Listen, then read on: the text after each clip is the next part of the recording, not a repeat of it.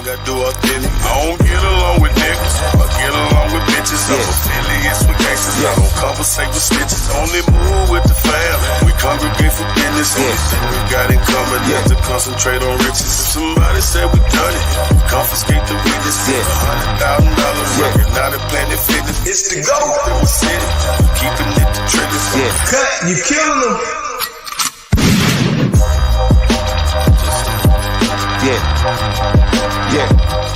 Shout out to Hawk School, the all-seeing high flying Hawk School.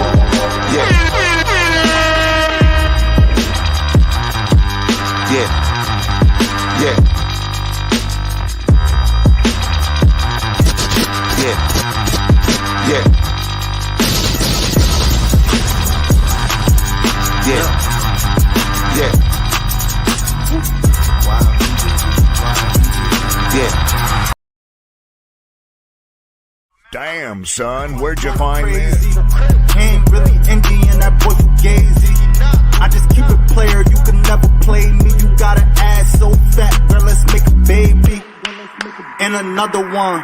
Then I'm back to the trap, I'm trying to double some. She a bad woke chick and I love her tongue. We some jurisdiction boys, we some one-on-ones. Look, don't compare me to no Martin dog, I'm like Malcolm X. Die by our freedom, we'll leave a crack and stretch. Round of applause, boy, you know we clapping checks. Chucky dog, child play, yeah, nigga, that's what's next. Open up the cans just like Arizona. Pull up masked up like we got the Rona. We set up jurisdictions when we buy the corner. How you claiming that's your hood and you not the owner? Be the B, I just pulled up in the need for speed. Free the land, tell the colonizers that they need to leave. Wild Indian up in my veins, you know how we bleed. You ain't gotta lie about who we is, dog, just keep it G.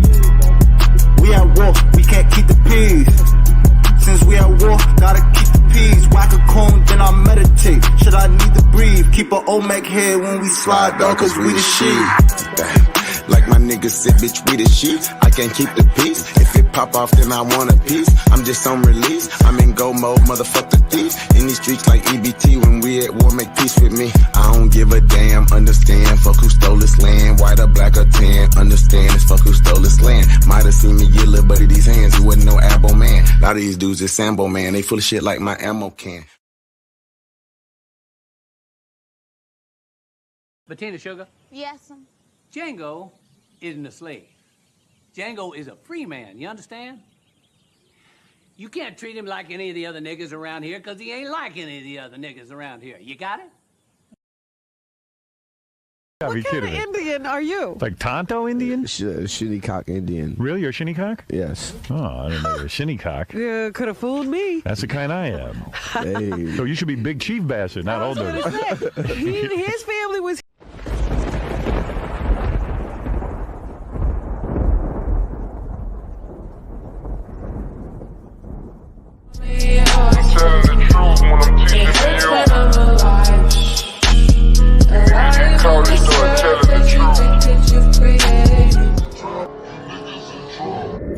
What's this guy's name? It's something Hawk.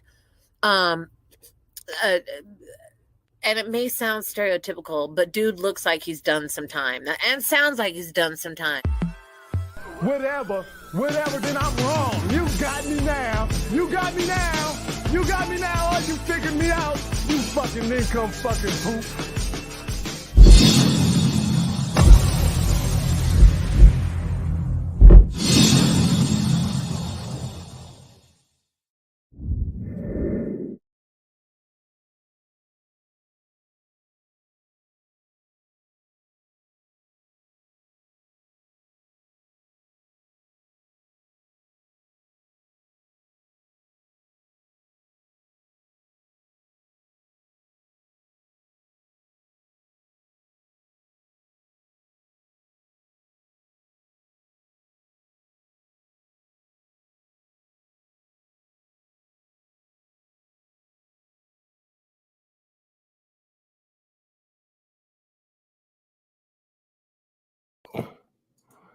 Peace to the tribes, peace to the tribes. Let me get some bows and arrows if you can hear me loud and clear. Tribe, love, light, and flight above it all. You already know what it is, man. You are rocking with the Incredible Hulk. Live.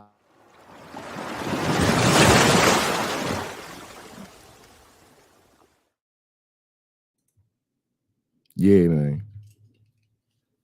And I won't take it back. Peace to the tribes, man. Tonight's topic is, let me get my meds together. As you can pretty much see on your screen, Atlantis for Dummies, Rise of the Titans, Atlantis Decoded. This is actually part 2 to Atlantis Decoded. What was it? Sacred Formulas of Atlantis Decoded. It may be in the description.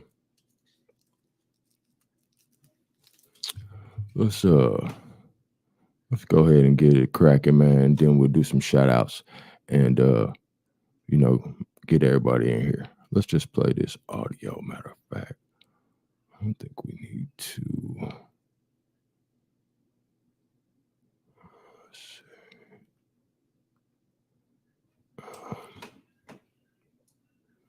Peace to the tribes, man. Share the live stream, man.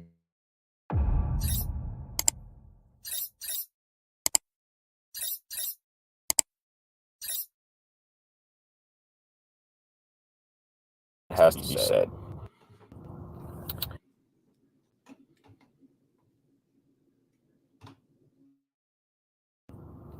Black people, brown people, copper people, melanated people, stop the bullshit. You aren't black, okay? You aren't African American. You aren't Ethiopian. You aren't any of that shit, okay? Black people have been torn down for ages. Not because of the color of your skin. It ain't got shit to do with that. That was a fabricated, made-up story because they wanted you to actually realize the lies. Black people, copper people, anybody of this skin color of melanation, you are Atlantis. You are Atlantean beings. Fuck that Aquaman shit. Okay? Fuck that, what is it, DC Comics or whatnot? Like, I love them too, but they're talking about us. That's why they pay so much money to keep you down. That's why they pay so much money in order to keep these music videos in your face. That's why they pay so much money in order for these cops to kill us. That's why they do everything in their power from start to finish, from taxes to low interest rates to damn near putting every single piece of bullshit in the ghetto to keep us down, simply because the truth of the matter is we are all from Atlantis. They didn't call it the Atlantic Ocean for a reason. This isn't the fucking United States of America. It's a piece of shit. That's what it is, because they turned it into that. This is the original Egypt. If you don't believe me, go look up Memphis. Look how many pyramids are in Memphis. Look up pyramids in America. Look up Turtle Island. Look up everything that has to do with nothing that has to do with that's in these bullshit history books. Okay? We are powerful. That's why they keep killing us. That's why they keep lying. Because if they found out who we really were, who we really are trying to become, again, with this grand awakening, they are afraid of us. It ain't just because you black. It ain't got shit to do with your skin color. Okay? The skin color is almost like a secret weapon in your DNA. We are Atlantean beings.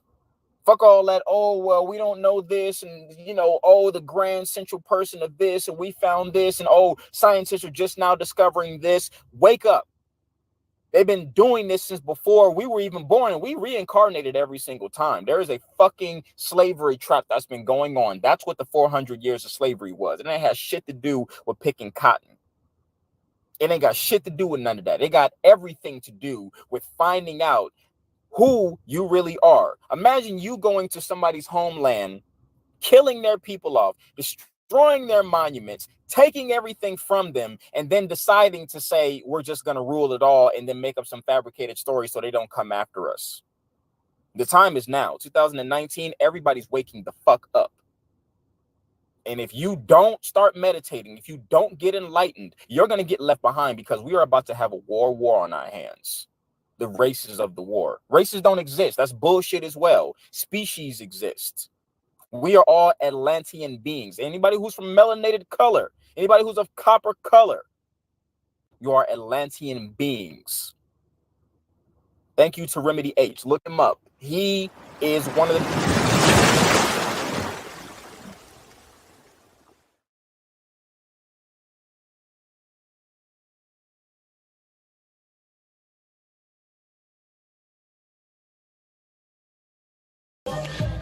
Talk to the house of Israel for a minute, huh? If you're really serious and you're looking for a Christ man, the one who anointed with the Lord, with the Spirit of the Lord to do his will, I'm that nigga. You not stop faking.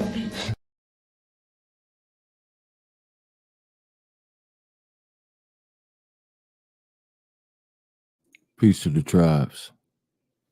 Yeah, he said something right there, didn't he?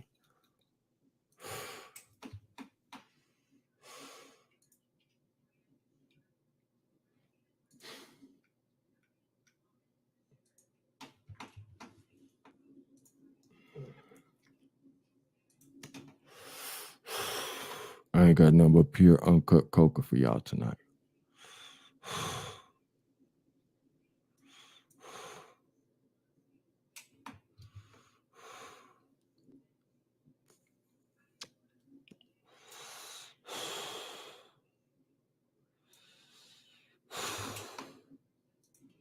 So, what we're going to have to do, lay down a little foundation, you know, because we're going to make it simple. So, like usual, we may cover a little bit of what we already previously covered for everybody who's... Hey, what's up, everybody? Tapped in. I just did a live video, but...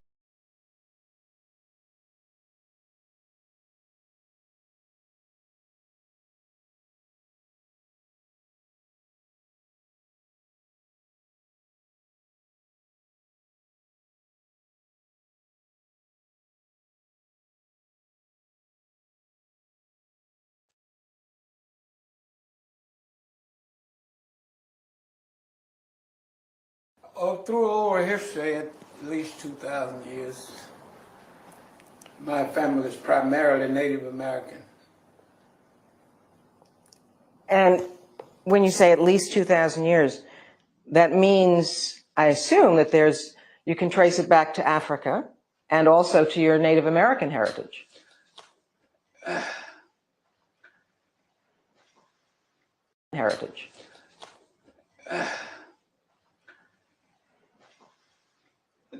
To your Native American heritage. You can trace it back to Africa and also to your Native American heritage.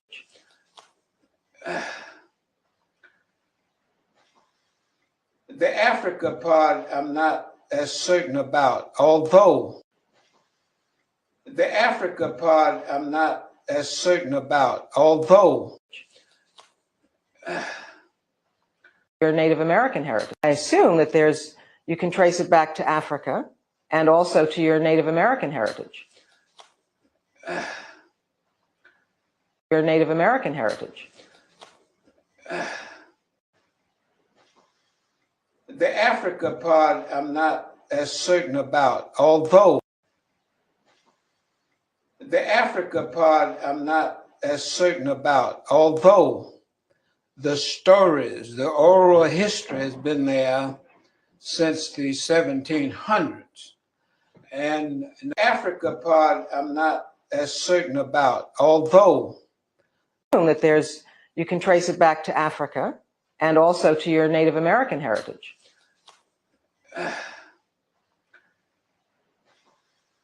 The Africa part I'm not as certain about, although the stories, the oral history has been there since the 1700s.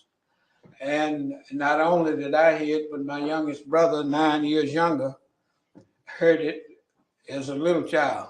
I mean, But the Native American thing is real clear, and because thing is American thing is, but the Native American thing is real clear. But the Native American thing is real clear. Is real clear. Is real clear. Is real clear. Is real clear. Is real clear. And because when you say at least 2,000 years, that means, I assume, that you can trace it back to Africa and also to your Native American heritage.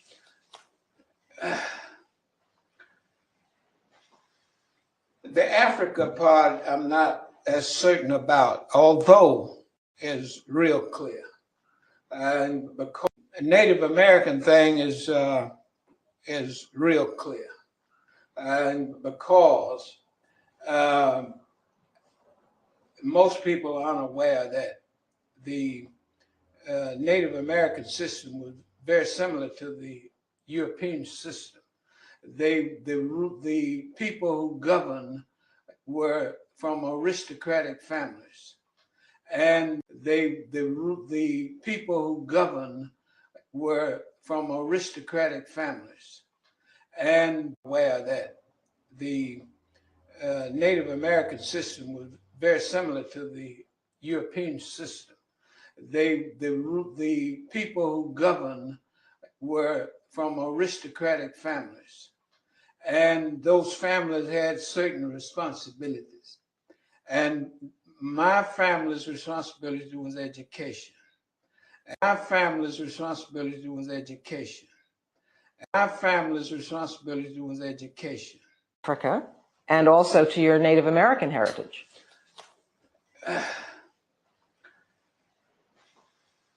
The Africa part, I'm not as certain about, although is real clear. Thing is a little child. I mean, but the Native American thing is real clear, and because most people are unaware that the Native American system was very similar to the European system. The people who governed were from aristocratic families, and those families had certain responsibilities. And my family's responsibility was education, and then of course passing it on. My family's responsibility was education, and then of course passing it on from generation to generation orally. So it is education, and then of course passing it on from generation to generation orally, and then of course passing it on from generation to generation orally. So it is pretty clear in terms of the Native Americans. What that meant was that they were responsible for knowing everything in that area we're responsible for knowing everything in that area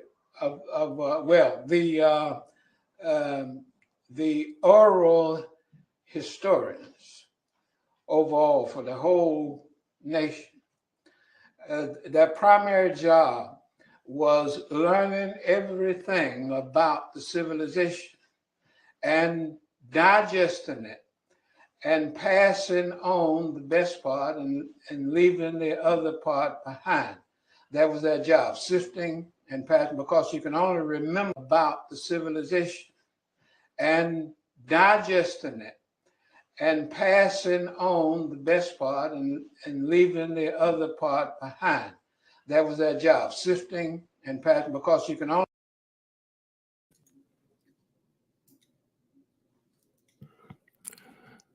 Shout out to my brother Joseph Scott. I believe that's my brother. He done blessed us with the Cash App donation. We do appreciate that. You know what I'm saying? Tribe. You know, I got the gratitude. I got to do a little Indian dance. You know what I'm saying? No homo. You know what I mean? A little something I count up. Appreciate that, man. Don't let Joseph be the only one supporting the channel, man. Because you know how we rocking, man. We doing it for us. We finna turn up on these fuck ass nigga tonight. Press 1. Yeah, man. We just getting started. Because remember, it's Atlantis for dummies. You know what I'm saying? So, you know, we gonna line them up. You know how we do. Drip check.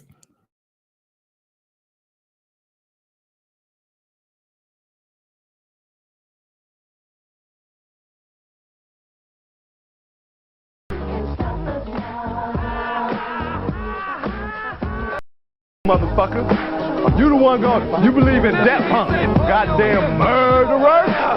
Crucify my blessed brother. But when I find them, I'm gonna get them motherfuckers.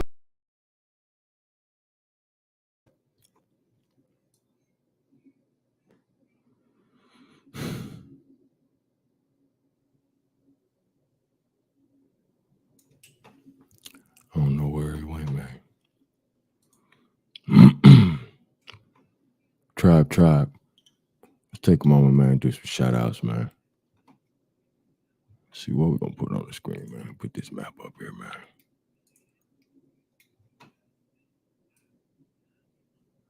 Yeah, man. And then we're gonna get into it because we got a lot to cover, a lot of ground to cover. But I do want to shout out all of the loyalists. You know what I'm talking about?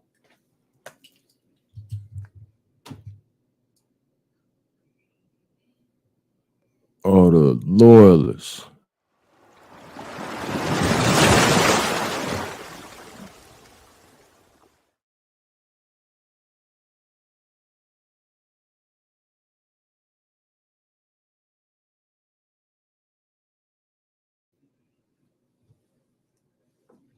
Let's see who we got in here, man. Tribe. Let's scroll down, man. I do appreciate y'all for tapping in. Shout out to my nigga Wolf, Drip Check. You already know what it is. Joshua Stewart, Tribe nonetheless. Chief Crazy Overstanding, Shy Apples, Zoe Hustle, Reginald Jones, Tribe, y'all in the building, man. Appreciate y'all. Anthony L. Pickens, you know I got to turn up when everybody pull up. You know what I'm talking about? Copper Tone, FOH Apparel, Tribe. Zoe Hustle, I think I said it, but I say it again. Tribe up, rise up. Chief Kokomo in here. Tribe. Who else we got, man? Lou Era, Mound Up, St. Lulu, Mound City Savages. You already know how we rocking. Yeah, man, we gonna fuck them up, man. Got Woody Yahweh in here. Tribe nonetheless in here. Salute. Triple OG, Bijou in the building. Tribe. It ain't nothing but an Indian party. Beast Mode, Peace and Bliss, Shay Pierre, Dak Hosen one. Yeah, man. You already know what we doing. Empress Awaken, Peace and Bliss. Did I say Beast Mode? It's Beast Mode. Beast Mode, Tribe. Me Beast 777. Tribe. Oh, yeah, man. Y'all in the right place, man. Y'all gonna learn something tonight. Press 1. These niggas be talking Skittles Conway in here. Peace and Bliss, sis. See who else? Free Papua TV, Tribe. Yeah, man, y'all seen that bitch, man? Tried to curveball OG, he wasn't going. Shala Edwards, salute, Tribe. Keep it going, man. All you gotta do, John Davis, Eastside 1415, Mound City, we in the building. You say I'm the barber. Tribe is me 13. That's my favorite number. Tribe. Bronze Flat Power God. D Harris. Knowledge Time 618. Yeah, St. Lulu in the building. Yeah, you know, that's all the Mound City. You know what I'm saying? St. Louis side, East St. Louis side. It's all Mound City. It's all Cahokia. You know what I'm saying? Inglewood, California in this motherfucker. Yeah, that's what's up, bro. That's what I'm talking about. Tribe. Y'all see, I put I'm on my goddamn, I'm on my American Indian shit. You know what I'm saying? On my Atlantis drip. Oh man, I got some special shit for y'all, man. I'm finna get turned up. You know what I'm saying? I got a lot to cover, so I'm over here on some goddamn mastermind shit, man. So goddamn share the live stream. We about to fuck these niggas up, man. You know what I'm talking about? Cause you know that's what I do. Hell, you trust in hell, motherfucker, and you already in hell. Just like I trust in heaven and I'm already there, motherfucker. You the one you believe in death, huh? Goddamn murderer. Crucify my blessed brother. But when I find them, I'm gonna get them, motherfucker.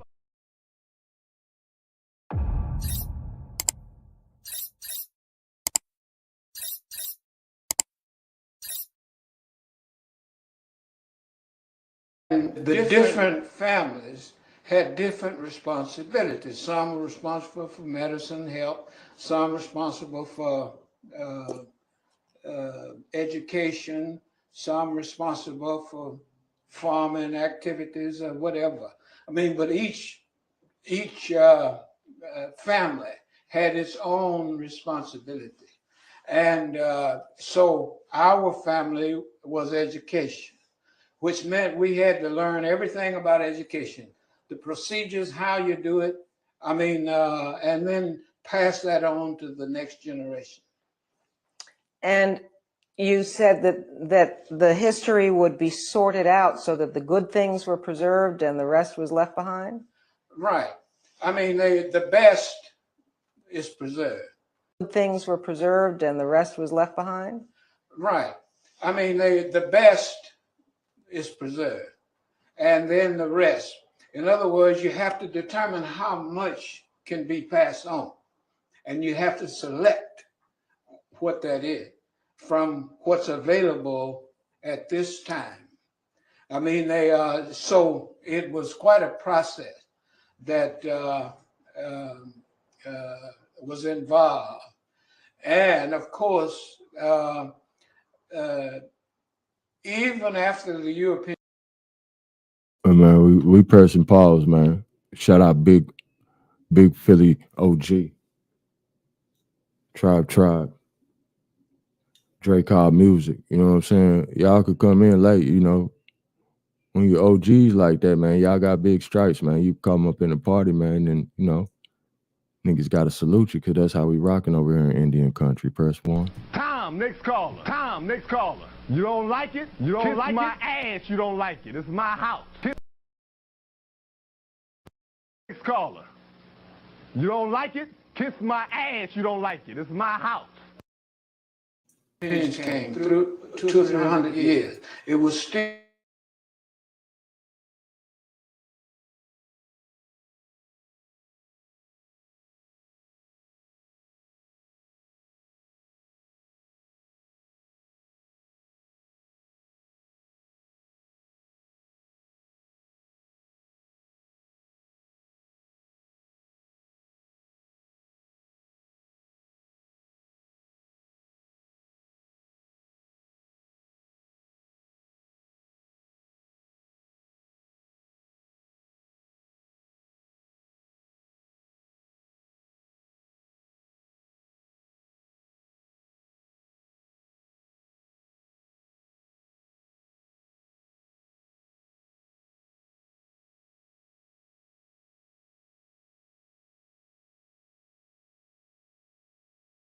Man, my cool ass. The fuck? When's we gonna be free? That is a good question, my man. How about nowish?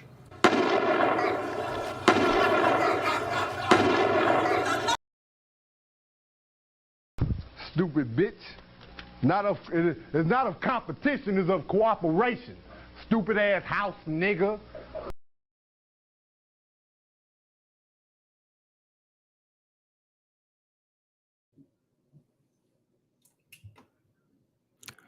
Tribe. Press 1 if you hear me loud and clear. Tribe, you know the vibe. Shout out to 10AC King for that generous super chat. We appreciate that. You know what I'm talking about? It's motivation, man. Straight up, man. Oh, don't worry. Where my shit, man? Got my new shit, man. Tribe, man. Where my nigga at, man?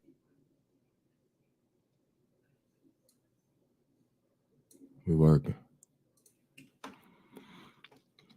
Yeah, man. You know, I want to turn up, show my gratitude, man, and we're going to keep it lit. You know what I'm saying? They say the Most High ain't going to give you more till you make the most of what you got. You know what I'm talking about? So that's how we rocking. Press 1. And when I say the Most High, the Great Spirit, you know, whatever you want to call him, my nigga. You know, but you got to know that as great as we are, that we come from a source even greater, my nigga. And if you don't know that, then you got a lot to learn. They tried to bury us in the dirt. They didn't know we were seeds. Press 1. Pass that on to the next generation. And you said that the history would be sorted out so that the good things were preserved and the rest was left behind? Right. I mean, the best is preserved, and then the rest. In other words, you have to determine how much can be passed on, and you have to select what that is from what's available at this time.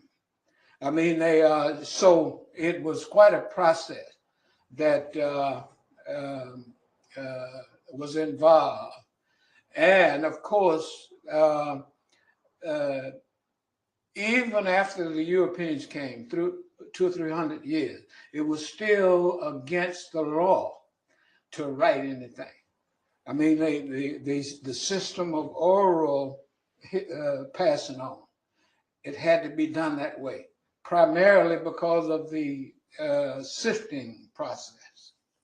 It sounds in some ways similar to the tradition of the griots in Africa, in West Africa. Very much so.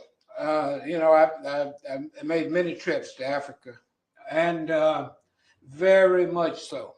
And it's very, very similar, but it does not surprise me because they had an oral tradition as well. They did not have a written language, the same as the Native Americans never had a written language, because they had an oral tradition. That means, I assume, that you can trace it back to Africa and also to your Native American heritage.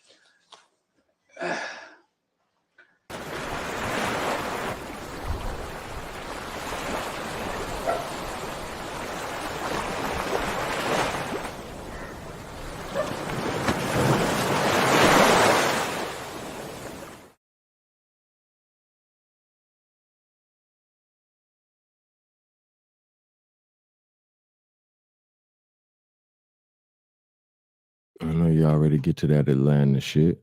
We gotta line them up.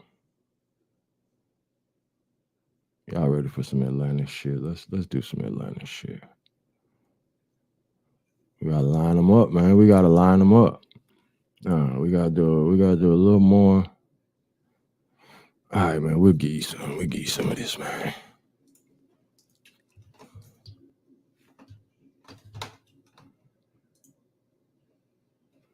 Here they go with this bullshit, man.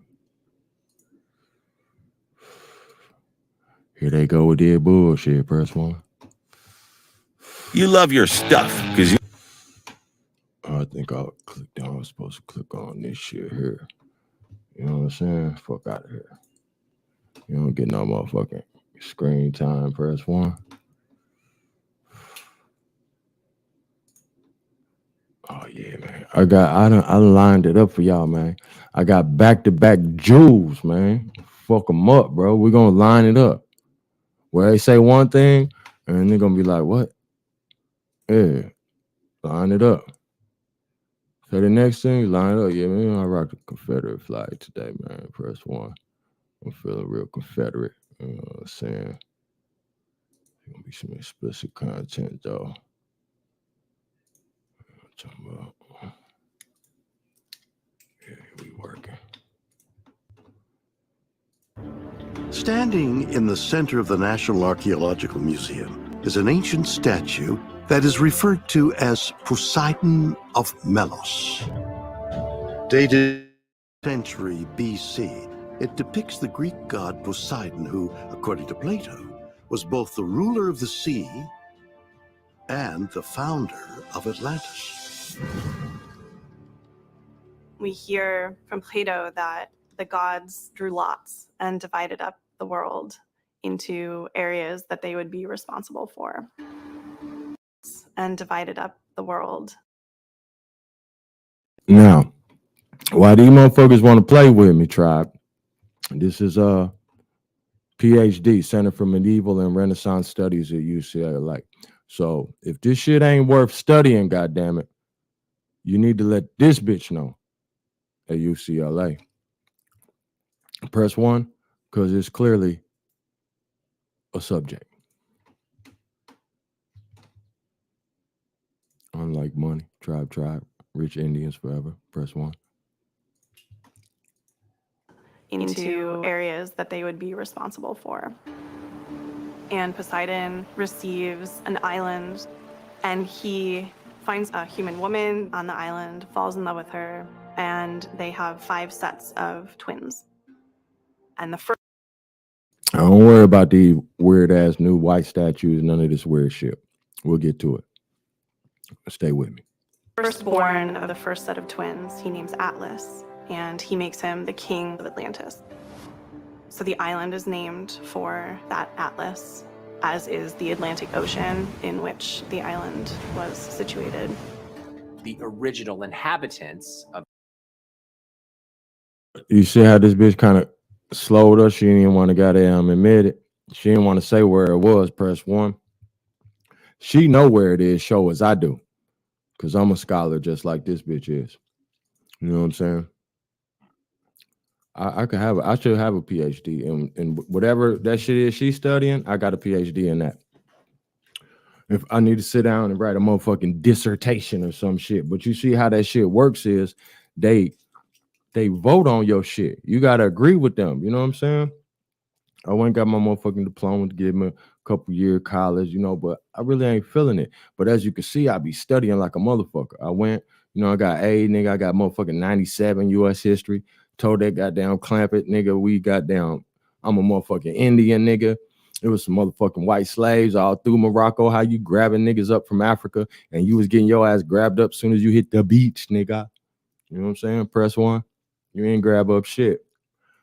Fuck this whole shit up. And the nigga so thorough, I respected him because he knew U.S. history so well. You know, he was a college professor that he told us we didn't even need no book. I watched this nigga do the whole U.S. history off cap. You know what I'm saying? And I'm like, damn, he thorough. But he didn't know about them white slaves, press 1. So guess who was more thorough? Hawk School was more thorough. Atlantis was more thorough. Press 1. And I'm going to show and prove. We're going to get to it. We're going to take our time. I hope y'all got time tonight, man. You know what I'm saying? It's going to be worth it. Because by the time you're done, you're going to know this ain't no pseudo shit and you're going to have a full understanding. Press 1.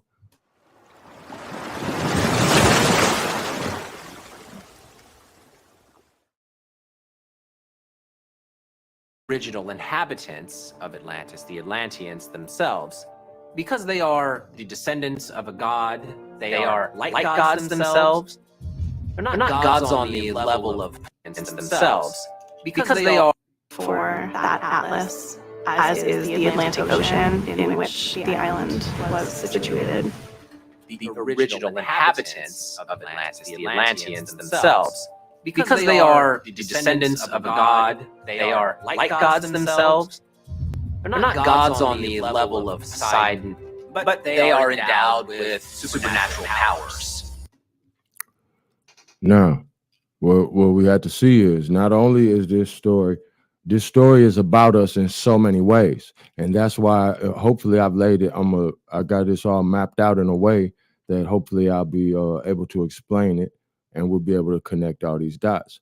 And so whatever I'm showing you, trust me, just pay close attention because each piece goes with each other. I could edit this shit, make this a documentary, goddamn me, put it on my Patreon type shit, but it's more fun doing it live with the tribes. You know what I'm saying? And you know, that's how we rock it, man. Powwow shit. You know what I'm saying? And then it helped me memorize this shit. And that's really why I do a lot of this shit. And I may learn some more shit and change my mind because I had to regain our stolen history. You know what I'm saying? But it's important, you know. I'm gonna let this video play, then we'll get back on some Indian shit.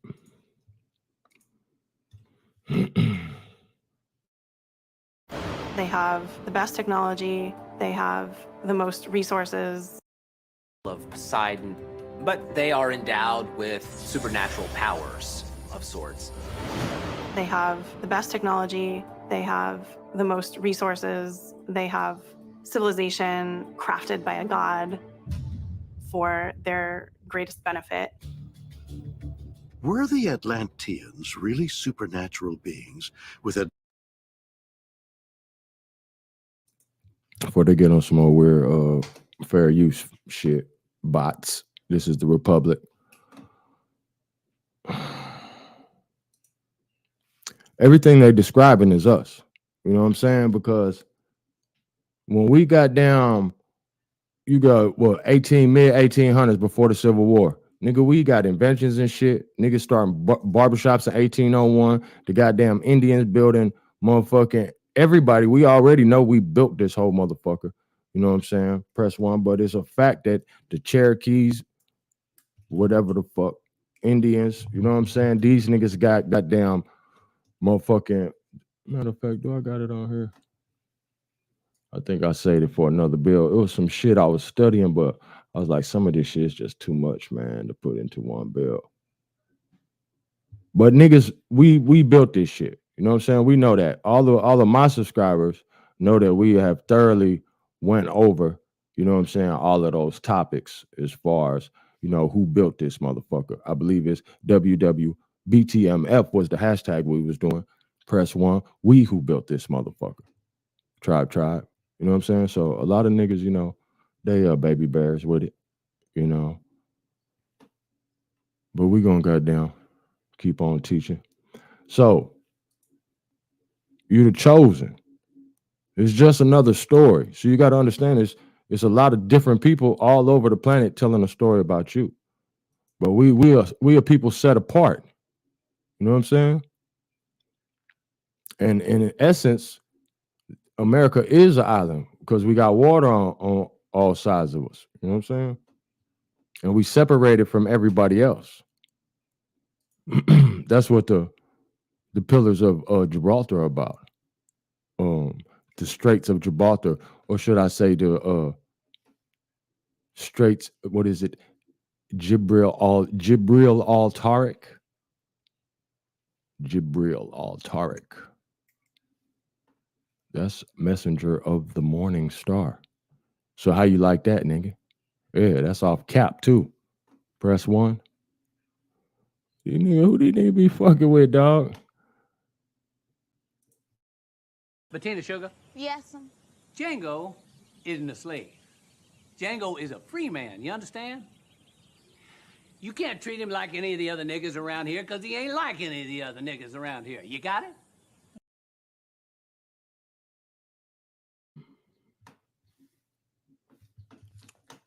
Yeah, of course, you know, we got some books. I got an extra book that I actually just came across. I haven't had a chance to get into it, but it goes with our topic because, as many of us know, Florida plays a key part in Atlantis in the Americas. So I came across this from a video because I seen some other motherfuckers trying to get on the goddamn Atlantis way, everybody waking up to it. It really is just about a conscious awakening. You know what I'm saying? And that's why you look around and you be like, damn, all these nigga at Hawk School nigga doing the shit you do, that's what he's supposed to do, my nigga. You know what I'm saying? I just threw a motherfucking pebble in the goddamn, threw a pebble in the motherfucking, in the river, you know what I'm talking about? Pebble in the pond. So it's gonna ripple, but I digress. So this is certain Aboriginal mounds of the Central Florida West Coast.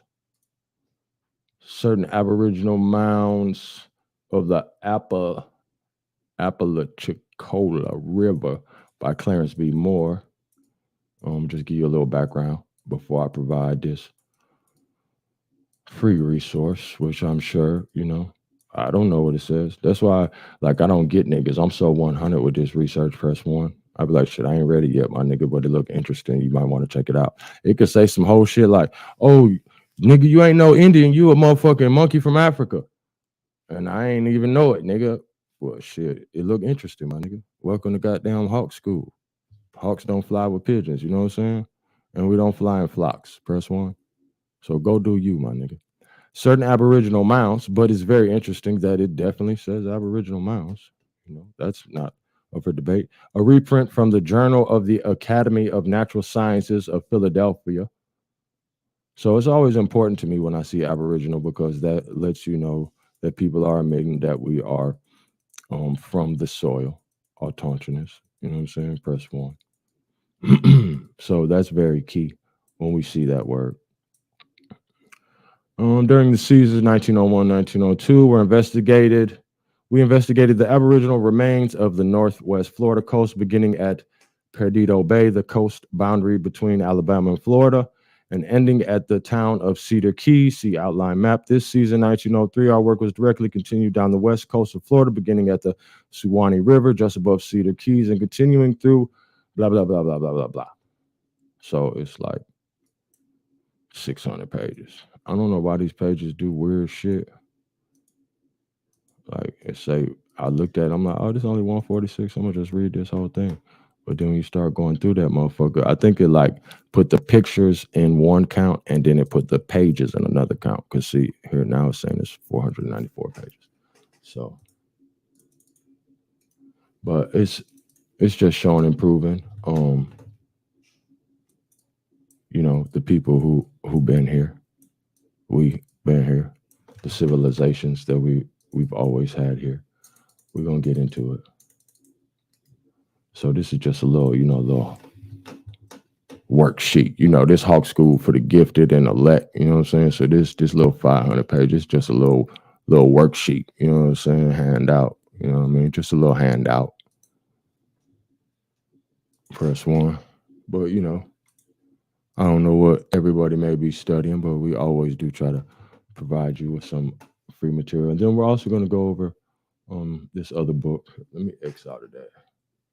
I just wanted to make sure that I gave that to y'all. But we're going to get back into this America's Assignment with Destiny. Talking about these motherfucking, this secret plan. That's page 49. Yeah, man, I even called the Spanish priest with a Quran in here. Because you had them once the church took over, you got niggas got down finessing, saying, oh shit, nigga, I ain't no motherfucking Muslim. Well, here he talking about the Masons, because this book is mostly about the Masonic plan to take over Atlantis, all these infiltrators. And we're gonna get into it. I'm kind of getting ahead, you know what I'm saying? But he just laying it down, how all these motherfucking these wars and shit, motherfuckers be, you know what I'm saying? That's why they be playing both sides and shit, because really they ushering in a bigger plan. You know what I'm saying? And all the way from Columbus, you know what I'm saying? Like, that's why you really don't know his identity. You know what I mean? And that's just part of the games that people play. But it talks about Francis Bacon's plan. We actually went over this book before, but it is something that goes with what we got going on.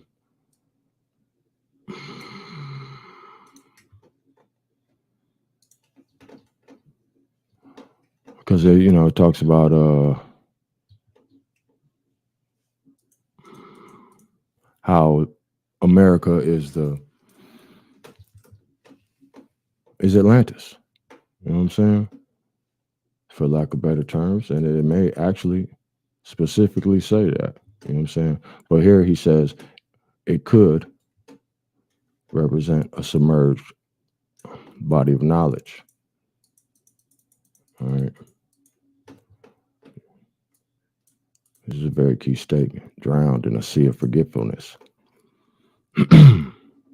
Say, let's read a little of this and then we'll get back into some video. You know, we don't like to do too much video.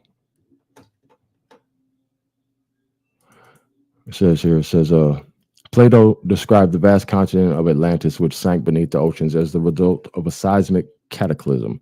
There are several possible interpretations of Plato's account. The lost Atlantis could represent a submerged body of knowledge, drowned in a sea of forgetfulness. This would explain and justify Bacon's restoration of the fable, which was nothing more than a bringing into light matters long hidden. Now, this is a Freemason talking. So you got to know, you got to speak fluent Freemason when you read. Verse 1. According to the Critias, the ocean became so agitated and laden with mud and slime that navigation to the west ceased. Sailors feared to go beyond the Pillars of Hercules towards the Hesperic Isles sacred to the mysteries.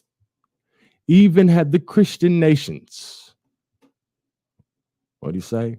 Even had the Christian nations dared to violate the edicts of the secret school, such audacity would have been held in check by the power of Islam seated in the holy house at Cairo and the edicts of Lhasa, backed by the armed strength of the Mongol Empire. The East agreed to preserve the boundaries of Europe if the European states would bind themselves in a solemn alliance to refrain from exploiting the resources of the Western Hemisphere. All right. So everybody know what's going on over here. But they didn't want to come fucking with Atlantis. They didn't want to go past the Pillars of Hercules. You know what I'm saying? The Straits of Gibraltar. See, this shit been serious to motherfuckers. This is a 1,000-year-old story. You know what I'm talking about? This ain't no new shit. And motherfuckers is getting degrees, studying this shit. Motherfuckers, we gonna get into it. Motherfuckers taking this shit real serious. So if these other motherfuckers ain't, that's just because they sleep. But like I said, we gonna gangster walk to it. Verse 1. The most resources they have civilization crafted by a god. They're not gods on the level of Poseidon, but they are endowed with supernatural powers of sorts. They have the best technology, they have the most resources, they have civilization crafted by a god for their greatest benefit. Were the Atlanteans really supernatural beings with advanced technology who descended from a god? Sounds like a wild fantasy. But just like the rest of the Atlantis story, it begs the question, is there any way that it could possibly be true? Where the gods have created this race of beings, many people have long believed that this story is true, but they weren't really gods. They were actually extraterrestrials, and they made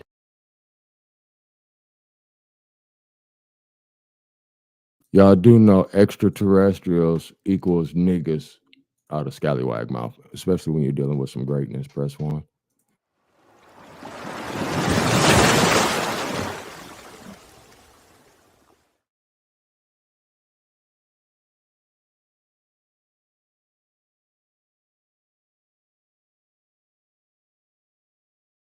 Hybrids. If this fascinating theory is true, Earth. Extraterrestrial hybrids. Now, this goofy wanna mix because we the gods.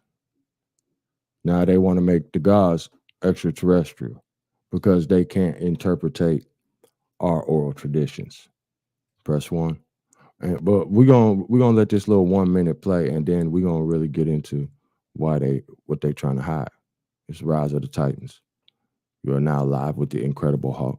Too hot for pigeons to fly, walk on the water, live in the sky, long live the Republic of Atlantis. Feel a nigga. Forever I love Atlantis. Tribe. If this fascinating theory is true, could it be that the advanced technology associated with Atlantis was brought to Earth from another world? And perhaps more profoundly, if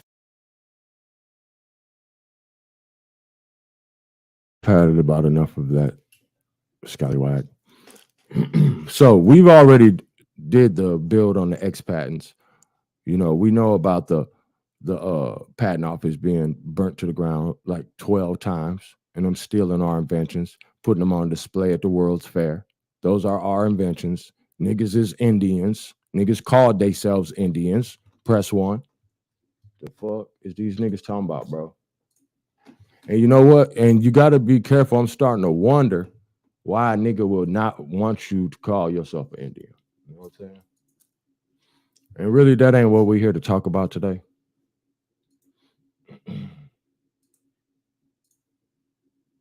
We got so much to cover.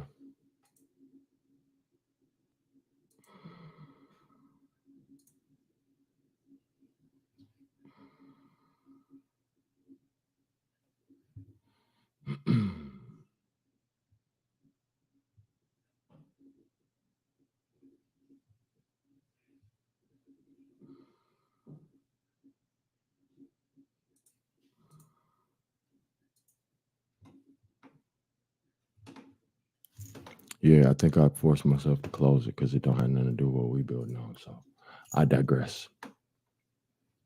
So, you know, actually, this makes me want to read something here because they're telling you how great we are. And niggas will be like, oh, man, they, you know, blah, blah, blah. What the fuck ever. Here we go, man. Let me get my screen together. Let me read something.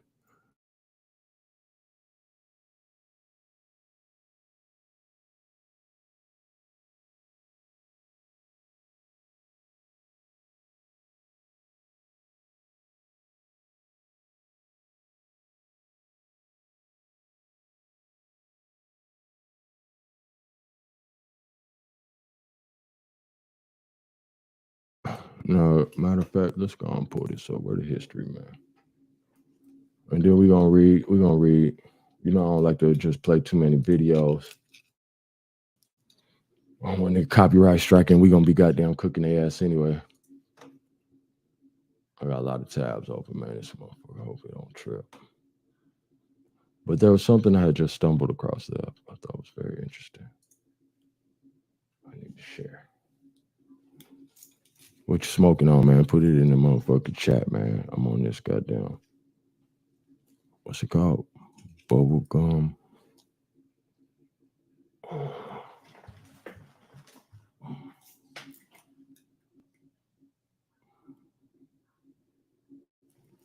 Bubblegum ice cream. All right, let's see.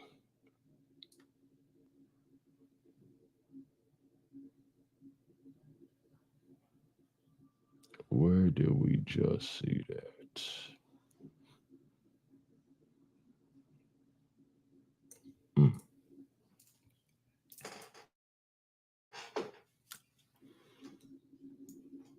Yeah, man, I be studying so much, but like I say, I do this shit so I can memorize it. You know what I'm saying? So we can have our oral tradition, but you know, sometimes you don't want to just be casting your pearls to the swine so that they can trod upon them. You know what I'm saying? Because I see a lot of niggas be just saying shit out the side of their neck. They really ain't doing no study and no research. And you know, there's benefits to being an Indian that niggas may be unaware of and may have not all the way utilized and made the most use of before you know what I'm saying, get the goddamn rewriting your constitution again. Press 1. It says in the U.S., and this is from Cornell Law School. Press 1.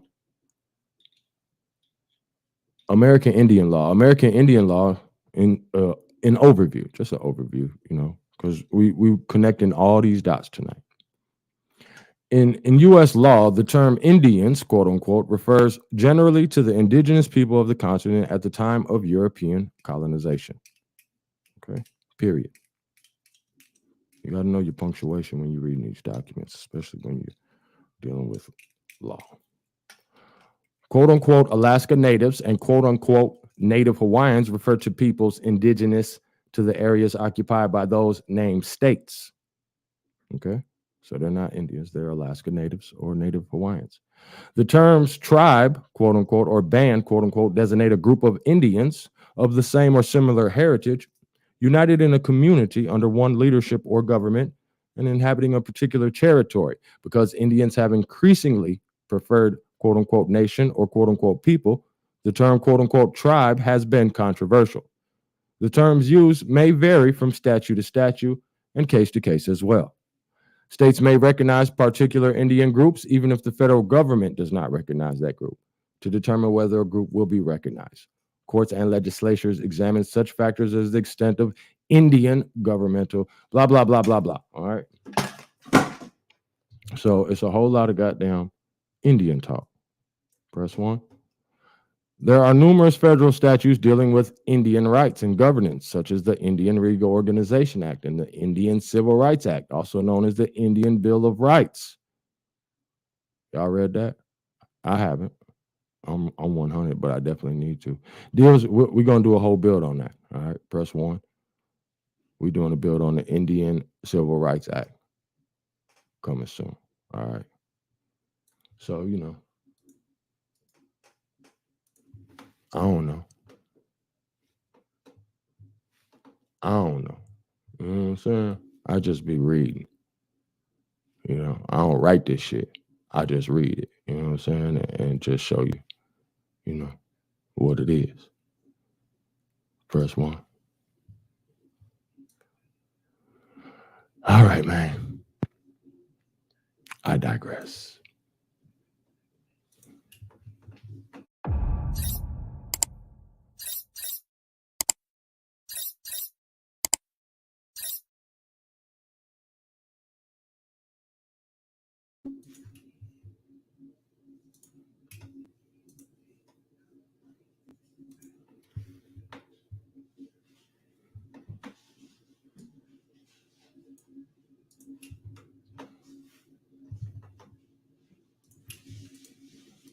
Before you renew Amazon Prime.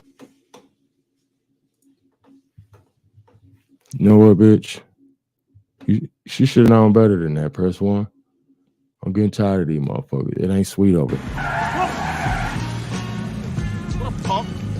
What a fool.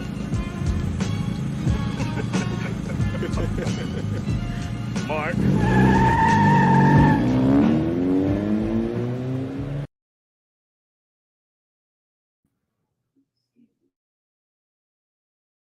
Pre-Columbus in age, at least 5 documenting sites in the United States that are pre-Columbus in age, at least 500 years old or older.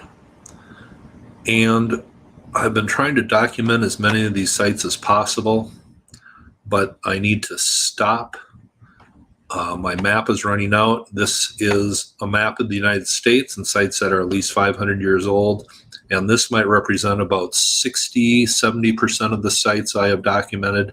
I notice some are not on here, but this will just give you an idea of places in the United States that are older than 500 years old. In other words, before Christopher Columbus, that there wasn't just human habitation, but there was cultural activity. Cities were being built years old. In other words, before Christopher Columbus, that there wasn't just human habitation, but there was cultural activity. Cities were being built. There was astronomy going on. There was spirituality going on. So these were, I noticed some are not on here, but this will just give you an idea of places in the United States that are older than 500 years old. In other words, before Christopher Columbus, that there wasn't just human habitation, but there was cultural activity. Cities were being built. There was astronomy going on. There was spirituality going on. So these were definitely civilizations with culture involved in them. But you see here in the Western United States, I have done some videos lately on Mesa Verde, Chaco Canyon. I've done videos on the Blythe and Talios here down in Southern California. I've done videos on the Mystery Walls up by San Francisco. And in northwestern Nevada, there is a site here, Lake Winnemucca, which is as old as Göbekli Tepe. but you don't hear very much about it, but it is as old as Göbekli Tepe, going back maybe about 10,000 years. And there are other sites in Nevada around Las Vegas. We have the Valley of Fire and Red Rock Canyon where there's petroglyphs. Of course, out in Arizona, we have the Grand Canyon where there was that strange episode where the Smithsonian came out to take some artifacts of some kind that were found out in the Grand Canyon. That is still a story I'm looking into, but there seems to be some kind of validity behind it. And this is the Chaco Canyon, Mesa Verde area, and there is places called Hovenweep and White House that are just like Chaco Canyon and Mesa Verde that have ancient sites, ruined cities obviously built. And south of Chaco Canyon, there is a place called Blue Jay, which I believe was found by a guy flying a drone over. But I just want to show you one thing here. When I was peeking around this area, this is a site where I found some ancient ruins. And here you see just a couple, or just one area of these ancient ruins. But why did people build in this area? Well, just like the Egyptians and the Mayans, the birds were their links to the gods. And in this cliff face, like the Egyptians and the Mayans, you see just a couple, or just one area of these ancient ruins. But why did people build in this area? Well, just like the Egyptians and the Mayans, the birds were their links to the gods. And in this cliff face here, we have this, which is called Owl Eye Mesa, and I believe that held some significance to the Native Americans who were building in this area, the ancestral Puebloans or the Anasazi. And I believe carved animal figures is actually a complex pyramid structure around this area, different materials, almost as large, and of course called Mound City. And that is ancient St. Louis used to be called Mound City. I'll leave a link for some of these, but ancient St. Louis used to be called Mound City. St. Louis used to be called Mound City. Some of these, but ancient St. Louis used to be called Mound City. Ancient St. Louis used to be called Mound City. And that is because the massive city of Cahokia, which part of it remains, the main part of it, and of course highlighted in Cahokia is this large earthen pyramid. Its base is almost as large as the Great Pyramid. It would have taken incredible labor force to build this using bucketfuls of mound or earth material. That's how they brought it in from miles around this area, different materials to build what is actually a complex pyramid structure. That's how they brought it in from a structure, different materials. We've got places build what is actually a complex pyramid structure. Build what is actually a complex pyramid structure around this area, different materials to build what is actually a complex pyramid structure. Is this large earthen pyramid. Its base is almost as large as the St. Louis used to be called Mound City, but ancient St. Louis used to be called Mound City. That is because the massive city of Cahokia, which part of it remains, the main part of it, and of course highlighted in Cahokia is this large earthen pyramid. Its base is almost as large as the Great Pyramid. It would have taken incredible two rivers meet. Kincaid mounds. Mound believed to be an ancient lost Mayan. Looked into it and it's pretty good, but obviously we have some ancient ruins up here. There has been a snake effigy found, an ancient structure like a pyramid found, but this is believed to be an ancient lost Mayan city that the Spanish look for. That is one theory, and I've looked into it, and it's pretty good, but there's a place called the Franklin Mounds, Angel Mounds, and there's mounds all up and down the Mississippi. Now, I hope you can see this map. This is the coast. This is Savannah. This is Charleston. This is Augusta. This is South Carolina. This is Atlanta. This is Birmingham. You smell me? This is everywhere we at. Press 1. Everywhere we at. So we could do this shit all day. You know what I'm saying? But this is my point, all right? This is just a map with just a few pins. This isn't even everything, all right? This is just this nigga's research, all right? He do some solid research. I've been watching this shit for years. So this is, we got more pyramids than motherfucking Egypt. Goddamn in the black belt. Press 1. Fuck is these niggas talking about? And we some Indians with it. Press 1. The fuck is these niggas talking about, man? Hey man, let the chief talk, man. Let a real nigga speak. And at one point, years and years ago, generations ago, the Choctaw basically, the land that is now known as Mississippi was Choctaw land. Well, that was the last 100 years. In the beginning, the last 100 years. Land that is now known as Mississippi was Choctaw land. Well, that was the last 100 years. In the beginning, the whole South, what is now known as the South, was one republic, one nation, and was one republic, one nation. In the beginning, the whole South, what is now known as the South, was one republic, one nation, and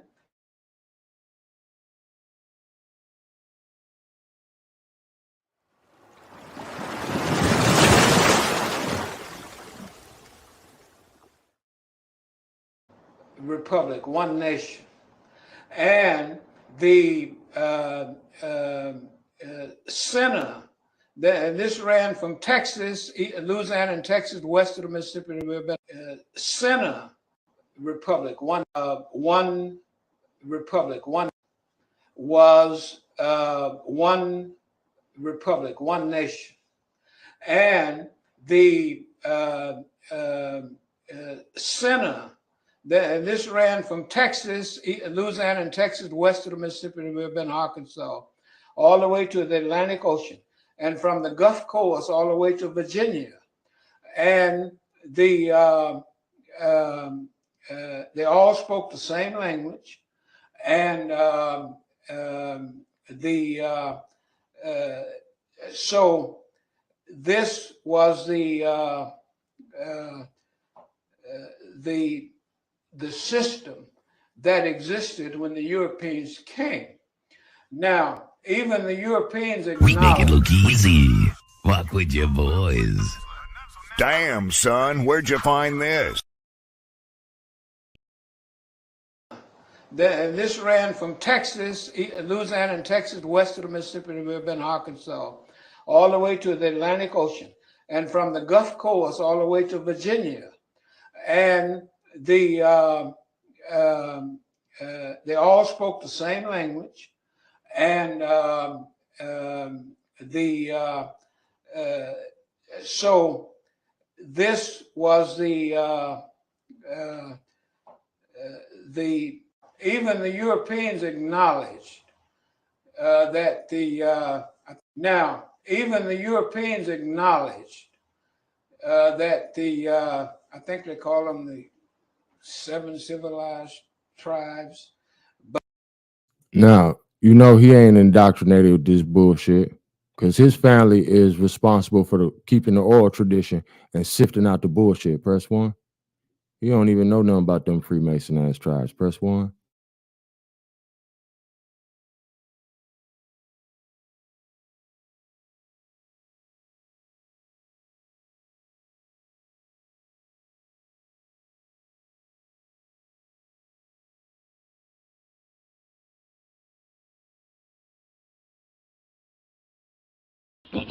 You will give me your tippy. You will give me tippy. Are you threatening me? Ah, tippy. You must give me your tippy. I need tippy for my bunghole. I don't give a fuck what you think, bitch. Your thoughts ain't my thoughts. Bitch, I'm flowing straight from the survival scroll. Cut that bitch off. Next caller. This was the all the way to the Atlantic Ocean. Was one republic, one nation. They all spoke the same language, and so this was the system that existed when the Europeans came. When the Europeans came, when the Europeans came, that existed when the Europeans came, that existed when the Europeans came. 100 years. At last 100 years. In the beginning, the whole South, what is now known as the South, was one republic, one nation, republic, one republic, one republic, one republic, one nation. Choctaw would be in the most highly advanced of them all, and actually Choctaw would be in the most highly advanced of them all. But of course, the historians credit the Choctaw would be in the most highly advanced of them all. And actually, how the Choctaw and Mississippi come, the governing district, like Washington, D.C., was always Mississippi, central Mississippi. And as the territory of central Mississippi was always the governing district, like Washington, D.C., was always Mississippi, central Mississippi. And as the republic, one was one republic, one nation. And the Arkansas.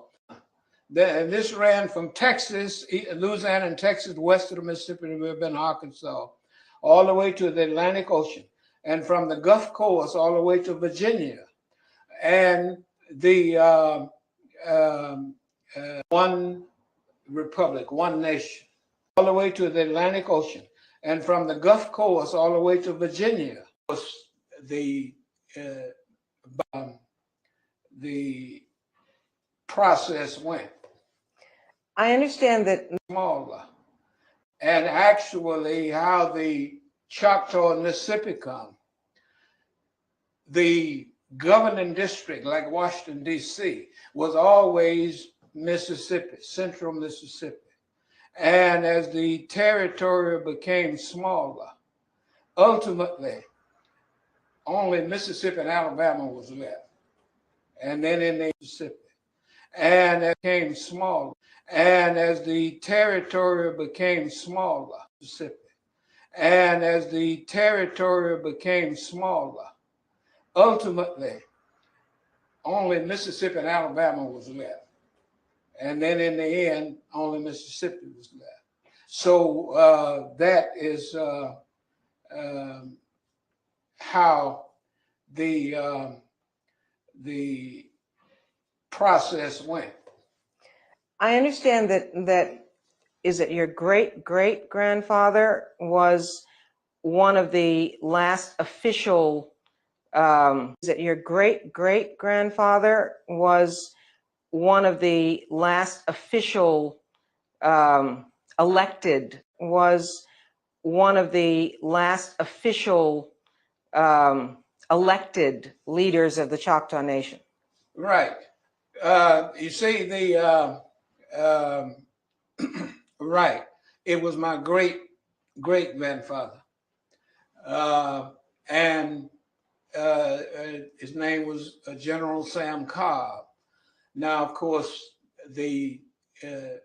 by the 1800s, almost all Native Americans east of the Mississippi River had taken on European names.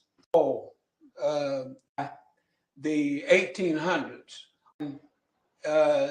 his name was General Sam Cobb. Now, of course, by the 1800s, almost all Native Americans east of the Mississippi River had taken on European names. And that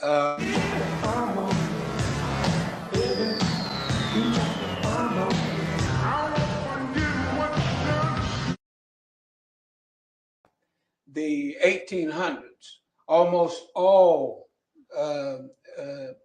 Native Americans east of the Mississippi River had taken on European names. And that, but he was pure Native American.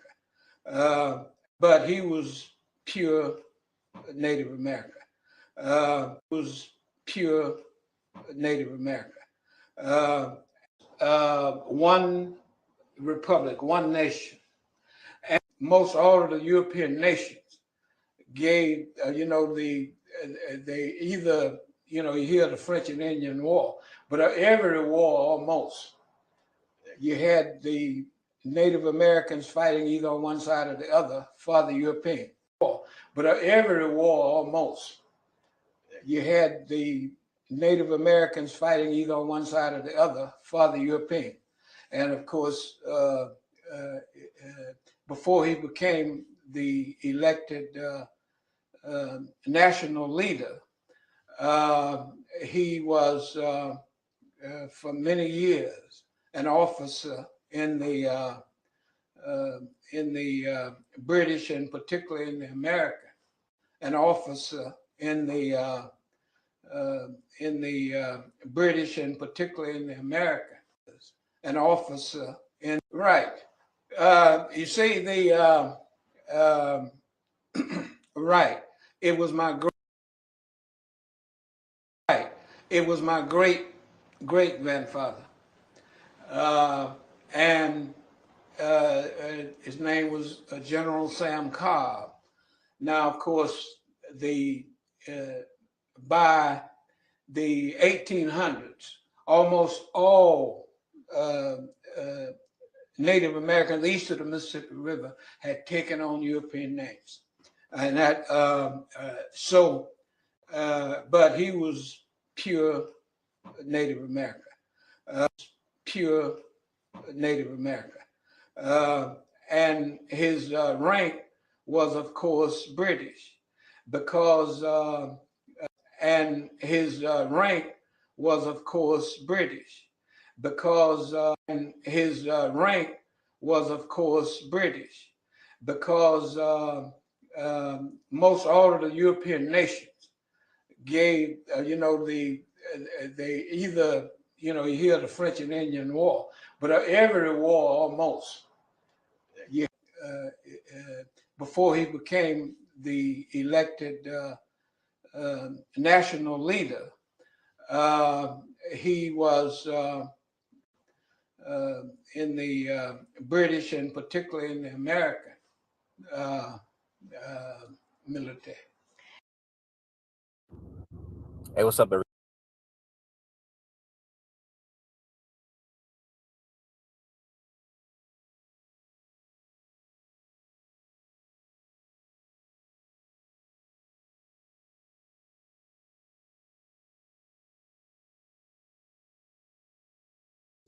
Peace to the tribes. If you just now tuned in, man, share the live stream. So we just laying the foundation, step by step, man. That's how we got to do it. You know, I'm glad that you tuned in. I'm glad you took time, but you will have it all figured out by the end of this video. Well, at least enough to stand on and enough to know that Hawk School ain't never gonna misguide you. Now, before we get back into this Atlantis thing, which is the total subject, but we're just, you know, laying down some foundations of who's the elect, who's been in control of things, who's been building massive structures in the land, who controlled the land. You know what I'm talking about? So,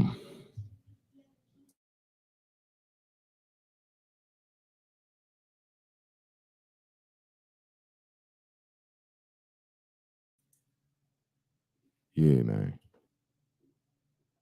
Let's get into I don't know if I want to take y'all there yet. Let's go. Oh man, I got another live. No, we're gonna put him on here. Shout out to my brother Aboriginal TV, the Gullah Geechee Providence. You know what I'm talking about? Of the Republic of Atlantis. Everybody. Long live the Republic. You know what I'm talking about? So we're gonna do this as a homage to our Gullah Geechee niggas. You know what I'm saying? And that was another thing I wanted to get into is that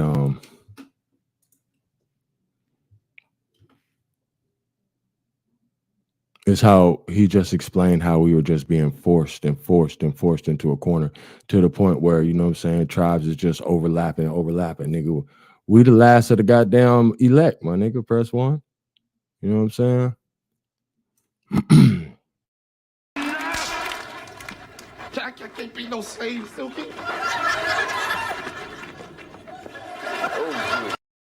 Why don't you click your heels together 3 times and go back to Africa? Math is not simply numbers. Math and grammar is without a past. Learn your numbers today. Learn your mathematics. The lives of Charleston, South Carolina, aka the whole city. And today we're going to do a quick little video on South Carolina history, the Black Indians of South Carolina, namely the Wassamassaw. My family is said to be a part of the Wassamassaw, and that's why I'm doing this video.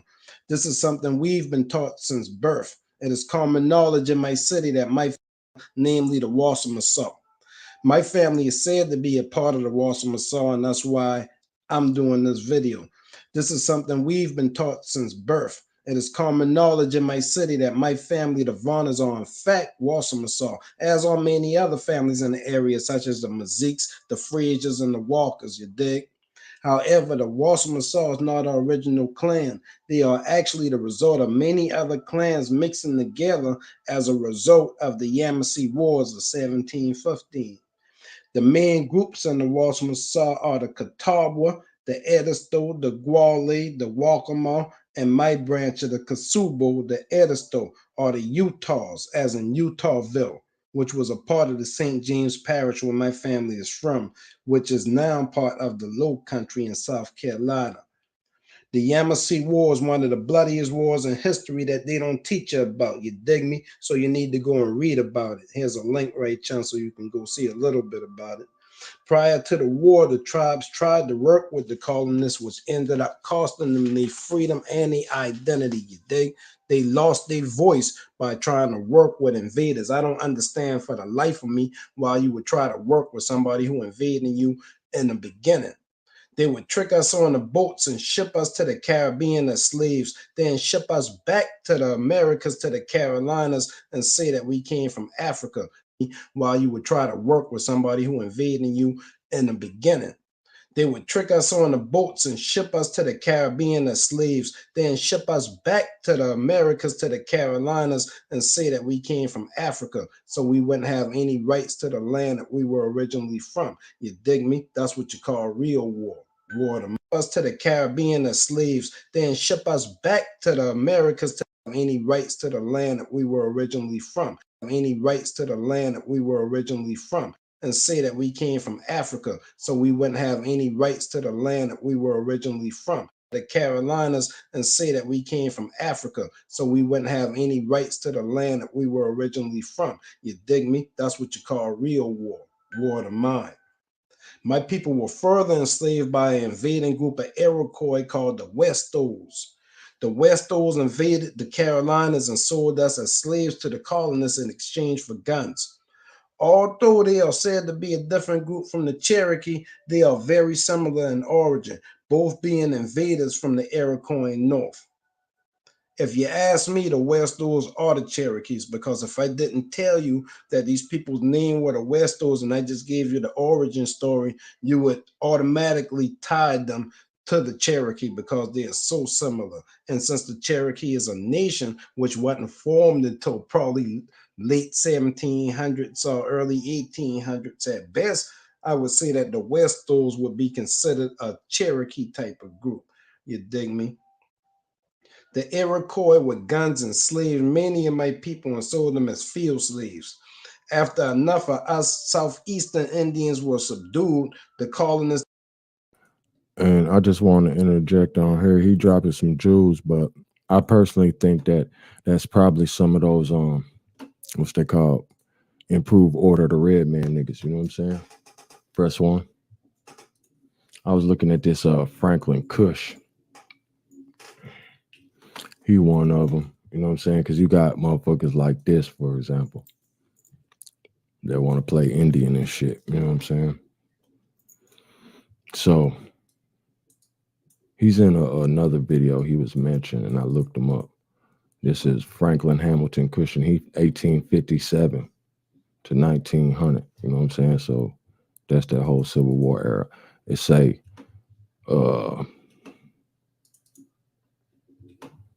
and then look, it don't even say born. It say in. He just in that motherfucker.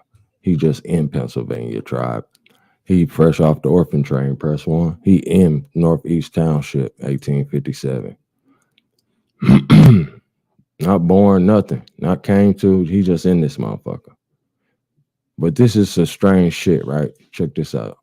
Say April 10, 1900, Washington, D.C. Was an American anthropologist and ethnologist. He made pioneering studies of the Zuni Indians of New Mexico by entering into their culture.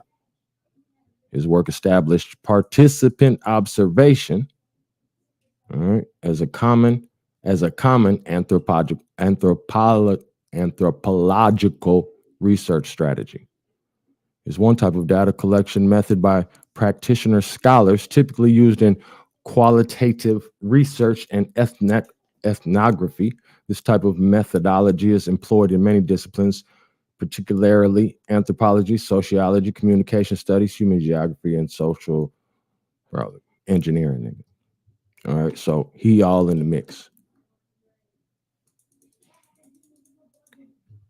All right, this motherfucker right here. Now look at him goddamn down here in his motherfucking, chill out, man. In his motherfucking regalia and shit. Cushing, okay, he was born in the borough of Northeast Pennsylvania. He later moved with his family to Western New York. As a boy, he took interest in the Native American artifacts in the surrounding countryside and taught himself how to knap flint, make arrowheads and such form flint. He published his first scientific paper when he was 17. These the motherfuckers that niggas be wanting to use as they goddamn sources to argue with me. Press one if that's somebody's son. Fuck out of here. After a brief period at Cornell University,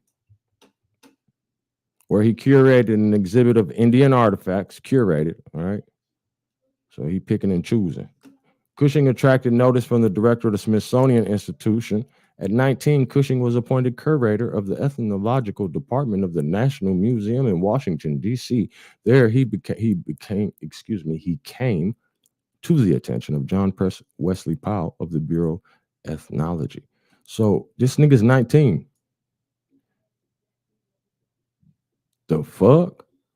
He was invited by Powell to join the James Stevenson anthropological expedition to New Mexico. The group traveled by rail to the end of the line at Las Vegas, New Mexico, then on to Zuni Pueblo, blah, blah, blah. All right, some motherfuckers wanted to kill him. But here go right here, man. Let me get to the proof, man, because you know how we do it. He was going to smoke him too. It said after some initial difficulties, the Zuni considered killing him as they believed he was after their sacred secrets. Press 1, live from Atlantis. Stay with me. It all makes sense. Hawks don't fly with pigeons. Cushing was accepted by the community. He was adopted by the governor of the Pueblo, Patrico Pino. He was given a Zuri name, Tenatsali, meaning medicine flower. Sound like a bitch to me. And he was allowed to participate in Zuni activities. In 1881, Cushing was initiated into the Warrior Society, the priesthood of the bow. Press 1. Order of Red Man. We already know what it is. And look, this is how you know it's fool. I ain't even go look at it because it's red. Wikipedia don't know shit about this. You know what I'm saying? Never heard of it. All right, but we'll get back to that.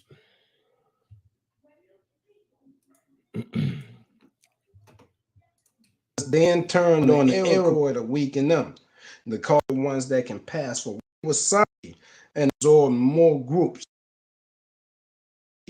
And the Cherokee ended up flipping sides on them again, joining the war, and I'll tell you why. It's because they had. Now we know them fake Cherokee around that time ain't nothing but some white boys. Press 1. That's them Freemasons. That's why it all go together. Press 1. And I was gonna go real hard on niggas, no homo, but I'm like, no, I ain't gonna make niggas cry. You know what I'm saying? And destroy their whole motherfucking reality. And just go in on everything they believe in and all these niggas they follow. Because I done already did thorough backgrounds on all this shit. That's why we right here. You know what I'm saying? But this build is going to be connecting a lot of dots. So we're going to be covering a lot of time. You know what I'm saying?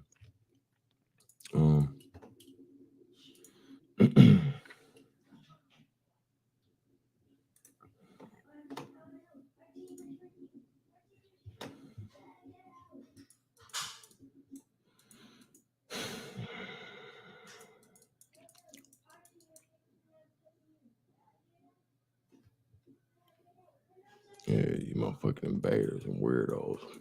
See, it's really what's it called?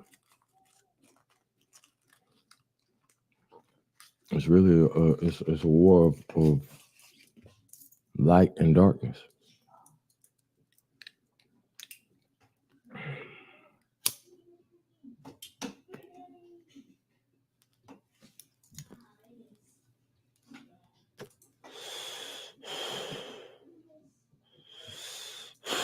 Try to get back to where we were. It says sailors feared to go beyond the pillars of Hercules towards those Hesperic isles sacred to the mysteries. All right. So everybody know not to come fucking with the Indians. And that's because all this shit come from us.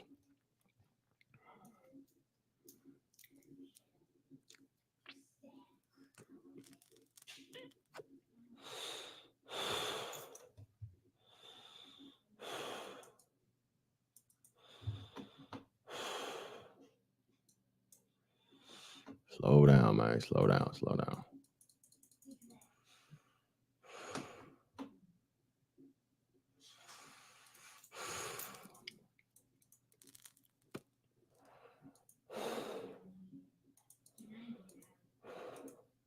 Where is it? Where is it? I wanted to see what they're talking about. Here it is. It says among the Amerindians. That's you, nigga. Press 1. Among the Amerindians, secret societies existed for the perpetuation and enlargement of the choicest knowledge of the tribe. There were war associations, healing cults, and fraternities concerned with the religious mysteries, the keeping of records, and the dramatization of myths. There were ethical societies, orders of mirth makers, firewalkers, and hunters presided over by elders who had distinguished regalia. Women frequently became leaders of these groups. Among the Pueblo Indian, there were often a dozen or more societies in one village. While their objectives were not always parallel, there was no friction between the membership, and they united in all common responsibilities. The Indian was always a tolerant man on the subject of spiritual conviction. All right, because what you got, 574 federally recognized tribes. I just memorized that today for these fuck niggas. 574 federally recognized tribes and 300 unrecognized tribes. All right. That's just on the books, and that is according to the executive director of the Association of Indian. Oh, fuck. Trust me, nigga. Press 1 if you do. It says the Indian was always, so my point in saying that is it's a whole lot of niggas with a whole lot of ways. But what he say? One republic. All right. You know why? Because the Indian was always a tolerant man on the subject of spiritual convictions. He never inquired as to the faith of his guest. Huh? Ain't that a jewel? Press 1. He didn't ask,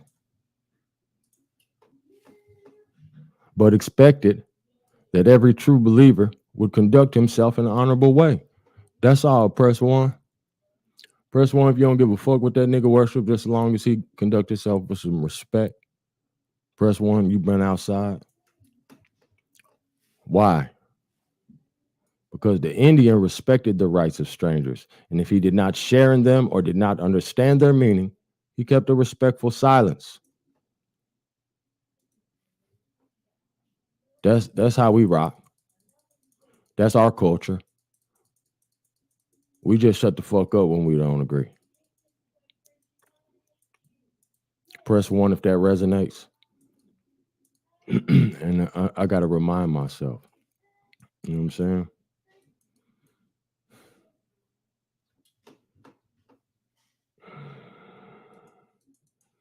We'll get into that.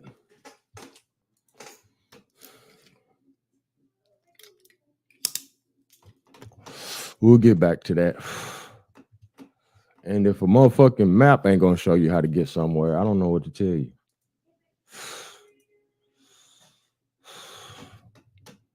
Let's watch some motherfucking TV, man. Was an Erewhon slave labeled as great-great-great-grandmother. Some of the mixed breed family members could pass for whiteness was even going on during the time. You dig me? Some of the defeated tribes, such as my people, the Erewhon, joined together to create what we now know as the Wassamassaw. My people, some of the defeated tribes, such as my people, the Erewhon, joined together to create what we now know as the Wassamassaw. My people continued to be enslaved, while some experienced limited freedoms, especially the ones that can pass for white. Some of the mixed breed family members could pass for white, and this was even going on during the time when my mom was a child. She used to tell me stories about it. My great-great-great-grandmother, Rose Walker Varner, was sold into slavery at 4 years old by a guy named John Varner in 1826. She was an Erewhon slave labeled as black from the St. James Parish. So y'all wrap y'all head around what I just said.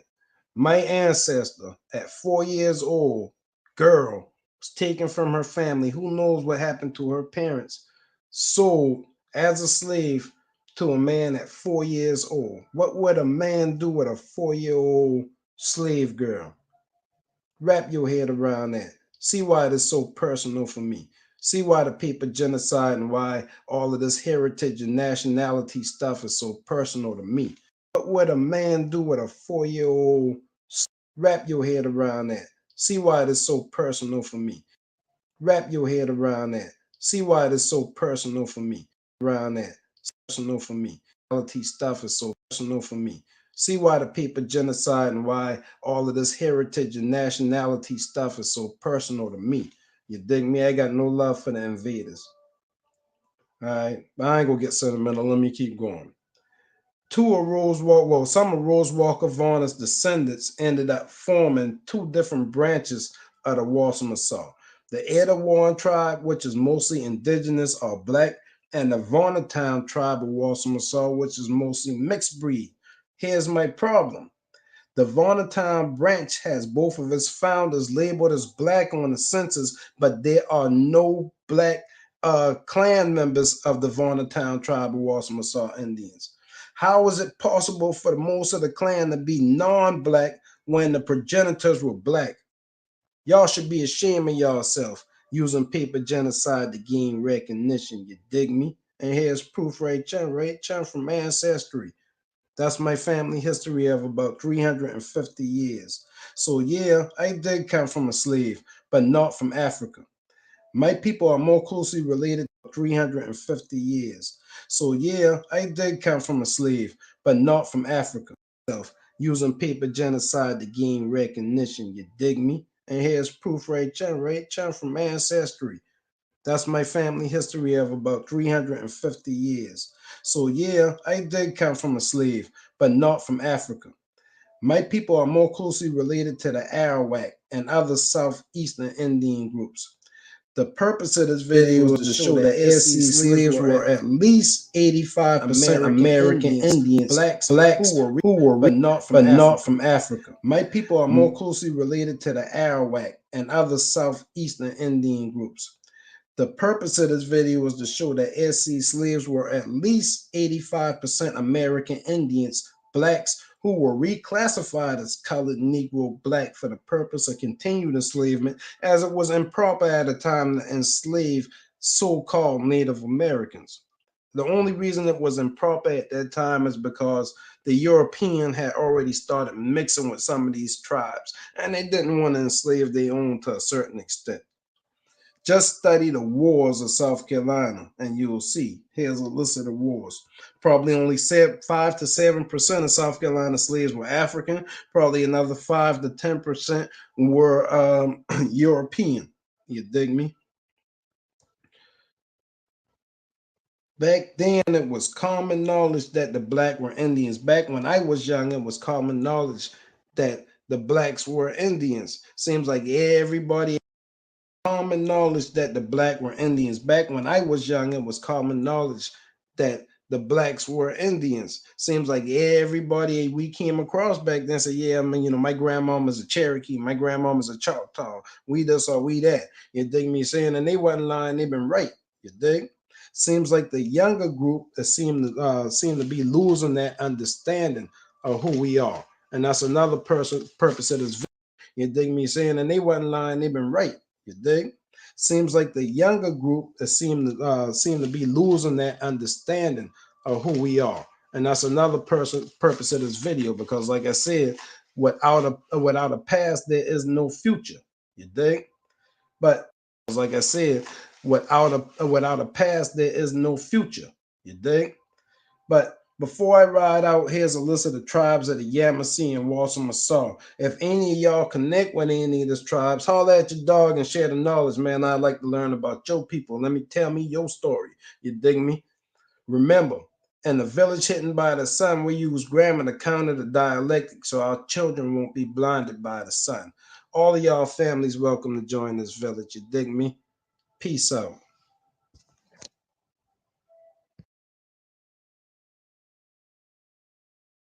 Bettina Sugar, Sugar. Yes. Django isn't a slave. Django is a free man, you understand? You can't treat him like any of the other niggas around here because he ain't like any of the other niggas around here. You got it? Whatever, then I'm wrong. You got me now. You got me now. Oh, you figured me out. You fucking income fucking poop.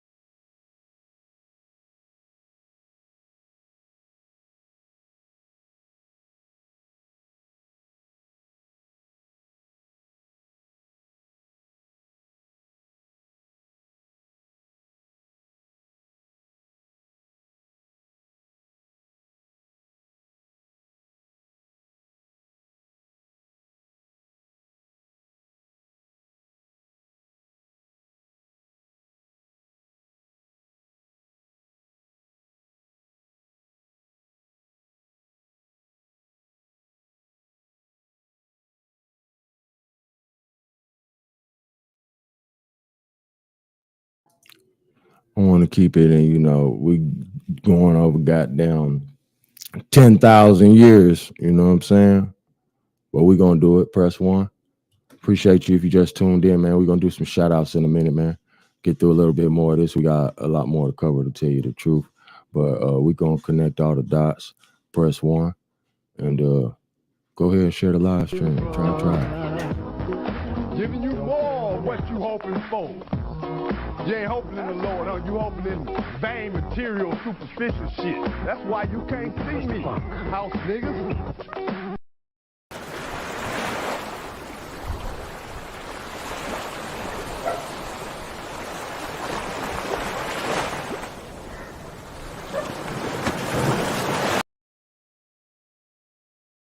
Stupid bitch. It's not of competition, it's of cooperation. Stupid ass house nigga. That's gonna trip you guys out. Bobby M was talking about Titans, black people being Titans, right? He told you black people. Now, here's another one that's gonna trip you guys out. So we know the Titans, Bobby M was talking about the Titans, black people being Titans, right? He told you black people are Titans. Titans are nothing but ancient black people that got killed off long time ago and made into humans to a group of deities called the Titans. Very key that you understand that. Titans are nothing but ancient black people that got killed off long time ago and made into humans, which is now you. All right, now I happen to stumble upon something interesting. You guys gonna trip out on this, right? This show, Attack on Titans.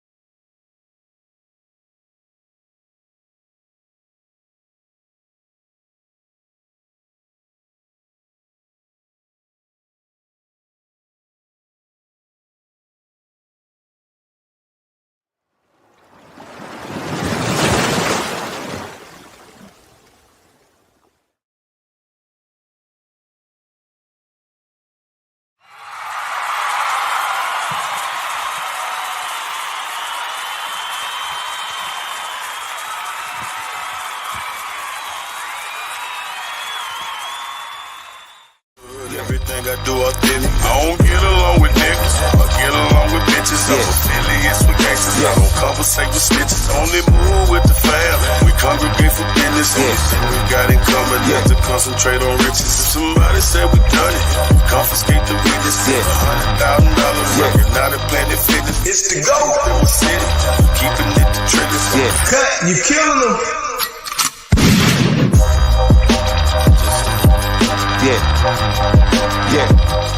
Shout out to Hawk School, the all-seeing high flying Hawk School.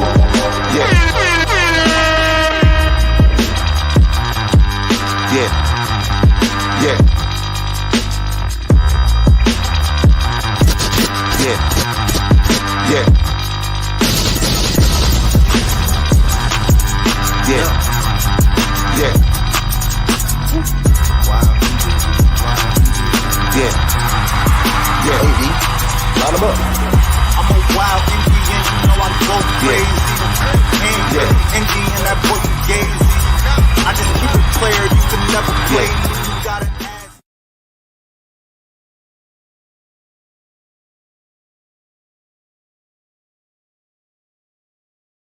Black people. I was reading about something called the subjects of Ymir. Now check this out. You're gonna trip out on this. According to these notes, we are the subjects of Ymir, a special race from the nation known as Eldia. Eldia represents black people who are capable of becoming titans. Bruh, they're capable of becoming titans. These subjects of Ymir once ruled the world. What? And could possibly rule it again. Bruh, black people. Everything Bobby Hemming was talking about. That is why the world attempts to eradicate us, the subjects of Ymir. Bruh, what the? That's niggas. That's black people. COINTELPRO, stop the rise of a black messiah. The Atlanteans, the Nephilim who fell, who once ruled, Yakub, the fallen kingdom, the hybrids. These subjects of Ymir once ruled the world. The prophecy of Osiris coming back together and could possibly rule it again. That is why the world attempts to eradicate us. The subjects of Ymir. That's black people. We have style, we got flavor, we got rhythm. I mean, the black man in America is the most copied man on this planet, bar none. Everybody want to be a nigga, but nobody want to be a nigga. How about that question?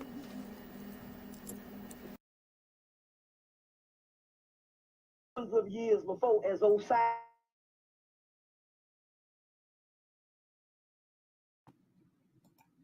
What do they mean by the second coming? He had come thousands of years before as Osiris, Dionysus, Set, and he fallen down to the lowest part of the earth, which is called hell. We are the fallen gods, or the fallen angels. And the second coming is he second coming back into his Christhood. We fell from the heaven, or we got trapped, or the fallen angels. And the second coming is he second coming back into his Christhood. We fell from the heaven, or we got trapped in a physical body. Our second coming is you coming again to your Christhood. You used to be called a race full of Christ. We used to call them the Nephilim in the Bible, the giants. But they fell, which means they gathered a physical body. Let me explain. They fell. They gathered a physical body. Let me explain something.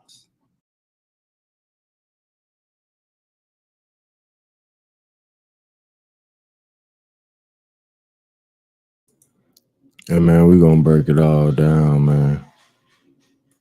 Shout out to Beast Mode in the chat for that super chat, man. I appreciate it, man. I appreciate the love. You know what I'm talking about? That shit is motivation. That's what we riding for. Straight up. Press 1, it feels good to be a motherfucking Aborigine. You know what I'm talking about? We're gonna get back to this, man. Then I get, you know, I'm on my lit shit, so I just want to goddamn DJ. Always been very important. Most MMO past, only a few remnants of correlating races remaining. And what they're talking about here, they're talking about an ancient one. It's one of the most ancient that's in the West. Remember, the word Osiris means West. That's talking about us, the body of Osiris coming back together. This first is an ancient one. It's one of the most ancient that's permanently important. Most MMO past, only a few remnants of correlating races remaining. And what they're talking about here, they're talking about an ancient one. It's one of the most ancient that's in the West. Remember, the word Osiris means West. That's ancient that's in the West. Remember, the word Osiris means West. And what they're talking about here, they're talking about an ancient one. It's one of the most ancient that's in the West. Remember, the word Osiris means West. That's talking about us, the body of Osiris coming back together.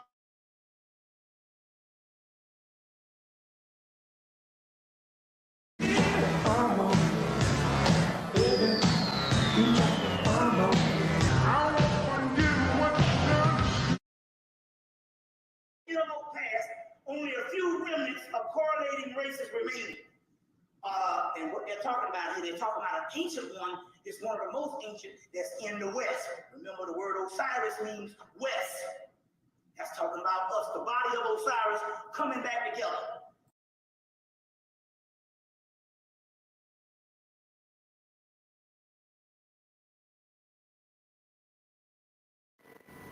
So ultimately, the Egyptians and the Mayans believed the same thing, which was that the two brothers became the two eyes of the sky, which are the sun and the moon. So here we have an Egyptian artifact dating to the time of Tutankhamun when he came to the Grand Canyon, and it bears the face of a Mayan. This is just something else that shows us that the Mayans were the high priests of the Egyptians. And this artifact that was found in the Grand Canyon in the early 1900s, this is just something else that shows us that the Mayans were the high priests of the Egyptians. And this artifact that was found in the Grand Canyon in the early 1900s shows us on one side the throne name of Tutankhamun, and on the other side, the high priest of Tutankhamun. And if you look at the image of the high priest of Tutankhamun, you can clearly see that he is a Mayan.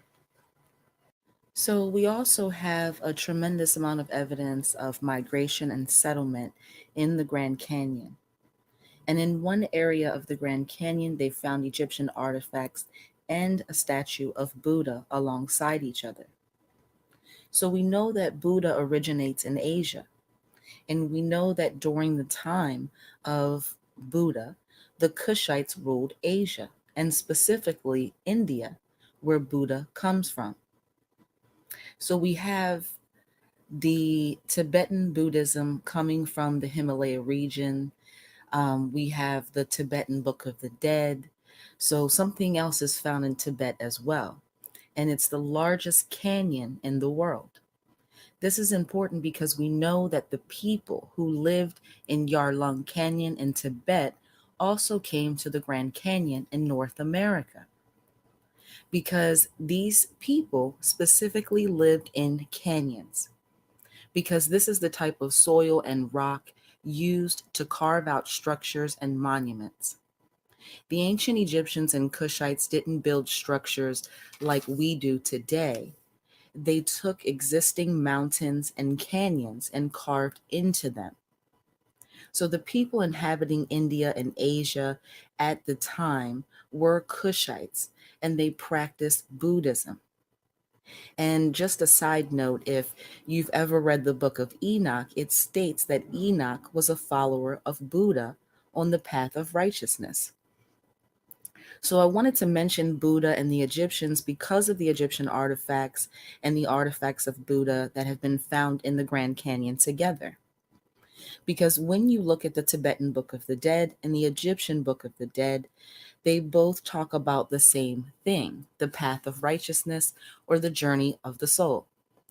So we know that Egyptians and the followers of Buddha came to the Grand Canyon together during the time of Tutankhamun over 3,000 years ago. And there's a mountain in Asia, in Japan specifically, and it's called Mount Maya. It's named after the mother of Buddha, and her name is Maya. It's named after the mother of Buddha, and her name is Maya. So even Buddha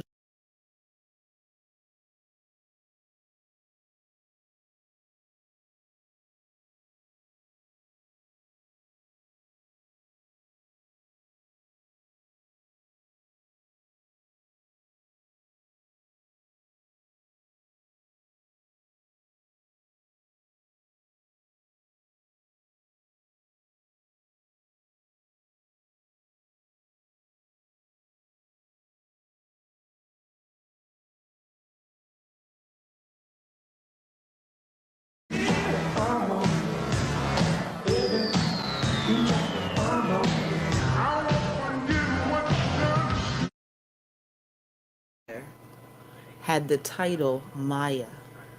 So Buddha's mother was a high priest, and she was a Mayan with the title Maya. And it's interesting because if you look at the Indus Valley civilization or the ancient civilizations of Asia, these were Kushites. And we know that the followers of Buddha came to the Grand Canyon with the Egyptians. And it makes sense because they were obviously also high priests of the Egyptians. They also held the title of Maya, even though they were inhabiting Asia instead of South America, or maybe they were inhabiting both. And this is why, if you look at the Indus Valley civilization, you can see the similarities between the Indus Valley civilization and the Mayan and the Aztec and the Inca and the Olmec civilizations of South America.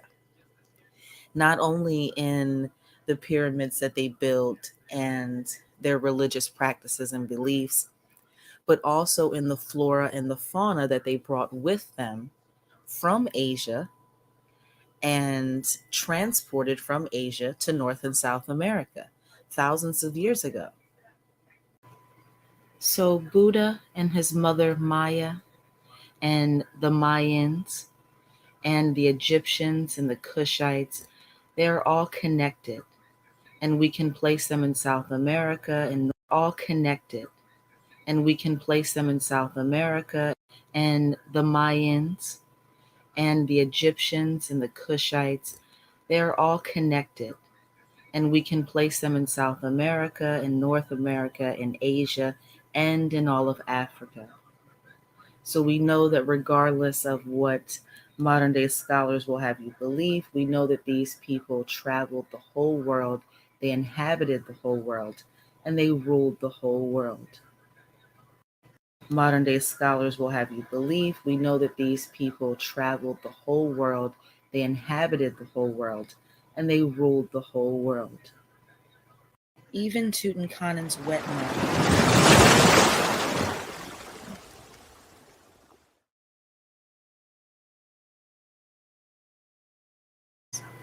her name was Maya as well. Of what modern day scholars will have you believe, we know that these people traveled the whole world, they inhabited the whole world, and they ruled the whole world. Even Tutankhamun's wet nurse, her name was Maya as well. And she was also the half-sister of Tutankhamun. So here we have Maya and his wife. Maya and his wife had 2 daughters. And this is Maya, who was buried in Egypt, but was from South America. He had 2 daughters, and Maya and his wife had 2 daughters. And this is Maya, who was buried in Egypt, but was from South America. And this is Maya, who was buried in Egypt, but was from South America. He had 2 daughters, and his daughters' names were Maya Menti and Tiowan Maya. He had 2 daughters, and his daughters' names were Maya Menti and Tiowan Maya. So he was the high priest of the Egyptians, or the overseer of the treasury, and he spoke the Chichen Itza language, or the language of the Mayans, and he also spoke the language of the Egyptians. And he was buried in Egypt, even though he was from Chichen Itza, or the language of the Mayans. And he also spoke the language of the Egyptians. And he was buried in Egypt, even though he was from Chichen Itza. And this is the burial chamber of Maya. And you can see that he is dressed like an Egyptian. And everything about his tomb is just like all of the other Egyptians buried in Egypt.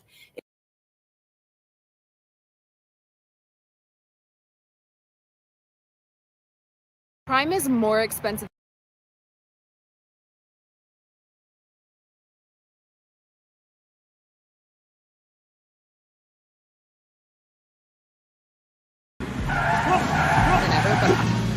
What a punk, what a punk, what a fool.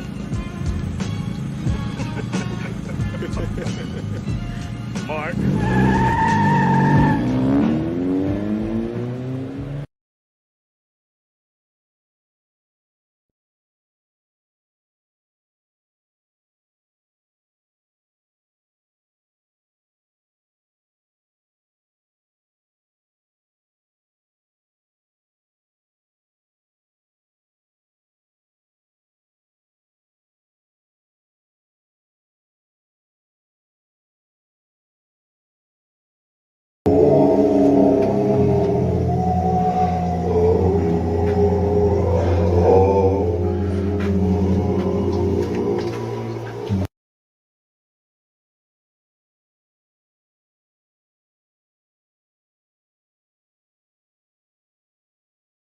Was a title, not a name, of both men and women throughout dynasty. This is a chapel or temple of Maya. Now, Maya was a title. Chapel or temple of Maya. Well, this is a chapel or temple of Maya. This is a chapel or temple of Maya. A chapel or temple of Maya. Or temple of Maya. Now, Maya, please. Well, this is a chapel or temple of Maya. Now, Maya was a title, not a name, of both men and women throughout dynastic times. This particular era is around the 18th dynasty, the time of the so-called King Horeb. Now, the key thing here is 1997, Hakim came to the United States to California. He and my research partner, Bob Butter, and I met him for a couple of weeks. We discussed. One of the things he discussed on a return trip to Egypt in September of 1997 would be, he said he would show us evidence of a Mayan temple in Egypt. Mayan as in culture. Exactly. And I said, this I never heard of. No, it's not in any text. No one has ever mentioned it. Okay. We came here. This was arranged differently then. A lot of this is new construction. It was not this way in 1997. We came here. This was arranged differently then. A lot of this is new construction. It was not this way in 1997. This was arranged differently then. A lot of this is new construction. It was not this way in 1997. Arranged differently then. A lot of new construction. It was new construction. A lot of this is 97 construction. It was 1997. Came here. Arranged differently then. A lot of this is new construction. It was not this way in 1997. Stephen, please. Well, this is a chapel or temple of Maya. Now, Maya was a title, not a name, of both men and women throughout dynastic times. This particular era is around the title, not a name, of both men and women throughout dynastic times. Chapel or temple of Maya. Now, Maya was a title, not a name, of both men and women throughout dynastic times. This particular era is around the 18th dynasty, the time of the so-called King Horeb. Now, the key thing here is 1997, Hakim came to the United States to California. He and my research partner, Bob Butter, and I met him for a couple of weeks. We discussed. One of the things he discussed on a return trip to Egypt in September of 1997 would be, he said he would show us evidence of a Mayan temple in Egypt. Mayan as in culture. Exactly. And I said, this I never heard of. No, it's not in any text. No one has ever mentioned it. Okay. We came here. This was arranged differently then. A lot of this is new construction. It was not this way in 1997.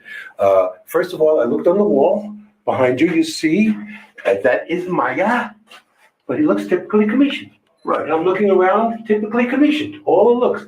So Hakim would use the expression, well, you know, Stephen, when in Rome, do as the Romans do. He's living in Kemet. He's going to pass in Kemet, so he's portraying himself as a commission. So typically commissioned. All it looks. So Hakim would use the expression, well, you know, Stephen, when in Rome, do as the Romans do. He's living in Kemet. He's going to pass.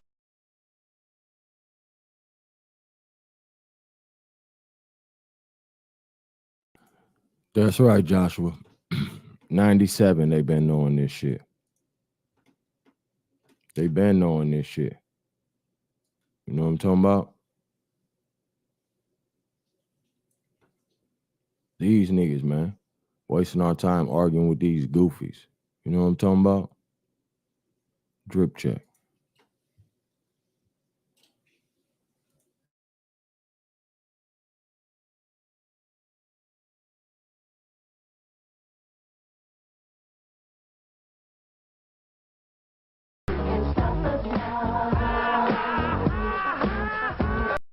Motherfucker, you the one you believe in death, huh? Goddamn murderer!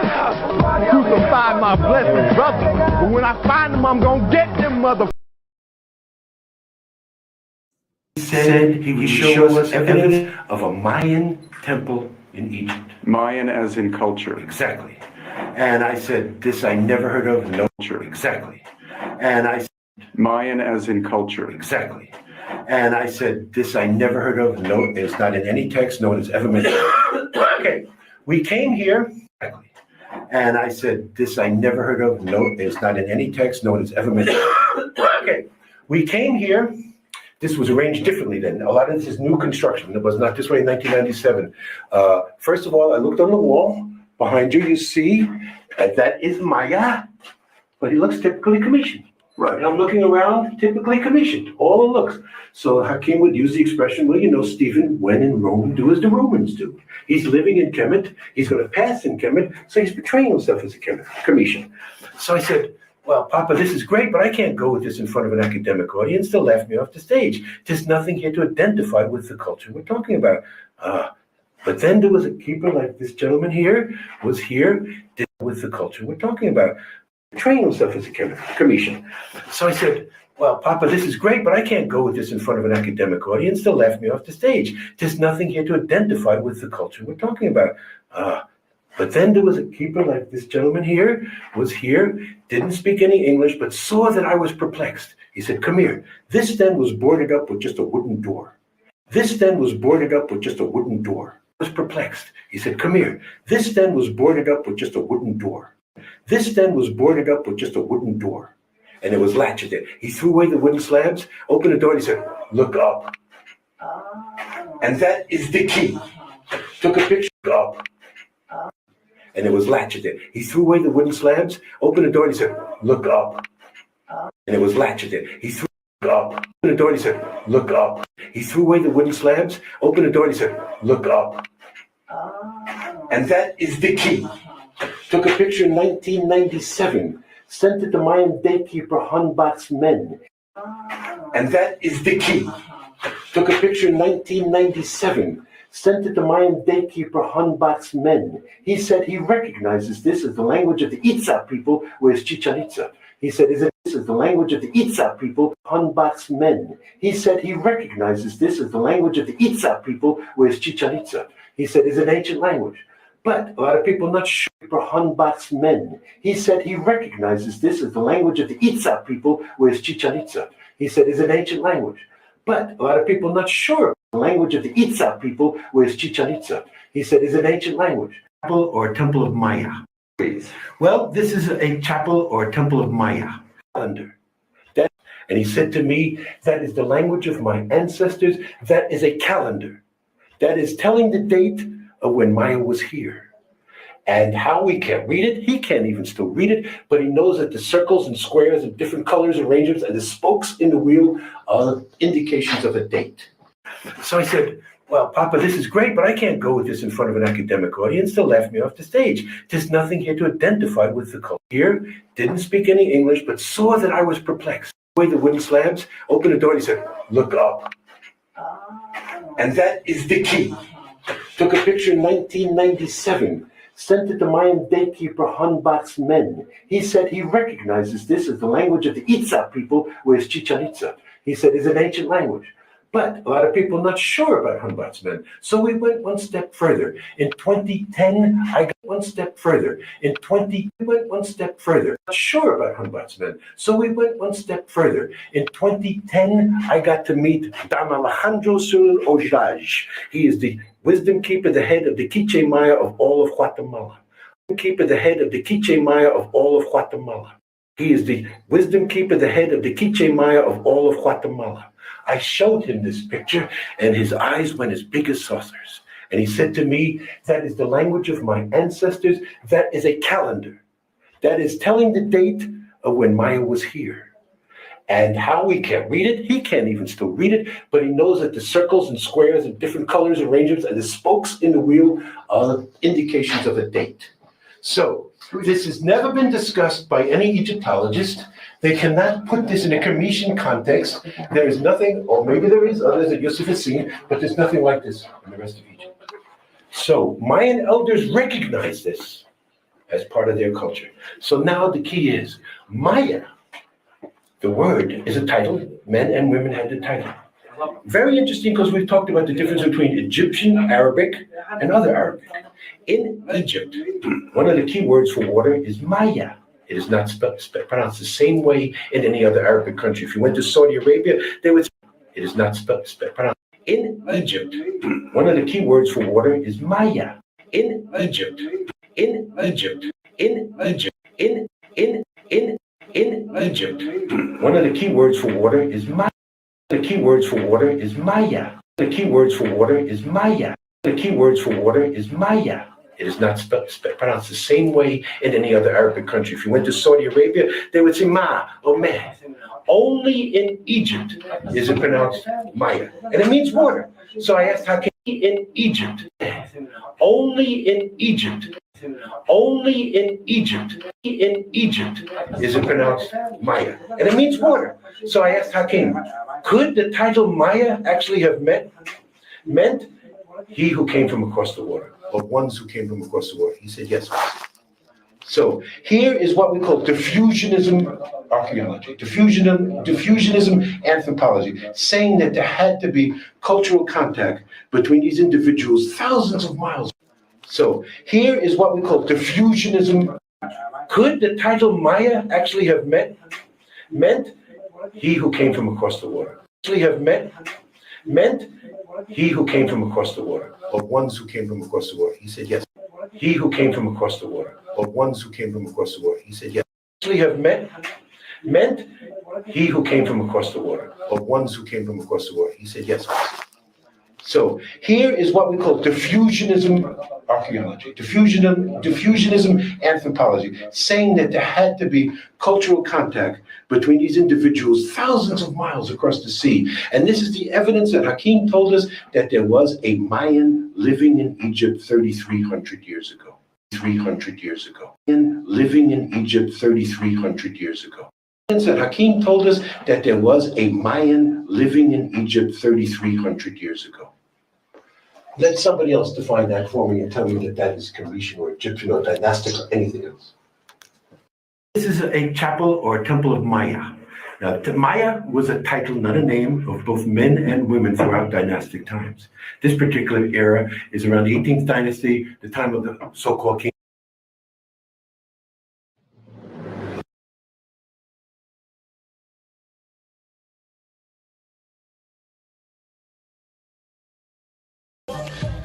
Talk to the house of Israel for a minute, huh?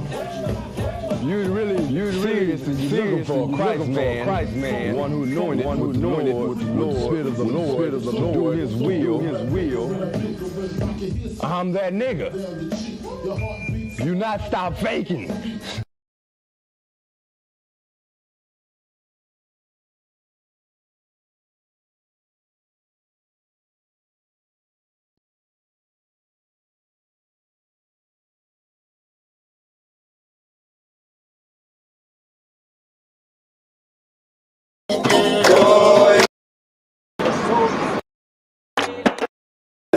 The man who knows Greeks came along, made it bottom of the foot.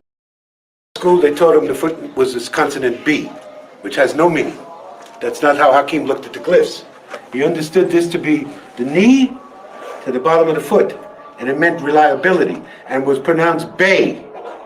The Greeks came along, made it beta, B, no meaning. Along, made it beta to the bottom of the foot, and it meant reliability, and was pronounced Bay.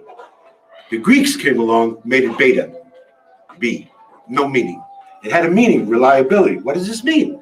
Well, water, reliability.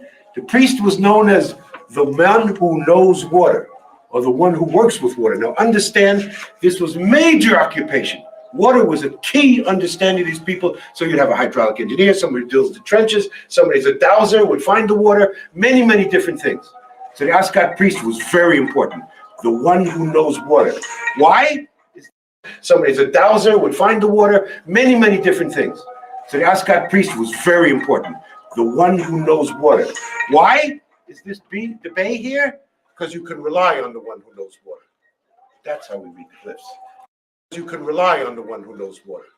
Rely on the one who knows water. That's how we read the glyphs.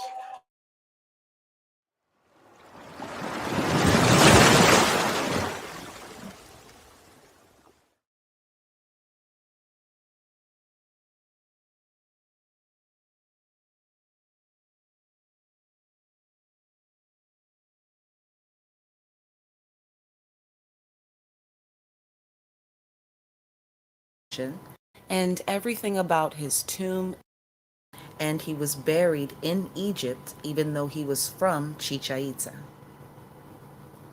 And this is the burial chamber of Maya.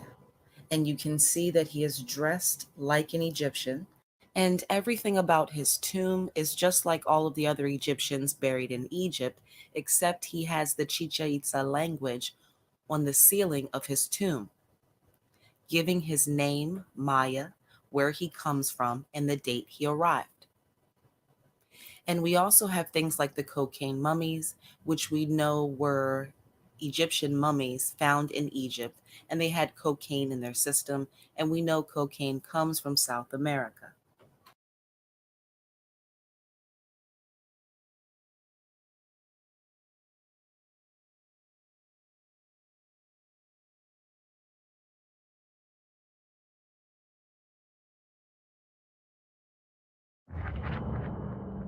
This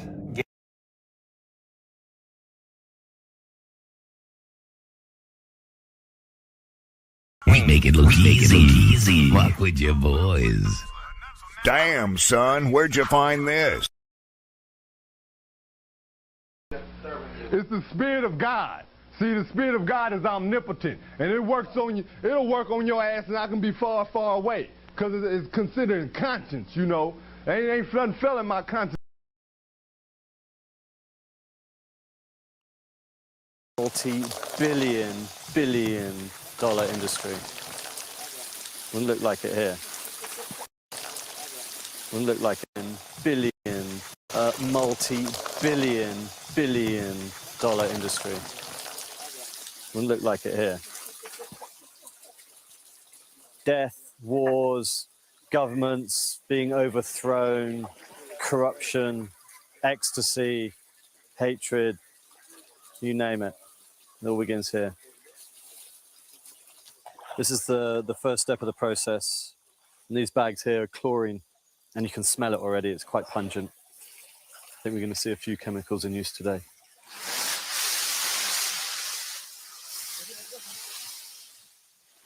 Suddenly the smell of chlorine is being replaced by that pungent odor that I'm getting so used to here of the coca leaf. And bizarrely, it kind of is becoming an acquired smell. A toxic cocktail of chemicals is used to extract the cocaine from the leaves: bleach, kerosene, and sulfuric acid.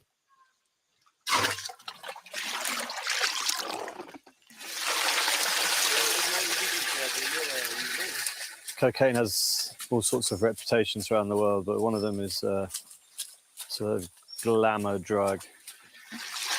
This and all the chemicals and the smell and what's going on in it.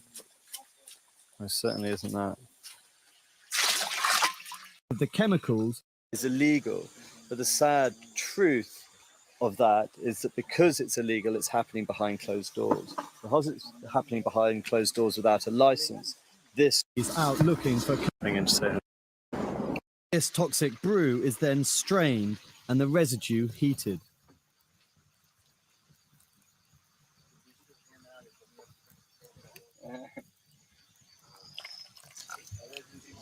There's outlay in this. So, just to further reinforce the fact of the cocaine mummies, these motherfuckers is in the bushes cooking up goddamn kilos right now while some African is drinking blood out of goat's neck. Press one.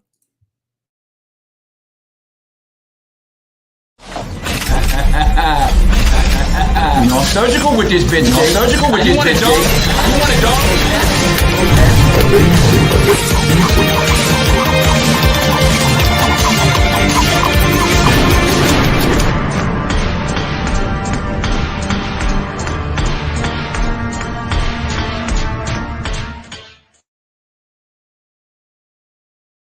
Is the god of. So if we look at Set, Set is the god of the south. If we look at Horus, Horus is the god of the north. So if we look at Set, Set has the head of a Mexican dog. Now, many people know the South. If we look at Horus, Horus is the god of the North. So if we look at Set, Set has the head of a Mexican dog. Now, many people know this as the head of Anubis, but this is actually the head of a Mexican dog. And we can see that the head of Horus, this represents the Egyptians. The head of Set represents the South. So the South is South America. The North is what they call Northeast Africa today, or the Middle East. And these were the two lands that were once connected, but were split. So the similarities in the buildings that they had, the monuments, the pyramids, and their culture, it goes deeper than a migration from one land in Africa to South America. But in fact, what happened is the land. And according to the Egyptians, this dog was also a guide in the underworld. Deeper than the connection, ridiculous. And according to the Egyptians, this dog was also a guide in the underworld. And I have a lot more to reveal to you guys later on. Ridiculous. According to the Mayans, the Mexican hairless dog was a guide in the underworld. So according to the Mayans, the Mexican hairless dog was a guide in the underworld. Ridiculous. So according to the Mayans, the Mexican hairless dog was a guide in the underworld. And according to the Egyptians, this dog was also a guide in the underworld. And I have a lot more to reveal to you guys later on in this series about the Mexican hairless dog. And hey everybody, I have a video here for you today. This is by request. Let's document another ancient America site. Now, I did a video in Florida about a week ago. This is another site, and I had a few messages on this. Found a few things that I thought were pretty interesting. This is the Crystal River Archaeological State Park. Here's the site next to a home division here. This was named a historical site in 1970. Seems pretty good. Historical preservation. To a home division here. This was named a historical site in 1970. Seems pretty good. Historical preservation has gone on here. Let's turn this around. Give you a look at what this used to look like. There's a total of 6 major mounds here. And let's just give you a little look at what this place used to look like.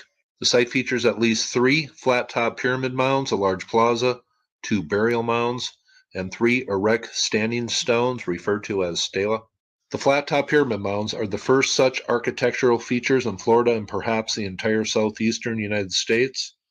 And I'm sure there's some debate on that issue. The mound and plaza site plan is the earliest such site plan north of Mexico.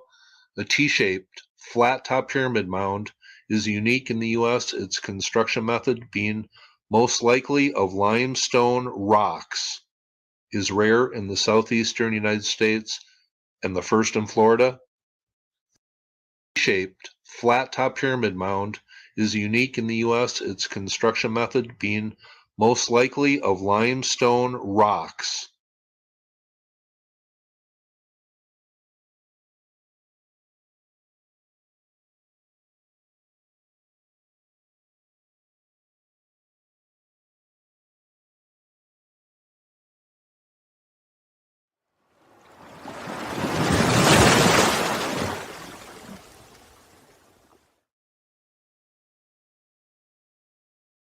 In the southeastern United States and the first in Florida. The central burial mound, Mound F, is surrounded by a circular embankment of sand, which is called Mound C, which is and the first in Florida. The central burial mound, Mound F, is surrounded by a circular embankment of sand, which is called Mound C, which is right. Why these motherfuckers talking about a goddamn mound and it's made of a limestone? Press 1 if you could hear me.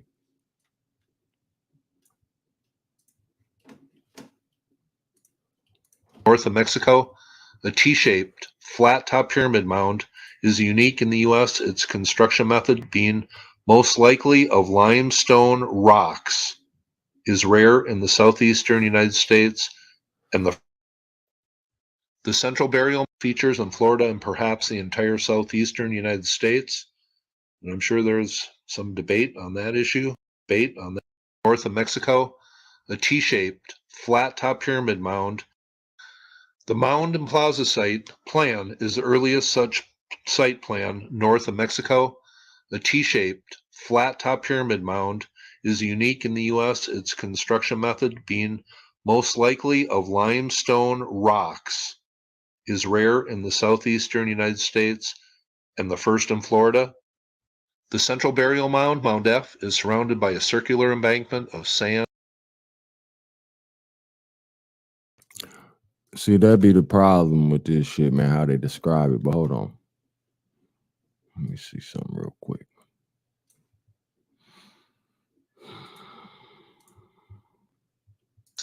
And ear spools. It said copper tube destroyed lava created the ferry. As the estuary developed, large cultural and practical midden, that pottery. Here's a look down from the mound at the waterway here. Here's a look at one of the main platform pyramid mounds. Now this is Trail of Florida IndianHeritage.com. I'll leave.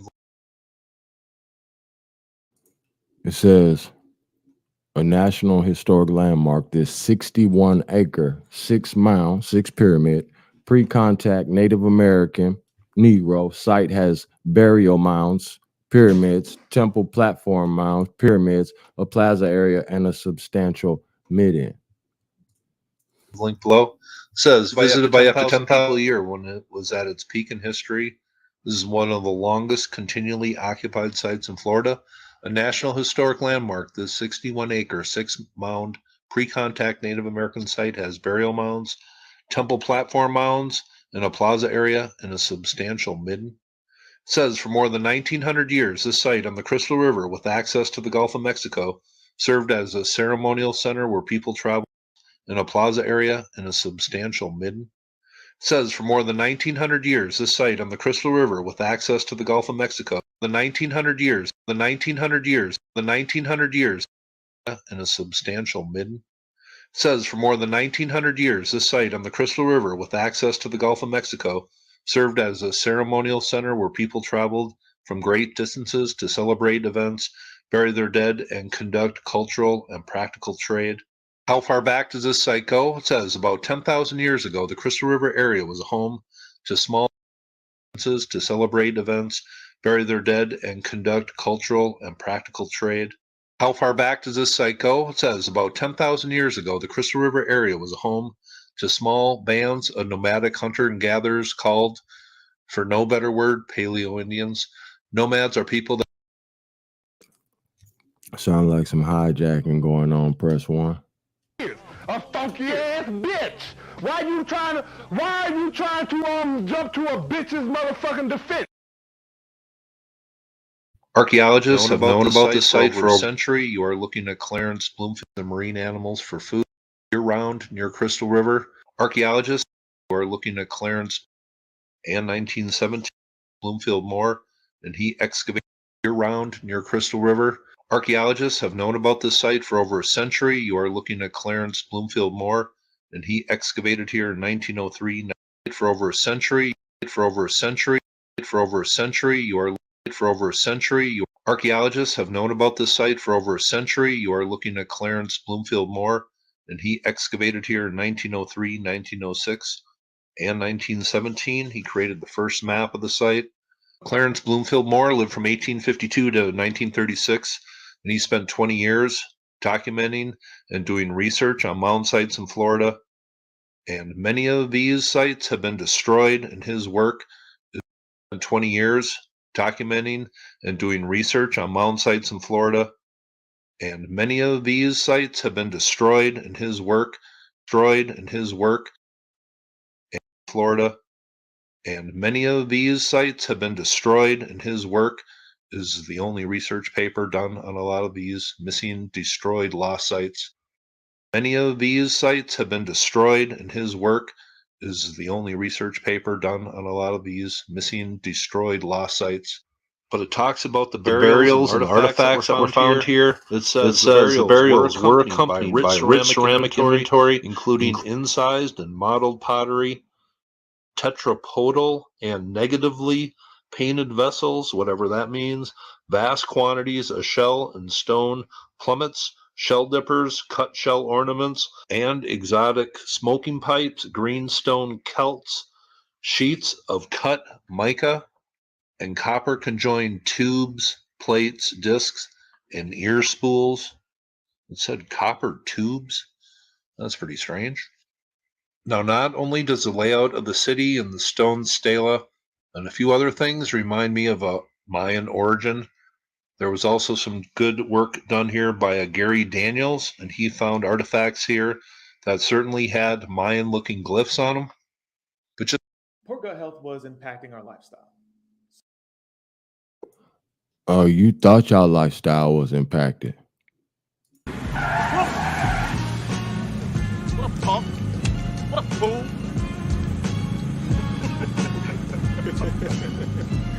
Mark.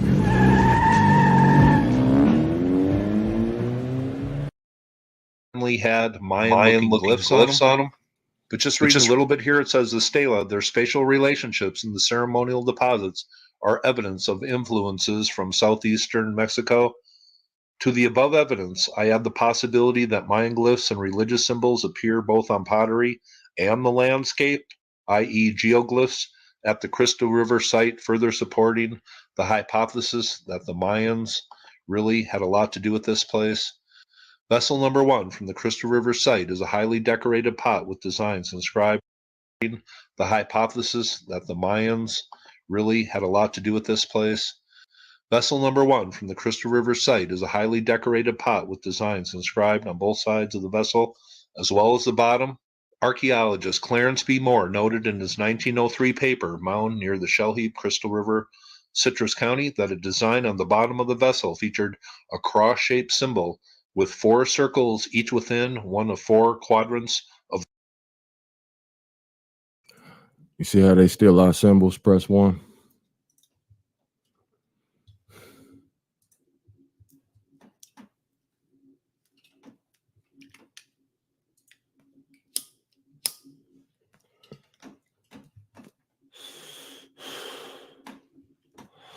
All right, like I said, we just connecting the dots. Who's where, who's ruling what, who's building what, all right?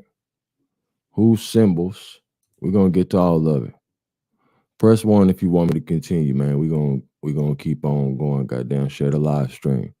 Tribe. Giving you more of what you hoping for. You ain't hoping in the Lord, huh? You hoping in vain, material, superficial shit. That's why you can't see me, house niggas.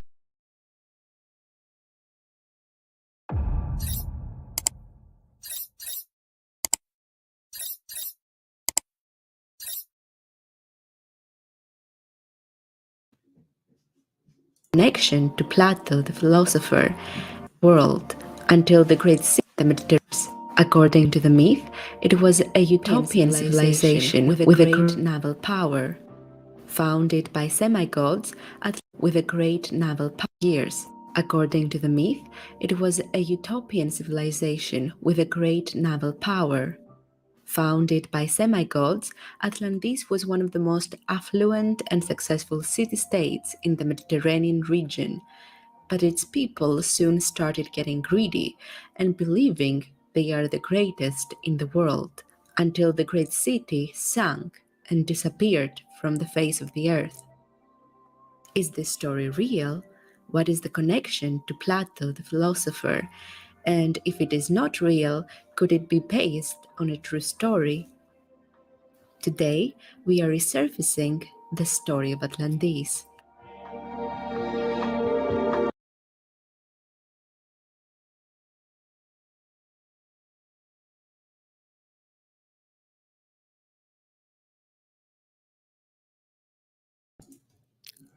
Now that we've clearly connected the dots, You know what I'm talking about?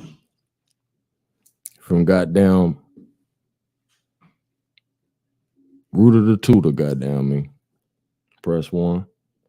Shout out to my motherfucking brother, Hawk Yos, in the chat. I just dropped something that before we get into the second half of this, so I hope y'all got your seatbelts on.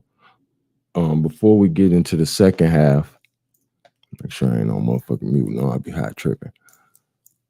I'm gonna read this article, and I just dropped it in the chat. Because you know how these niggas love newspaper clippings. Press 1. We got the whole page. Press 1. And I'm gonna, if you look at the first row, you gotta zoom in. Look at the first row, and it's like the second section. There's actually a little breaking point. I'm reading it from my phone because it's so little. I guess I could put it on the screen though. No, fuck them. We putting this on the screen for they goofy ass.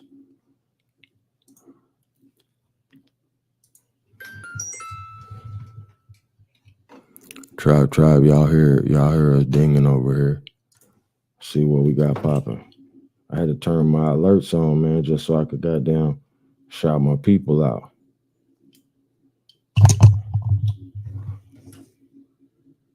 King Conrad. Shout out to King Conrad for the motherfucking Cash App donation. You know what I'm talking about? We do appreciate that. Tribe. You know what I mean? I do this for us. Count up real quick. And then goddamn, we back in class. Yeah, get your pens out, man. So what we gonna read is, thank you. I appreciate y'all. That's motivation, man. Because the more that I'm goddamn making this shit make sense and everybody real engines in the building, the more I'm making this make sense, the more I could be devoted to making this be, you know what I'm saying, quality motherfucking presentation and quality research, and you know what I'm saying, connect these dots like this. So when you come up out of here, you know what I'm saying, you goddamn Bruce Leroy these niggas. You know what I'm saying? It's goddamn Hawk School. Even goddamn Morpheus gripped up. You know what I'm talking about? While your hero's looking goofy. You know what I'm talking about? Niggas looking sad. Press 1. So before we get into this Atlanta shit, you know what I'm saying? We're here, and this is Rathman's journal. Cite our source. January 6th, 1858. So this is pre-Civil War, before they started blowing our shit up, destroying Atlantis. Press 1.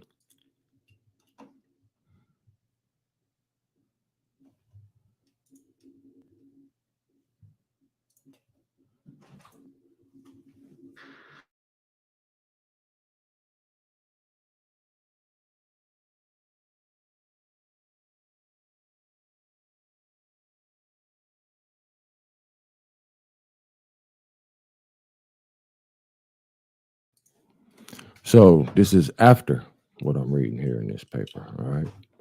And all of this is all gonna make sense by the time we done. I'm sure it's made plenty sense so far. And if you learn something, press 1. And if you see all the connections, press 1. You know what I'm talking about? But y'all blessing me, let me know that I'm goddamn doing my motherfucking job.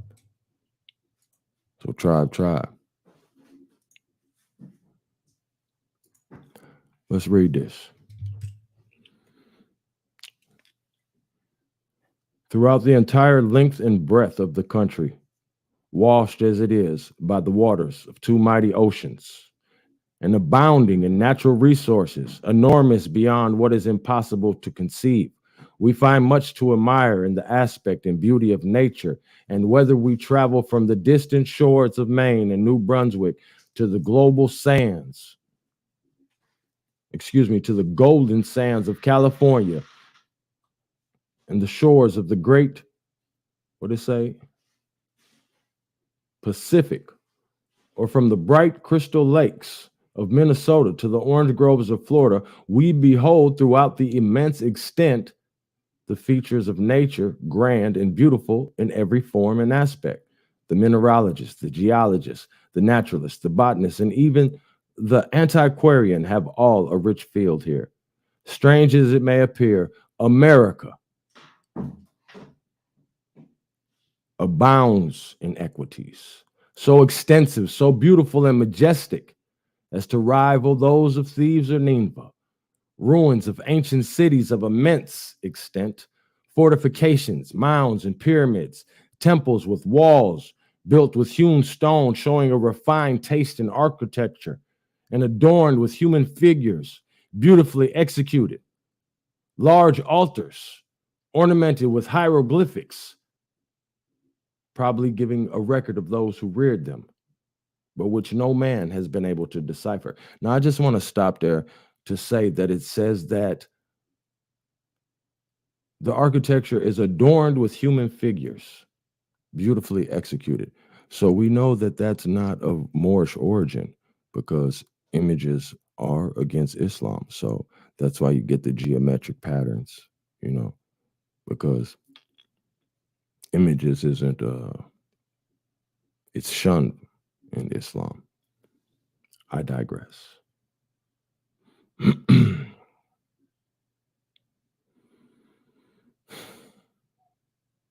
Large altars ornamented with hieroglyphics, probably giving a record of those who reared them, but which no man has been able to decipher. Remains of ancient palaces with beautiful specimens of sculptures and paintings, with many other marks of ancient greatness, prove to us that this is not a new world, but that a powerful, but that a powerful empire existed at a very remote period of time. It says, why he got these long ass sentences? This nigga's probably 19. Press 1. Large altars ornamented with hieroglyphics, probably giving a record of those who reared them, but which no man has been able to decipher. Remains of ancient palaces with beautiful specimens of sculptures and painting, with many other marks of ancient greatness, prove to us that this is not a new world, but that a powerful empire existed at a very remote period of time, teeming with a population highly skilled in arts. A population. Did they say visitors? Or a society? Or a small group? I believe it said, links in the chat, teeming with a population highly skilled in arts and in a state of civilization far beyond anything we have been led to conceive of the Aborigines previous to the discovery of the continent by Europeans. He said Aborigines, right? Put some bows and arrows in the chat if he said Aborigines. The antiquities of America extend from the eastern shores of Maine and Massachusetts to the Pacific, and from the Great Lakes and British dominions to Peru and La Plata in South America. In fact, throughout the extent of both continents, immense forests grow over the ruins of large cities, and the gigantic size of the trees, with indications that other generations of trees sprung up and grew before them, proves that the ruins were in existence before the Christian era. In every portion of the United States, interesting ruins have been discovered. In the state of New York have been found sculptured figures of 100 animals of different species, executed in a style far superior to anything exhibited by any of the existing tribes of Indians. The state Ohio abounds in ruins of towns and fortifications with extensive mounds and pyramids. At Marietta and in Missouri, tribe, beautiful pottery, silver and copper ornaments and pearls of great beauty and luster have been dug from the earth. In the caves of Tennessee and Kentucky, mummies have been found, in a high state of preservation, clothed with claws and skins of various textures, inlaid with feathers, like discoveries have been made of at Carrollton near Milwaukee in the state of Wisconsin. Tribe. Ruins of huge fortifications appear. Similar ruins appear in the state of Missouri, on the south side of the Missouri River. In the western portion of the state is an enclosure of some 500 acres, which includes the ruins of a building, no doubt ancient tower, with walls over 100 feet high and 80 feet wide at the base, attached to which are redoubts and citadels, with work much resembling the structure of a tower in Europe, but is in the south of Mexico. That magnificent and beautiful ruins present themselves in abundance. Ruins of majestic cities and magnificent temples and altars with beautiful works of sculptures, tastefully wrought, palaces adorned with paintings, colors chiefly sky blue and light green, which show by their richness and elegance to be the work of a highly cultivated people. What did he say? Sky blue and light green. Is it really this easy, tribe? These niggas need to read a motherfucking book, press one. Why don't you click your heels together 3 times and go back to Africa? We have style, we got flavor, we got rhythm. I mean, the black man in America is the most copied man on this planet, bar none. Everybody want to be a nigga, but nobody want to be a nigga. How about that question?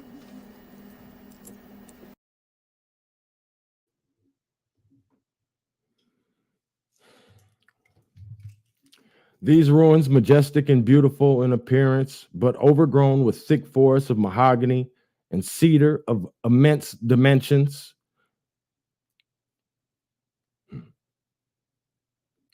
and great age, prove to the world that a great empire existed here at a very remote period of time, and thus that empire teemed with an immense population of people skilled in the mechanical arts and in advanced state of civilization.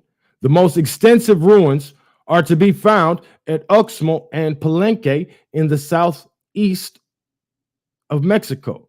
At Uxmal are immense pyramids coated with stone and quadrangular stone edifices and terraces. The highest of these pyramids is 180 feet, and on the summit, it supports a temple. On one of the facades of the temple are 4 human figurines cut in stone with great exactness and elegance. The hands are crossed upon the breasts. The head is covered with something like a helmet. About the neck is a garment of the skin of an alligator, and over each body is a figure of a death's head and bones.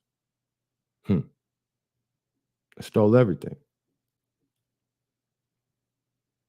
At Palenque, a city of great extent, are immense ruins with the remains of a royal palace, one temple, that of Copan, 520 feet by 650, and supposed to have been as large as St. Peter's at Rome. Another temple of great dimension is here, having an entrance by a portico 100 feet long and 10 feet broad.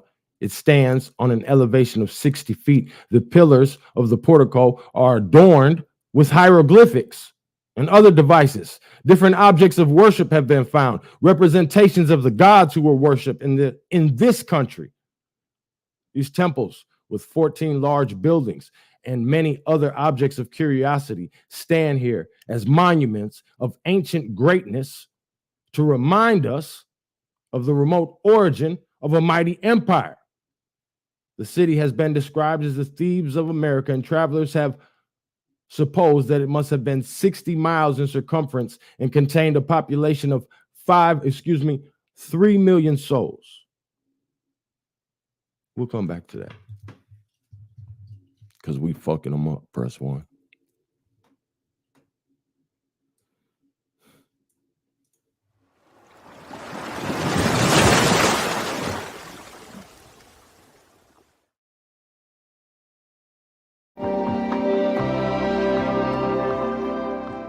The story of Atlantis is a made-up story, and the creator is no other than the ancient Greek philosopher Plato. The philosopher was using allegories to make his points clear. In a previous Now, sorry about the echo. I got a little worked up reading that shit. It's like a description of Atlantis. Even light blue and green, my nigga. You know what I'm saying?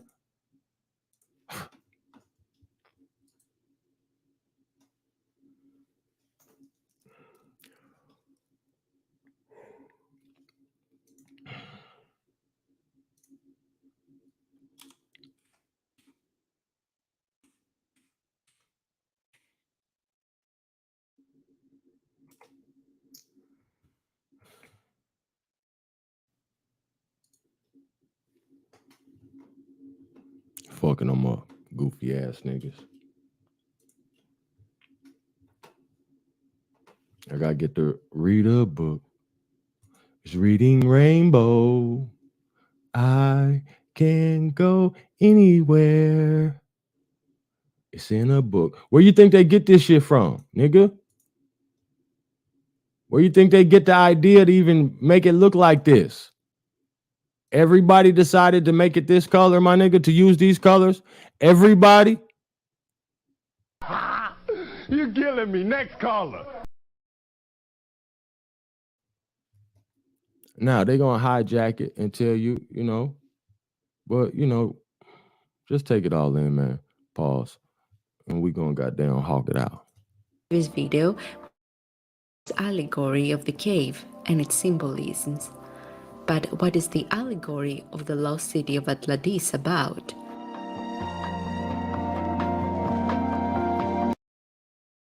Now here, I want to give you perspectives because you know we hawking. So now this is, if you just apply it, it's just an allegory. Let's see.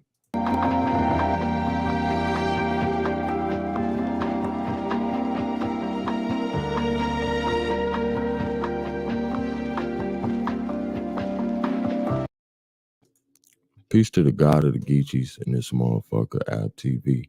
Tribe. Make sure you go subscribe to that brother channel. You know what I'm talking about?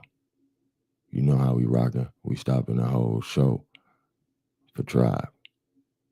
Because that's how we rocking. Thug life. Think it's a game, nigga? Wu-Tang.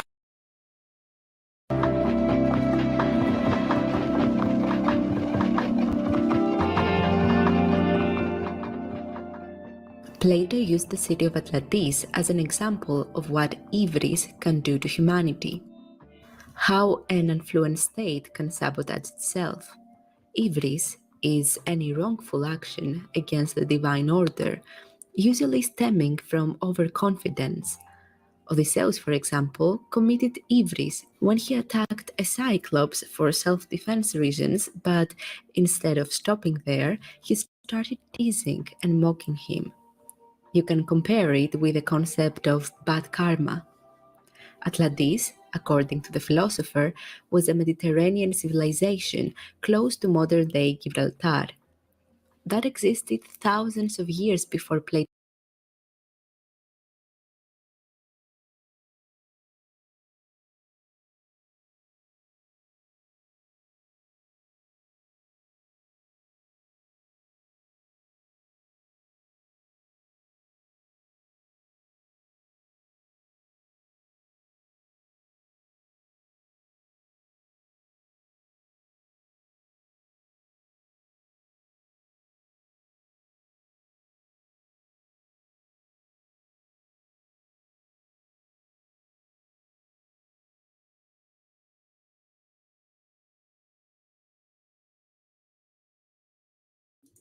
I wanted to do the, you know me, man, I'm big on etymology.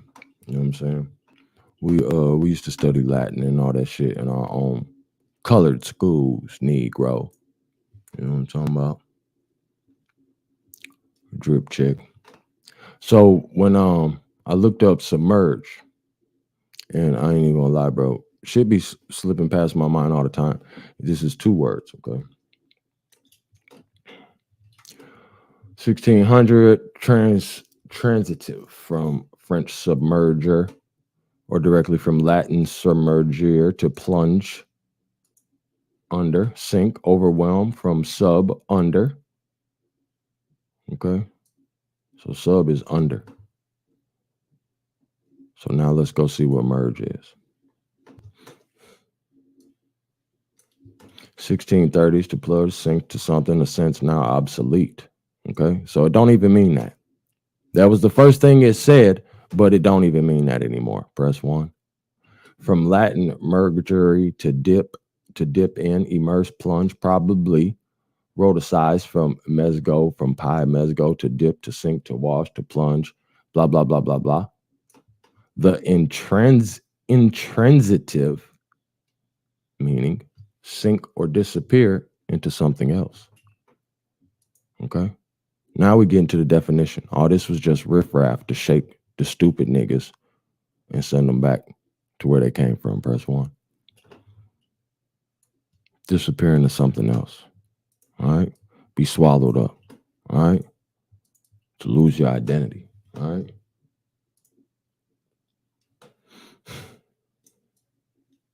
The Atlantis is mariners. Marinarius. From Mori, body of water.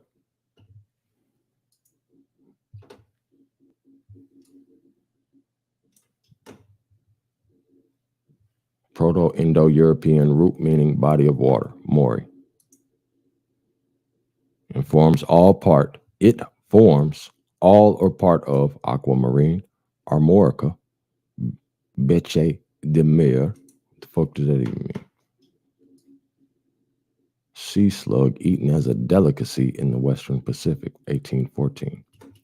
Worm of the sea, beche de mer. So even mer, we see that's sea. It's all going to water, all right? Or more armorica. I know y'all want to see that. I got you. Ancient name for Brittany. Of course, I already looked it up. I'm like, what the fuck is Brittany? We put names in here.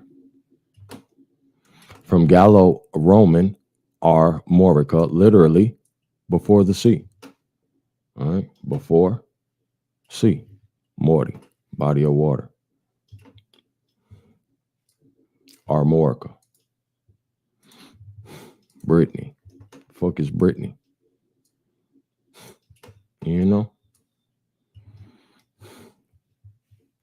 Romano. Celtic refugees from Anglo-Saxon invasion of Britain who crossed the Channel and settled there. To where? Little Britain.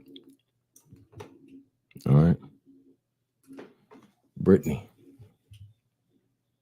Didn't become a girl's name until 1970. Little Britain. Armorica.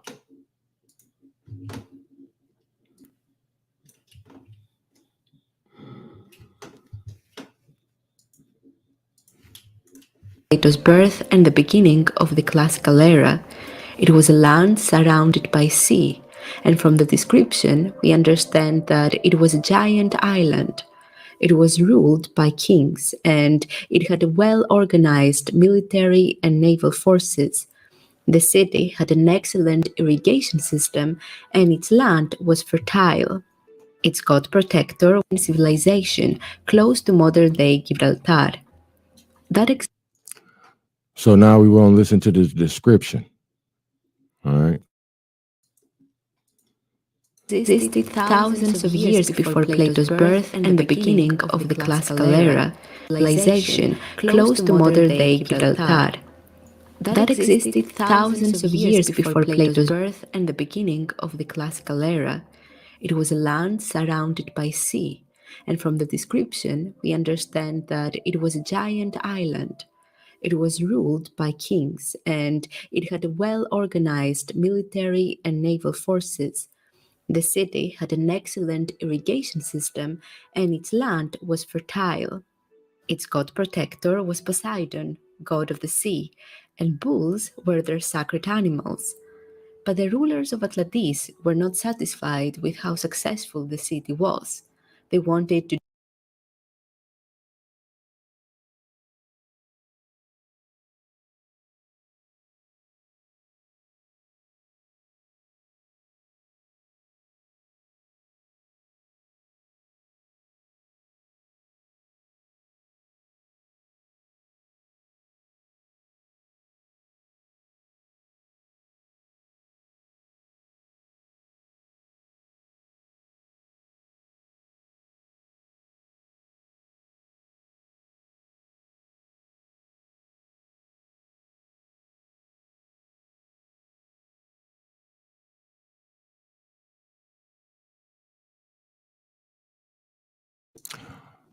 Yeah, all this shit blue-green. I digress. Same way he describing how it looked in 1858. Press 1. All I see is blue and green.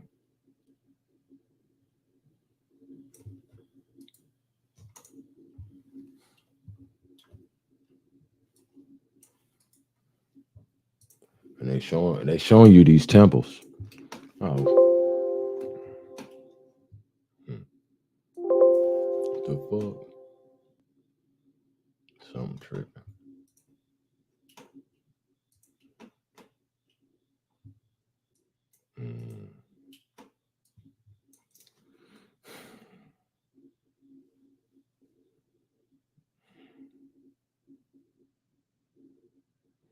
Here, we'll just make it simple.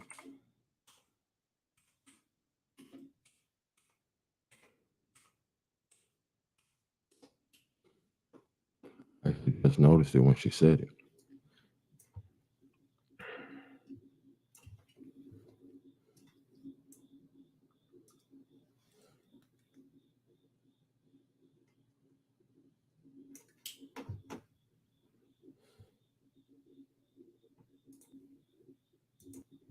Were their sacred animals. But the rulers, the city had an excellent irrigation system and its land was fertile. Its god protector was Poseidon, god of the sea, and bulls were their sacred animals. But the rulers of Atlantis were not satisfied with how successful the city was. They wanted to dominate the animals. Now see, this is where the hijacking is coming in the story, because this is where the pale faces low-key trying to let us know that they let us have it. That's why she referred to it as karma. Press 1. But the rulers of Atlantis were not satisfied with how successful the city was. They wanted to dominate the world. Its army, satisfied with how successful the city was. They wanted to dominate the world. Its army started occupying nearby lands and steal the resources. They, with how successful the city was. They wanted to dominate the world. Its army started occupying nearby lands and steal the resources. They would enslave people and force them to work for their own benefit and steal the resources. Work for their own benefit. Started occupying nearby lands and steal the resources. They would enslave people and force them to work for their own benefit. But one small city-state, Athens, wanted to stop the imperialistic plans of Atlantis. The Athenians managed to defeat the Atlantean army and even liberate some of the nearby occupied lands. What followed was a period of decline for the city of Atlantis. Not only that, but a natural catastrophe gave Atlantis the final blow. Hit by earthquakes and floods, the legendary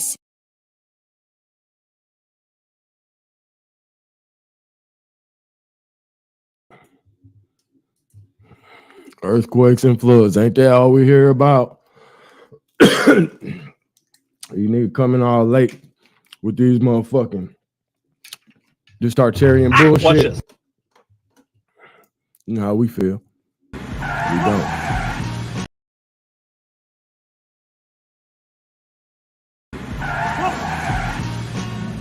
What up, punk? What up, fool?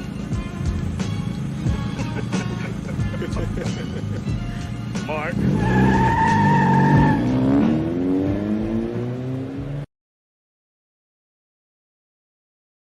They don't like us to have infinite electricity, so and this is the electric lights in Moscow. It's a painting, but nevertheless there's a reason, right? And the painting is from 1802 of Alexander. Every video saying that the empire, the people have blends. I don't. The road by Fyodor Alexeyev. Now we just heard him describe the Titans as black. Press 1 if you remember that, if you was here for that. Goddamn.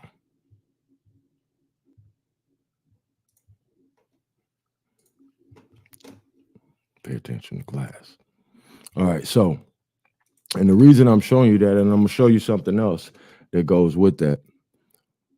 But you know, they talking that Rome shit, right?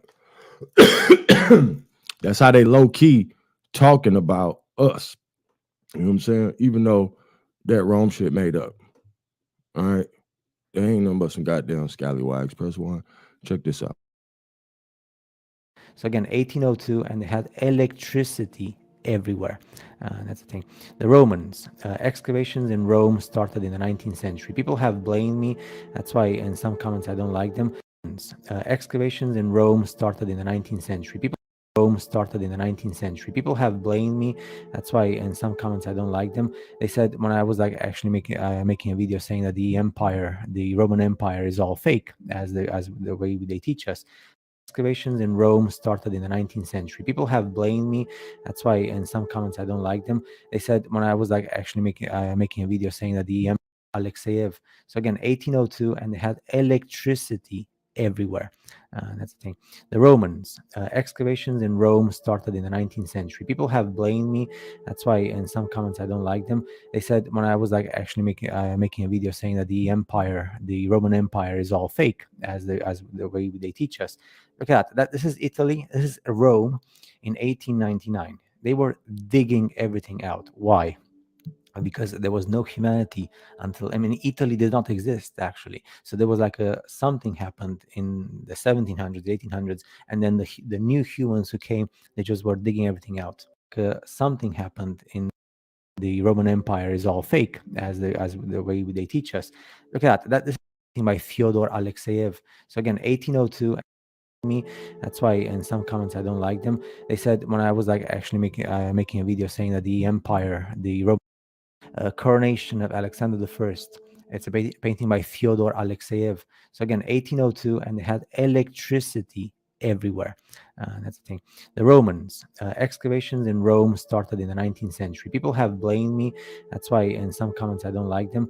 They said when I was like actually making a video saying that the empire, the Roman Empire, is all fake, as the way they teach us. Look at that. This is Italy. This is Rome in 1899. They were digging everything out. Why? Because there was no humanity until, I mean, Italy did not exist actually. So there was like something happened in the 1700s, 1800s, and then the new century, and people continued their lives. Well, Rome was covered in dirt. So, you know, the whole thing was like they said, right? Like the Roman Empire has fallen in the 6th century, and people continued their lives. Well, Rome was covered in dirt. So, you know, the whole thing was like they said.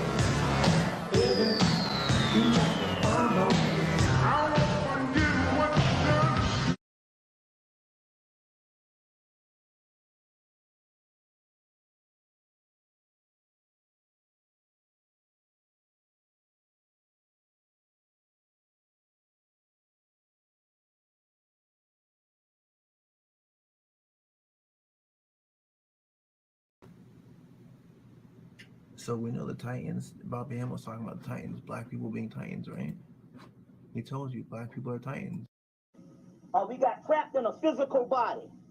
Our second coming is you coming again to your Christhood. You used to be called a race full of Christ.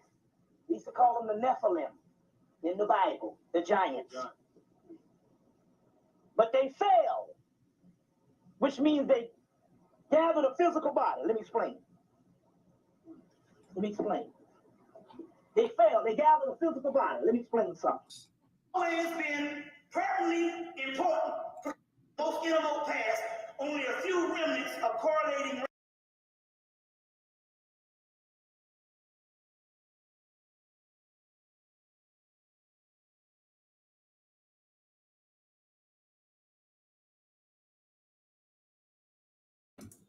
If you're trying to find your way to Atlantis, there's a map from the 1700s. I don't know if you know how to use maps. You know what I'm saying? If you're trying to use a goddamn map quest or however you're trying to move, you know what I'm saying? A Garmin. I don't know what you're doing. You know what I'm saying? But there's a map to Atlantis if you lost. whatever. I hate to come at you like you own me, but goddamn it, you do, motherfucker.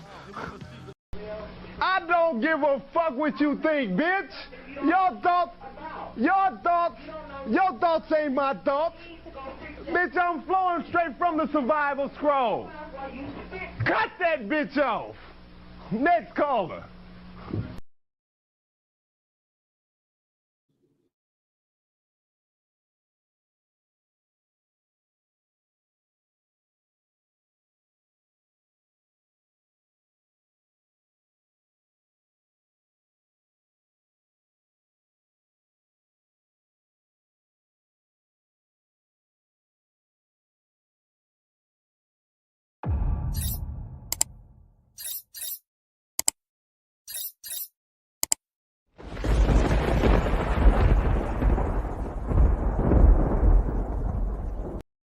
Why don't you click your heels together 3 times and go back to Africa? And what they're talking about here, they're talking about an ancient one. It's one of the most ancient that's in the West. Remember, the word Osiris means West. That's talking about us, the body of Osiris coming back together. Dispersed in slavery and coming back together. That's why the book says, through the greater land of exile. Now, this promise came true on April 23rd. Through the greater land of exile. Bruh, I said, subject of Ymir. That's insane. All right, now, if you need more proof, all right, check this out. I found a breakdown of it on YouTube. This dude did a breakdown, right? This channel is called Ace Guru. So shout out to this guy. All right, check this out. Listen to what he says. Now remember, Eldia represents black people. Listen to what he says. Entire history of the Titans is actually tied to this nation which goes by the name of Eldia, and they were actually founded by this woman who goes by the name of Ymir Frit. Look at that. Prometheus, the apple, Satan, Lucifer, black people, Lucy. Ymir actually was able to obtain the power of the Titans, and she was able to divide it in the apple, Satan, Lucifer, black people, Lucy. Ymir actually was able to obtain the power of the Titans, and she was able to divide it into 9 distinctive powers, which she bestowed to her people. The Eldians actually ended up going to war with this other nation, which goes by the name of Marley, and eventually they were able to conquer them.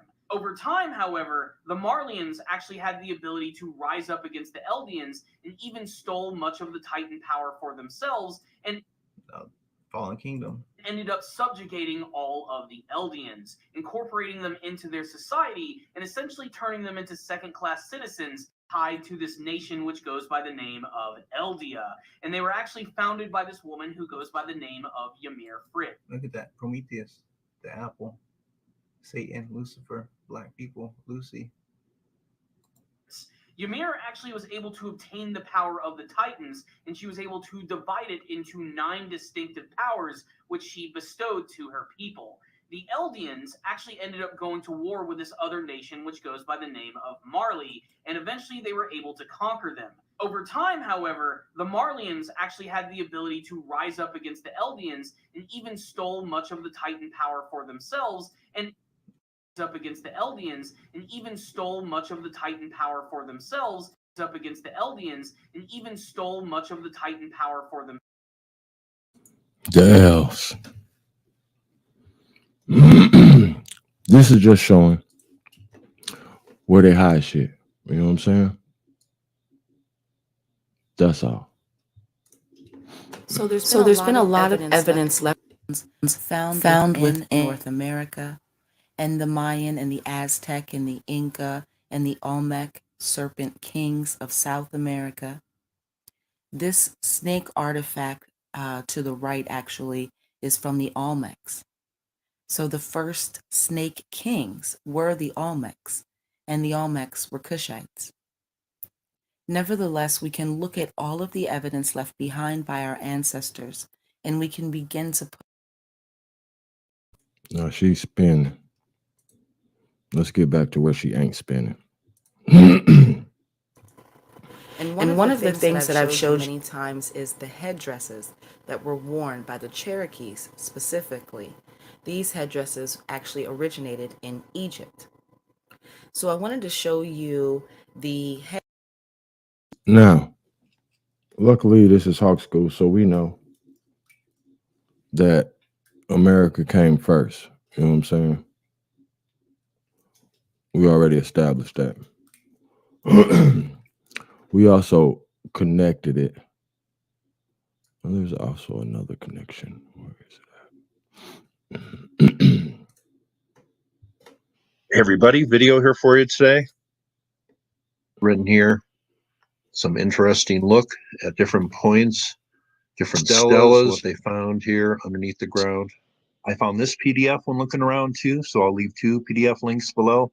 But here is a diagram of what the whole site looks like, and obviously stonework throughout the whole area here. Right here, you get an idea of the whole layout of the area. 3 mountains here, and then there is that one right there, and then there is one in the far distance here.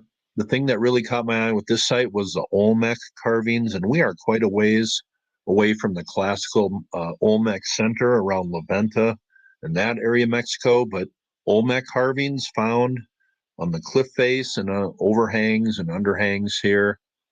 But pretty fascinating. Let's go take a look at those. Here is one of the carvings, and this is done in bas relief on the side of the mountain face. So just by itself, that is interesting. But this appears to be a cross between a feline and a bird, a griffin type character, if you will. Here is another carving, and they say this is a plant, and they say these are raindrops coming down, a sign of fertility. And there seems to be depictions of their version of creation here. Are these raindrops? Well, we'll talk about that in a second. This carving, notice the eyes here and the mouth representing the opening to a cave. This is called a quadrifoil. I think that is the name for it. But this denotes a sacred cave. But as soon as I saw that one and the cave opening, my mind raced back to my Yuxtlahuaca video, my cave video from a week and a half ago, and the Olmecs and this mysterious story. Are they connected? I wonder. Now here's one that is a little tougher to make out. Here is the head of a large being. Here is its mouth. And coming out of its mouth is a human figure flying, or is he going into the mouth? That's all up for interpretation. But I found a better look at this. I looked around YouTube to see if anybody else had been to Chalco, and Brian Forster had. He made this video about 4 years ago, and I've been watching Brian's videos since before I started making videos, which was 8 years ago. So long time I've been watching Brian. Do you love Gantt charts? No, I don't. I fucking hate them. They smell like piss. Smell like pussy. Smell like a pile of bullshit. Thug life. Think it's a game, nigga?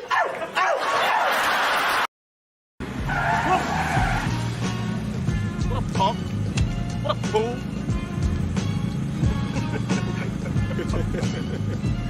Mark.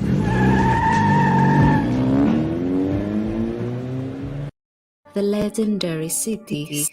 Not only that, but a natural catastrophe gave Atlantis the final blow. Hit by earthquakes and floods, the legendary city sank and disappeared from the face of the earth.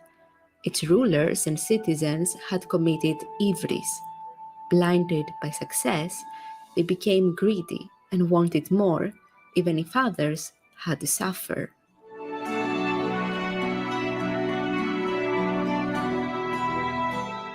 Scholars agree that the story of Atlantis is fictional. Plato is widely known for his imagination and his ability to craft stories to make his points clear. There is no proof that this civilization existed, but there are several theories that Atlantis was located in Santorini, in Spain, even in the Bermuda Triangle.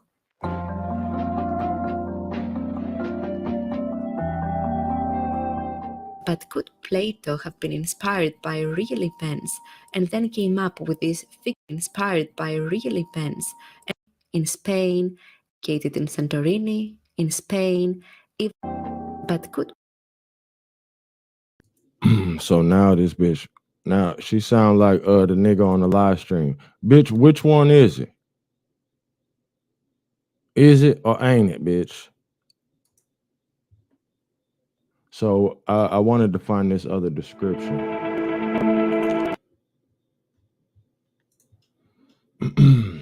But we'll do this while I find that.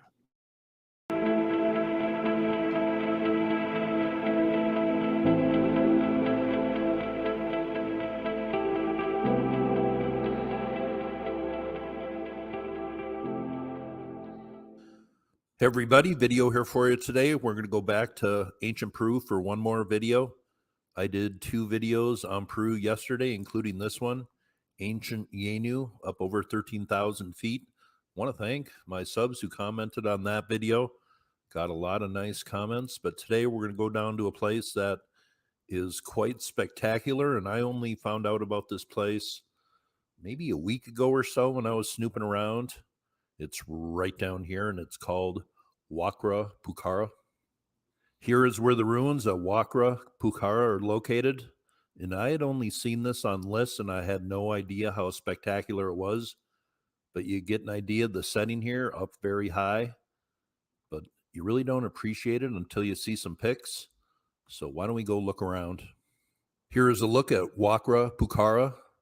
Very cool place here. There is stonework all through here, stairways. This is just a very stunning, cool place. And Wakra Pucara comes from the words that mean horned fortress. So that is very cool. This is a site that rivals any in Peru as far as beauty and location. On Google Earth, you really can't see that natural feature. It's a little distorted. But there are other ruins in the area. There are terraces, other things. It's a very cool place to look around on Google Earth. But let's take a look from this view over here. Here is one website I will leave below, Wakra Pucara, the most incredible Inca site you've never heard of. And there is a look from the distance here. Let's just read a little. It says, move over Machu Picchu. Wakra Pucara is an epic Inca site that sees hardly any tourists and is most definitely worth the trek. The distinctive rock, which is covered in ruins, is more than dramatic. The towering stone is perfectly nestled in a river valley surrounded by pronounced cliffs. This hidden gem site is still gaining popularity as it was only just recognized as a natural heritage site in 2017. But I guess they attribute this to the Inca. Is there some older stonework in here? Well, I have seen some hints of it, but no matter who built this, quite an incredible place. It says, to really savor this place, plan on an adventurous overnight hike. It's quite easy to reach Wakra Pucara Archaeological Park from Cusco. Trek high into the Andes Mountains, like at... Now, you know, the only other thing is people will try to say, and I digress, that they'll try to put it in Egypt. Try to just take Atlantis. You know, they want to steal everything from us. You know what I'm saying? And ain't no motherfucking water, nigga. So that's, you got to make everything up.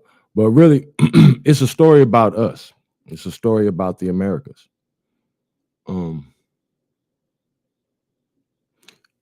And sometimes we got to get our information from these Freemason ass niggas who stole our shit. Press 1. Because a nigga will say, oh, this nigga, this. No, they stole our shit. Matter of fact, we're going to get to that. We're going to prove that too while we're here. Fuck it. We up. Let's share the live stream, man. Share the live stream. Let's see if we can't get to a book. You know what I'm talking about? Tribe. We have style, we got flavor, we got rhythm. I mean, the black man in America is the most copied man on this planet, bar none.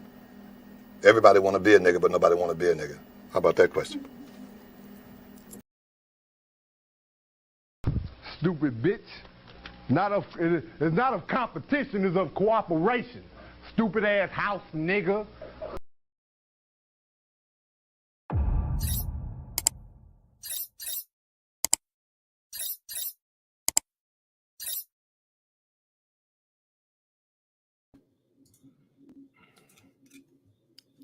You are now live with the Incredible Hulk. That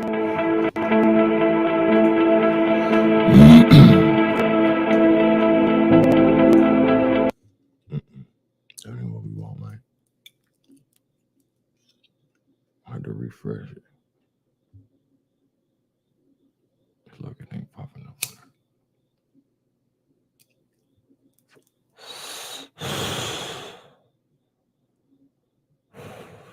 Stay with me, stay with me. I don't know if I really want to go back to the Hercules shit. I wanted to find...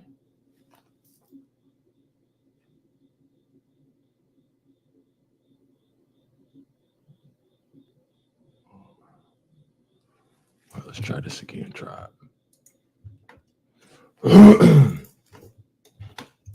Top 2. What the fuck is going on? Grooming tips all men should know. The hell is we looking at?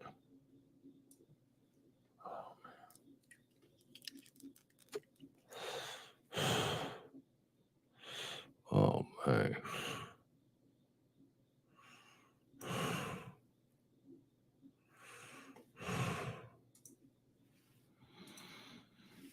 Some weird ass shit going on in the world, man. Fuck out of here with that.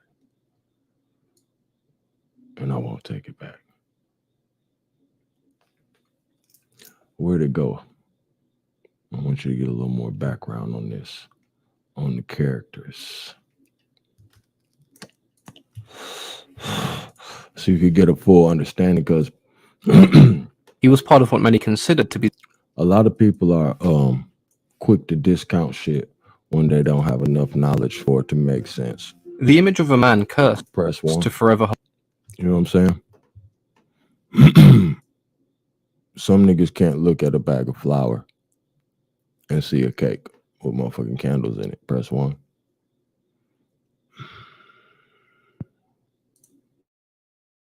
It's the Spirit of God. See, the Spirit of God is omnipotent, and it works on you. It'll work on your ass, and I can be far, far away, because it's considered conscience, you know. Ain't nothing fell in my conscience. hold the earth on his shoulders is one that many of us... The image of a man cursed to forever hold the earth on his shoulders is one that many of us may be familiar with. But how many of us actually know the story behind the man? The man this story centers around is in fact not a man at all, but rather a titan known as Atlas, and a common misconception is that it's the earth on his shoulders. But he was actually cursed by Zeus to hold Uranus, the personification of the sky and the heavens, and that is what he bears on his shoulders. He was part of what many considered to be the second generation of Titans, being the son of the Titan Iapetus and Clymene, one of the many daughters of Oceanus, making him the brother to Prometheus, Epimetheus, and Meniotius. It was also believed that Atlas fathered many children, a large portion of them being regarded as nymphs, including the Hesperides, Calypso, and Maia, the mother of Hermes, which would make the messenger god one of Atlas's grandchildren. During the war between the Titans and the Olympians, Atlas and his brother Meniotius sided with the Titans, whereas Prometheus and Epimetheus sided with Zeus. But Atlas was believed to have been one of the main sources of rebellion against the Olympians, potentially even leading the Titans into battle, which is why when the war ended, Zeus made an example of Atlas. His brothers and sisters were banished to Tartarus, but Zeus condemned Atlas to stand on the western edge of the earth and hold the heavens on his shoulders, forever separating Uranus and Tartarus. But Zeus condemned Atlas to stand on the western edge and made an example of Atlas. His brothers and sisters were banished to Tartarus, but Zeus condemned Atlas to stand on the western edge of the earth and hold the heavens on his shoulders, forever separating Uranus and Gaia. It's because of this that Atlas is often associated with endurance, even sometimes being called Enduring Atlas, a name that is thought to embody his daily struggle and eternal punishment. Atlas was regarded as the bearer of the heavens and had a close link to astronomy. When sailors looked to the sky as a tool of navigation, it was their belief that they were being instructed by Atlas, and the same can be said for farmers when they attempted to measure the seasons. The roles of navigation and measuring the seasons were somewhat combined, as Atlas became the god responsible for turning the heavens on its axis, causing the stars to rotate and revolve. In Homer's Odyssey, Atlas is described as being responsible for holding the pillars that separated the heavens from the earth, but in Hesiod's Theogony, he's instead depicted as bearing the weight of the heavens on his shoulders.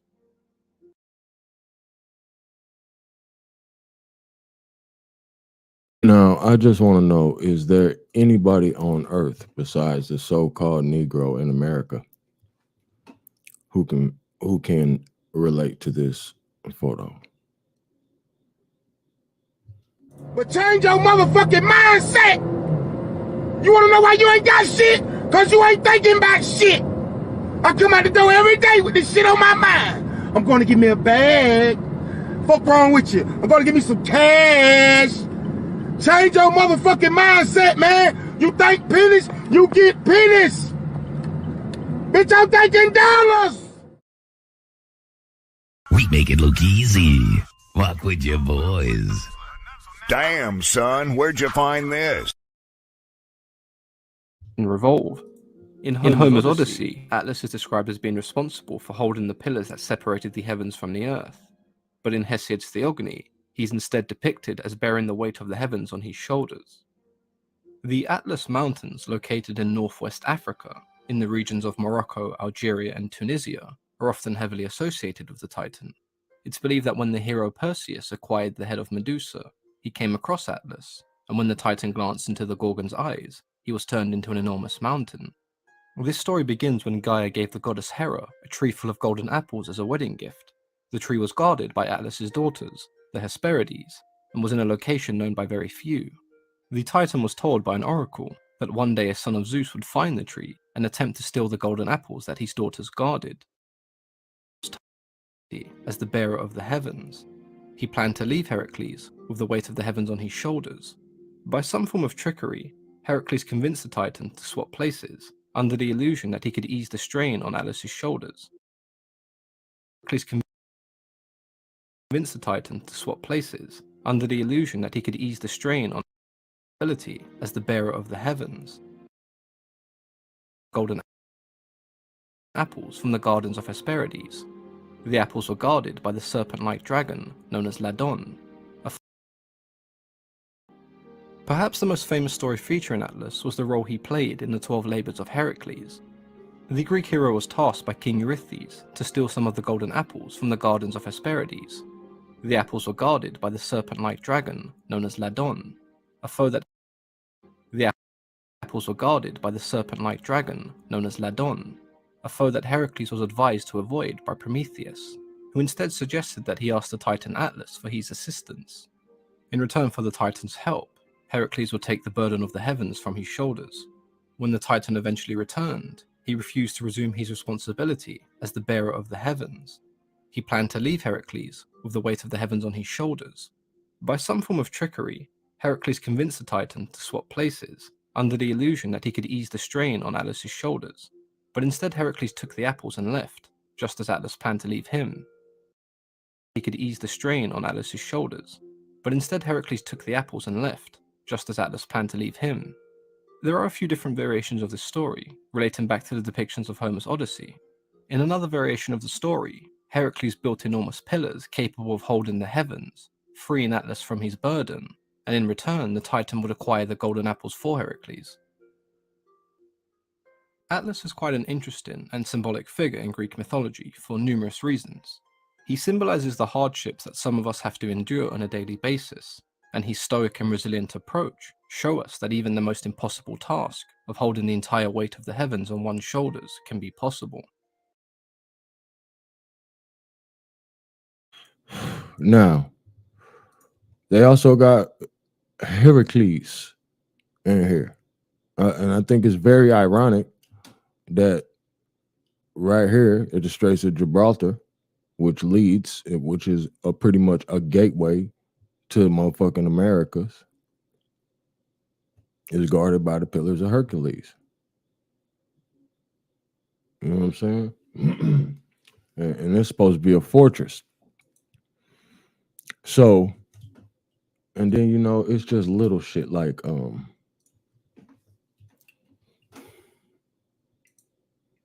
because they hiding shit. We going, this motherfucker going too long, but we going in, fuck them.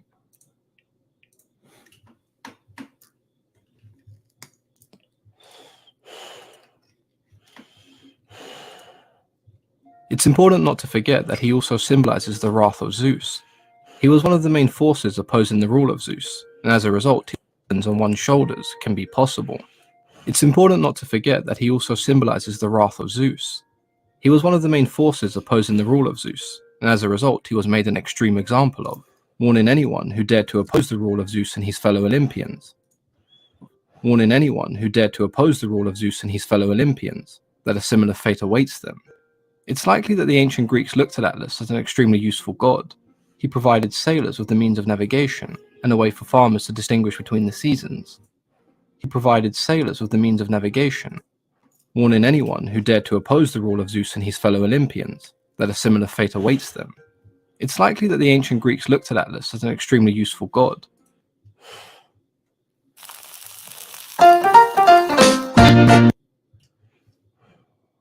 Oh, we'll let that be on the screen.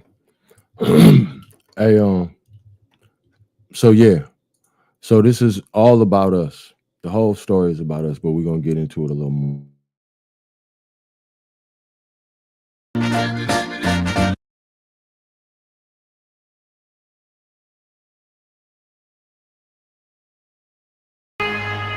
Dragon, Central America of the same name, The first Atlanteans who practiced black magic began doing so around the end of the third Atlantean subrace's reign. The people of this subrace. Now, of course, he reads something. Of course, it's these motherfuckers with our stolen shit, but just pay attention. Were known as the Toltecs. They were the ancient ancestors of the subrace's reign. The people of this subrace were known as the Toltecs. They were the ancient ancestors of the native peoples in Central America of the same name. The Toltecs were known as the Toltecs. They were the ancient ancestors of the native peoples in Central America of the same name. The Toltecs built wondrous cities and great marvels of technology. These Atlanteans began worshipping the dragon Thevatot. Through their practice, these Atlanteans began. Now, you notice they keep mentioning the dragon, which we know is Quetzalcoatl feathered serpent. You know what I'm saying? The Americas, Mayans. But we'll get to it. Worshipping Tot. Through their practice, the Toltecs became increasingly selfish and materialistic. Soon thereafter, the Turanians, the ancestors of those we now know as the Turkic peoples, became the more dominant fourth subrace, conquering much of Atlantis, frequently battling the Toltecs. The Turanians continued the practice of black magic all the way until the final sinking of Atlantis. Their religion deified the self. The Turanians thought that each person was their own lord. The Turanians continued the practice of. Now, I want you to pay attention to who these Turanians are going against Atlantis. Black magic all the way until the final sinking of Atlantis. Their religion deified the self. The Turanians thought that each person was their own lord, their own god, and deified the dragon Thevatot.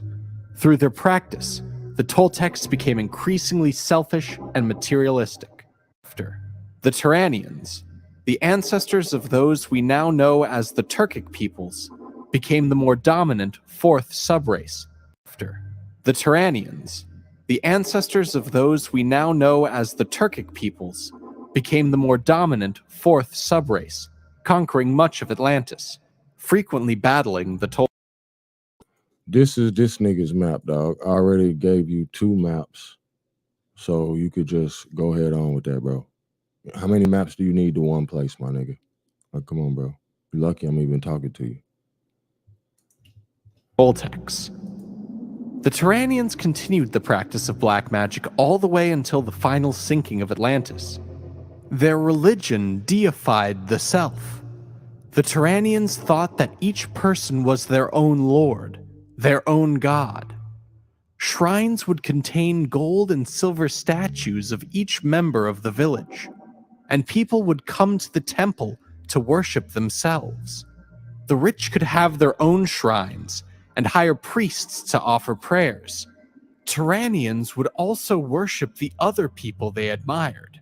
and pay monetary tribute at their shrines. The Turanians were also a warlike race. They established their military prominence by abandoning family structures altogether. Men were given free rein to impregnate women. These women and their children would be taken care of by the state, and the children would be raised as warriors. These were a people who knew nothing of the bonds of familial love. It was during the periods of the Toltec and Turanian people that the Atlanteans developed a highly evolved knowledge of both magic and science. The Atlanteans powered their cities with nuclear and solar energy. They were no strangers to the power of nuclear weapons. Furthermore, they were capable of infusing elemental spirits into robots, creating intelligent androids. They were also highly skilled in medicine and had mastered transplanting organs. As crazy as all that sounds, we were doing all that, right? Even when you listen to like, we're gonna play this weirdo shit, and then I'm gonna show you the proof. I'm gonna show you the proof that this shit be. They be on that weirdo shit because they got all our motherfucking secrets and all our records. They trying to steal our motherfucking powers. Same reason this nigga say he was finna goddamn these niggas was ready to kill what's this white boy named Franklin Kush. And see, the reason I found him because on this other video he was selling land in Florida as plots of land in of the Garden of Eden. Hold on, let me show you. So that's how I end up looking this dude up, who dressing up and playing Indian and shit. Well, let's fast forward a bit. I just wanted you to see some of these stories so you could see that all these are allegorical stories about us. You know what I'm saying? About our situation. And then you got the secret keeping motherfuckers who goddamn me keeping the secrets. Because see, he just talked about these other people, you know, that thought they was all gods. That ain't nothing but the Mormons. You know what I'm saying? And I just realized their name was Mormon, which is a little weird. You know what I'm talking about? But even when you dealing with, like, bro, they talking about Rome, this motherfucking North Carolina. Goddamn 1868 or some shit. You know what I'm talking about? And we know they wasn't, Rome was being dug up 1899. We just saw a picture of that. Press 1. I don't know why these niggas be coming over here harassing me. You know what I'm saying? What you need to do is go get you a motherfucking pen and paper, nigga. Here, I'm even play this motherfucker weirdo.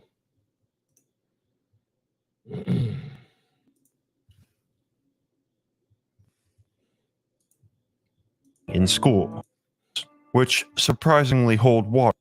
Nations. Hold on. Where the other one? We'll get to that. We'll play him last. Let's play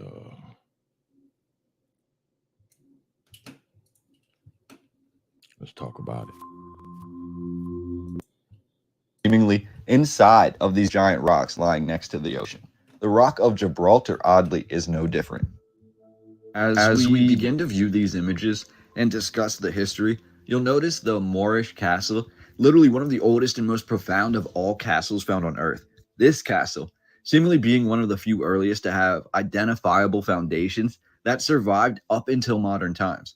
A set of fortifications running within the rock like veins. These fortifications also helped establish the Moorish architectural style as one of the most formidable in all of the world. We will look through these images of the castle at the Rock of Gibraltar, and we will also look at other outstanding features that I was able to find. I've tried to include both the oldest known photographs as well as modern photographs to allow you to compare and contrast. Diving into the in writing that was quoted by Strabo, say that Hercules, the entire legend of, came to the Etruscans first from the Phoenicians, with Hercules being an Etruscan creation that actually represents the Phoenician god Melkart, also known as Melikarthus. Now, what we know about the Phoenicians are they fucking some scamming ass motherfuckers trying to steal a nigga sauce. Also, some baby eating motherfuckers. You know what I'm saying? We could go into that if any nigga wants to refute it. I have proof of the contrary. Melkart, amongst other things, was considered to be the son of the creator deity known as the Mediterranean, which eventually dried out and killed thousands of different species. Eventually, the Atlantic Ocean broke through what is today the Strait of Gibraltar, flooding the dry Mediterranean lake and creating the Mediterranean Sea, which now surrounds the rock today. As the Rock of Gibraltar formed and aged and the water contacted it, it contained, and still does, heavy pockets of calcite. Calcite is a key component of limestone, and calcite slowly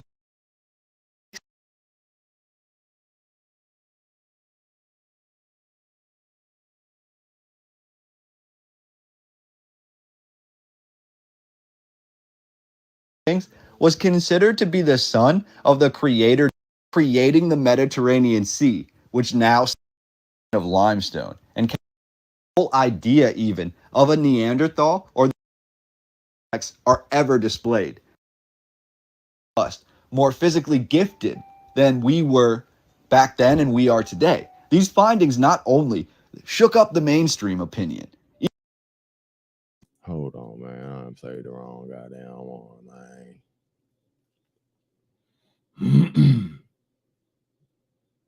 It's the wrong one, man.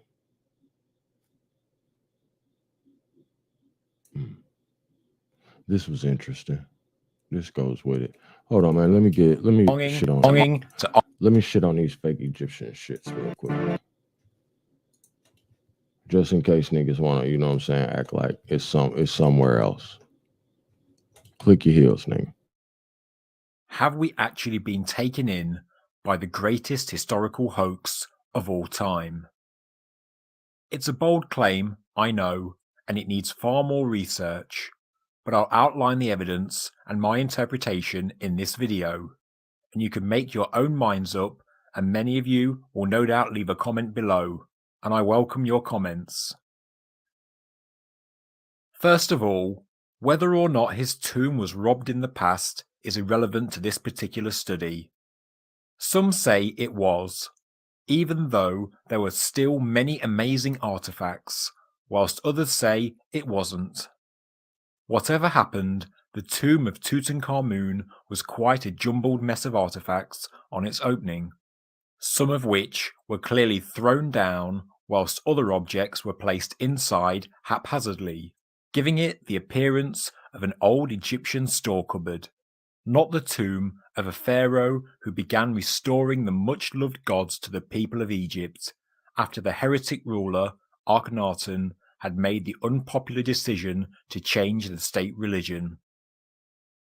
Furthermore, in recent years, the majority, if not all of the items attributed to the boy king have actually been proven to be second-hand, an Egyptologist's cupboard, not the tomb of a pharaoh who began restoring the much-loved gods to the people of Egypt. Whether or not his tomb was robbed in the past is irrelevant to this particular study. Some say it was, even though there were still many amazing artifacts, whilst others say it wasn't. Whatever happened, the tomb of Tutankhamun was quite a jumbled mess of artifacts on its opening, some of which were clearly thrown down whilst other objects were placed inside haphazardly, giving it the appearance of an old Egyptian store cupboard, not the tomb of a pharaoh who began restoring the much. It is also very cramped in comparison to the other tombs. His burial chamber is the same size as an antechamber, and the whole tomb is very poorly laid out.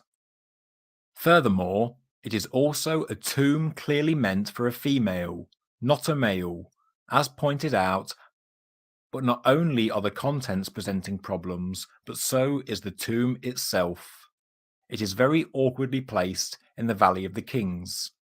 It is 9 or 10 years. Society. When you enter the tomb, you come down the descending passageway, and you need to take a right turn. This is highly unusual for 18th dynasty tombs, because in most cases you would expect the pharaoh's tomb to be on the left. Left was a symbol of masculinity in ancient Egypt, and was so important that the entrance to the pharaoh's tombs were almost immediately followed by a left-hand turn. The only tomb in the 18th dynasty involving a right-hand turn was for the female pharaoh Hatshepsut. Another strange observation is that we still see Artanism iconography inside the tomb, the new and unpopular religion brought in by the previous pharaoh Akhenaten, and what Tutankhamun began to remove by all accounts. So, if it was being removed throughout Egypt, would it really be displayed so blatantly on the throne of the first post-Artanism pharaoh? The museum is a schist statuette of Thutmose as a prostrate man grinding corn, wearing a short wig and wide lock, of Ptah in ancient Memphis. His official titles, as seen on the sarcophagus of his pet cat, were Crown Prince, Overseer of the Priests of Upper and Lower Egypt, High Priest of Ptah in Memphis, and SM Priest of Ptah. Hey everybody, I've got a video here.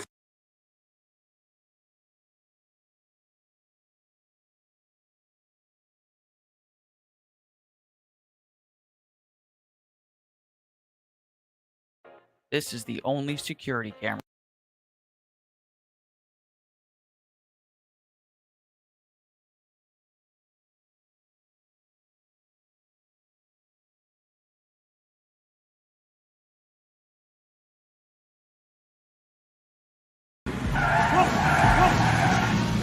What up, punk? What up, fool?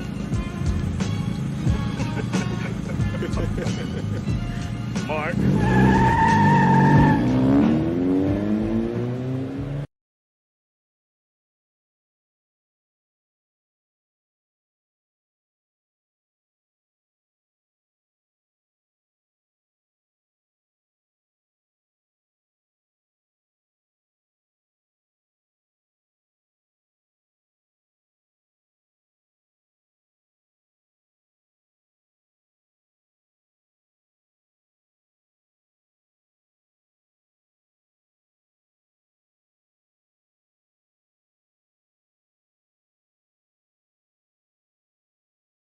St. Augustine, but a precise location has never been determined. He claimed the land for Spain and named it La Florida, which means Feast of Flowers, the Easter celebration in Spain. You might have learned in history class that Ponce was looking for the Fountain of Youth. Books are filled with illustrations showing him doing just that. But allowing this 25-acre estate and large Victorian youth property belonged to British Guards. Probably the definitive evidence he never discovered the Fountain of Youth. So that's the non-story of Ponce de Leon and the Fountain of Youth. Now, let's tell the story of how this became a huge tourist attraction. Cue the crazy.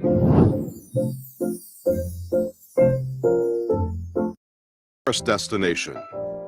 But it was one enterprising woman who took the place to a whole new level. This is a photograph of Luella Day. She was one of the first women to practice medicine in the country. In 1898, when she was in her late 20s, Luella came down to practice medicine in the country. In 1898, when she was in her late 20s, Luella came down with a severe case of wanderlust and relocated from Chicago to the Yukon Territory, where she joined the Klondike Gold Frenzy. Her plan? Attend the sick and make a fortune. Online. Local newspaper that a tree on her property had fallen down, revealing a stone crawl 10 feet. That coquina home on Magnolia Street. Anything to make a quick buck. Which brings us to what is likely her most audacious claim. Lil told the local newspaper that a tree on her property had fallen down, revealing a stone cross 14 by 10 feet. That coquina cross, she said, was placed there by Ponce de Leon to mark the spot where he found a spring of fresh water. Then other artifacts started popping up on property, a salt container with an engraving of Christopher Columbus, where he found a spring of fresh water.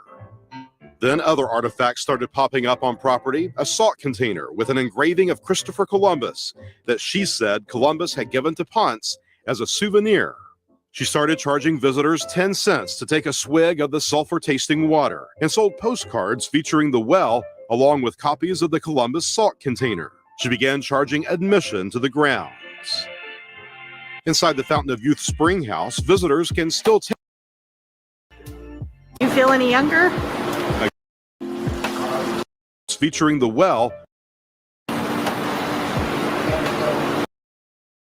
This building is a burial pit where dozens of human remains were discovered to amuse and appall the city's residents and tourists until her death in a car accident in 1927. Happened that truly legitimized the park's ties to American history. Inside this building is a burial pit where dozens of human remains were discovered, determined to be Timucuan, the Native American people who lived in northeast and north central Florida. Subsequent digs by the Smithsonian Institution concluded more than 4,000 burials likely happened. On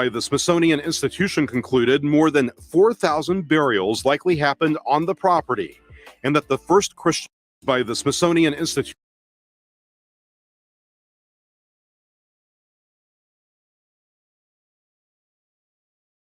That don't look like no motherfucking burial. Press 1. Found the youth. So I'm just showing you all of these myths are everybody goddamn breaking their neck to get to this motherfucker to look for some shit. Press 1.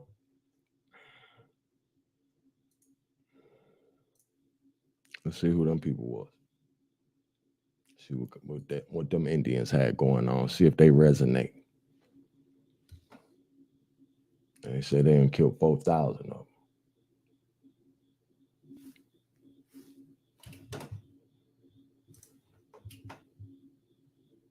I'm gonna shout y'all out, man. Hold on 1 second here, man. I wanted to pull these down. Oh, I think they're down here at the end. Oh, here it is. It says, according to the description of European explorers, most Timucuan people had dark long hair and light brown skin. Press 1. During the summer, the men were used to wear a loincloth wrapped around their waist. Timucuan women wore a very similar garment together with another covering on top, which was made of deer skin or moss. During colder months, the Timucua did not replace their clothing. Instead, they added many layers. To keep their legs warm, they wore a sort of leggings, while to protect their arms, they wore match coats made of animal skins or feathers. Both men and women had tattoos, which were considered a status symbol. The more tattoos an individual had, the more status she or he had. Does that resonate with your culture? Men would also paint their faces with a black painting. The Timucua kept their hair long. They cut it only when a chief died to show respect. They also wore jewelry, including necklaces and bracelets made from shells and pebbles. Both genders pierced their ears and used fish bladders as earrings. Warriors could decorate themselves with feathers, belts, anklets, and bracelets. Timucua's chiefs and their wives dressed in a different way than the rest of the tribe. They wore fancier clothes with many ornaments, and they decorated their faces with a distinctive face paint design. The chief's wives often decorated the skin around their mouths with a blue paint. And that kind of reminds me of the Mayan blue, which is found in Georgia. These are the people of Florida. You know, Then where they done killed everybody, goddamn, for the Fountain of Youth. Press 1. Institution concluded more than 4,000 burials likely happened on the property, and that the first Christian mission in the U.S. was here, on this site. For many years, the skeletons were exposed above ground for tour groups to see. But in 1991, the remains were reinterred during a solemn Catholic Mass by the Smithsonian Institution of American History, the Northeast and North Central Florida. Subsequent digs by the Smithsonian Institution concluded more than 4,000 burials likely happened. Hey man, this nigga in the goddamn chat is a motherfucking police. You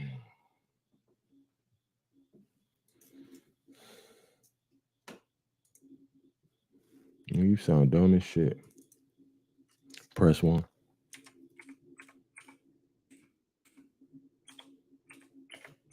Nigga talking about some rosewood. Get your goofy ass. Go back on Instagram and study, nigga. That where you niggas study at? The fuck out of here, dog. We got real grown man shit going on over here. You know what I'm talking about?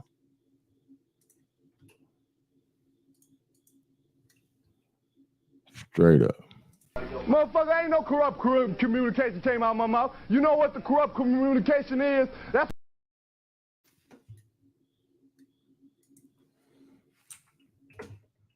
Motherfucker, ain't no corrupt communication came out of my mouth. You know what the corrupt communication is? That's when you talk about the devil. He the devil. Your motherfucking communication is corrupted.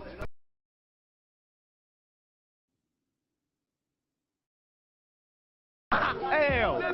You trust in hell, motherfucker, and you already in hell. Just like I trust in heaven and I'm already there, motherfucker. You the one going, you believe in death, huh? Goddamn murderers.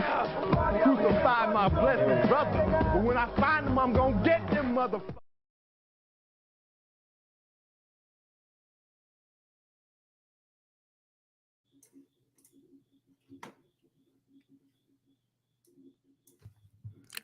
Bitch ass nigga.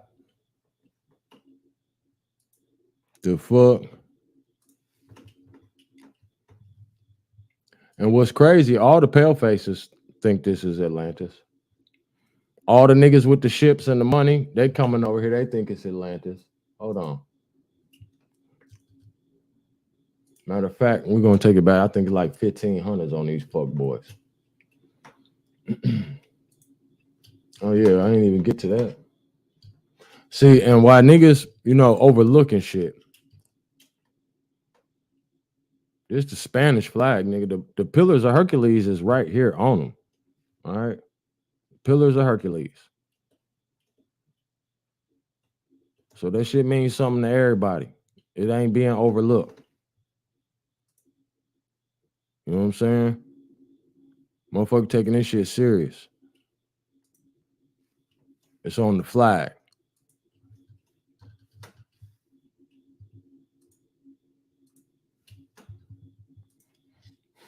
Hold on. What I wanted to show you. I'm gonna wrap it up in a minute, man. Let's see. I want to show you something else though.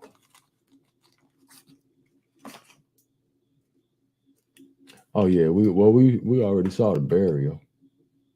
We doing extra shit. Nigga, this some other motherfucker video. I don't know what images they gonna put on that shit, dog. Could X out of some of this shit.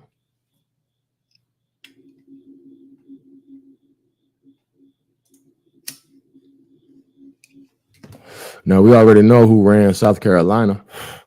You know what I'm talking about? Even after the Civil War. That's already been established. This is South Carolina plantation house. This what the Indians living in South Carolina. All right. I don't know what the fuck y'all niggas be thinking about.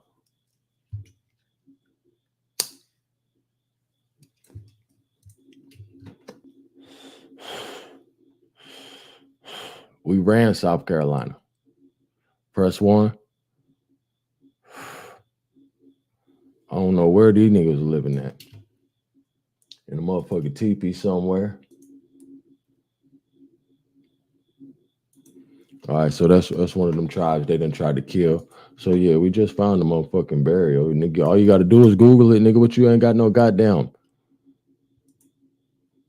two-way phone, nigga. This nigga got one-way goddamn government phone, nigga. Get on your goddamn phone, nigga. You on here goddamn chatting, and you could have just looked the shit up. And then what's crazy, this nigga right here, Garrett Morgan. You know what I'm saying? I was talking about. We know about him that invented the gas mask, right? G.A. Morgan Hair Refining Company sold hair care products.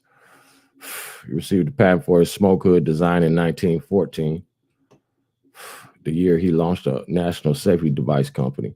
Now, I just want to show you just, the type of niggas we is. Because this 1913, we doing shit like this, and that's when they just talking about this Atlantis shit. 1858, a nigga described Atlantis. And it say for demonstrations of the device, he sometimes adopted the disguise of Big Chief Mason, a purported full-blooded Indian from Walpole Indian Reservation in Canada. He would demonstrate the device by building a noxious fire fueled by tar, sulfur, formaldehyde, and manure inside an enclosed tent. Disguised as Big Chief Mason, he would enter the tent full of black smoke and would remain there for 20 minutes before emerging unharmed. So he done went up in there with the gas mask on. They ain't even had that shit yet. Many large cities throughout the United States have Morgan smoke helmet in their fire departments, hospitals, asylums, and ammonia factories. All right. Get a look at Garrett Morgan. All right. So we already know. He was born in 1877. You see that nigga hair. But I'm just showing and proving that we got all that shit they talking about. And that this empire, this republic, this ain't new. You know what I'm saying? It ain't new to us. Press 1. Oh yeah. It get better, man. I ain't done. I got some more shit for you. Show you some scallywags stealing your shit. I've been trying to get them scallywags a break. They be getting on my nerves, man. They steal so much shit. And we already, I don't really want to revisit the goddamn with the temple video. We already laid that down in one. You know what I'm saying? But I see goddamn this motherfucker done pulled them out. It didn't goddamn lined their ass up. Press 1. Here, man. We're gonna make it easy for you. This the last easy video, man. All right. I mean, you even got the cataclysmic events in the goddamn the Carolinas. You know what I'm saying? That's described. What kind of car do you drive? You know I should pull up on this bitch ass nigga right here. Pause. We busy though.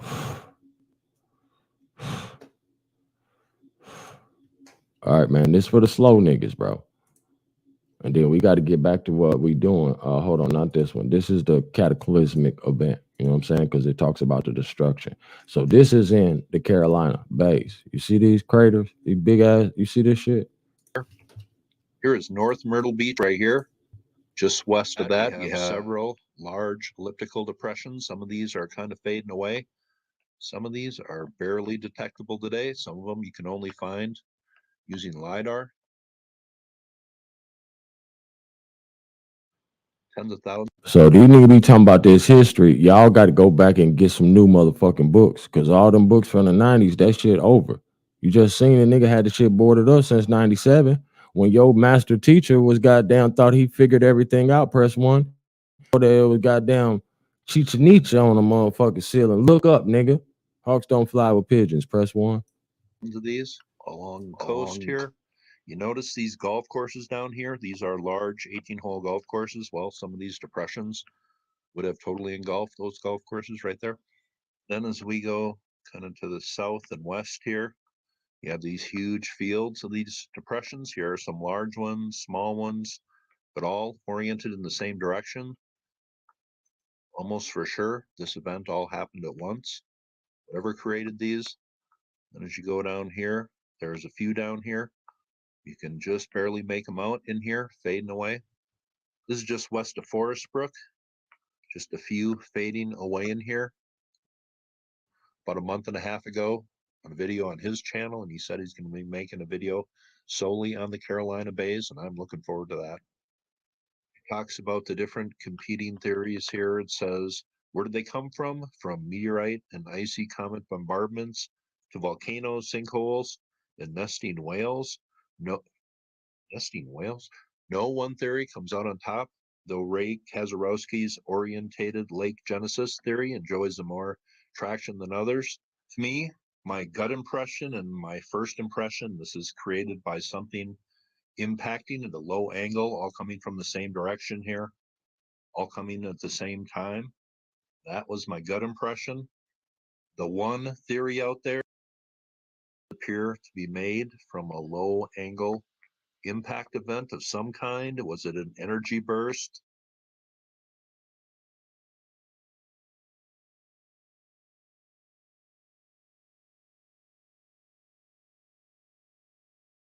Just a quick flyby. You know how we Hawkin yos.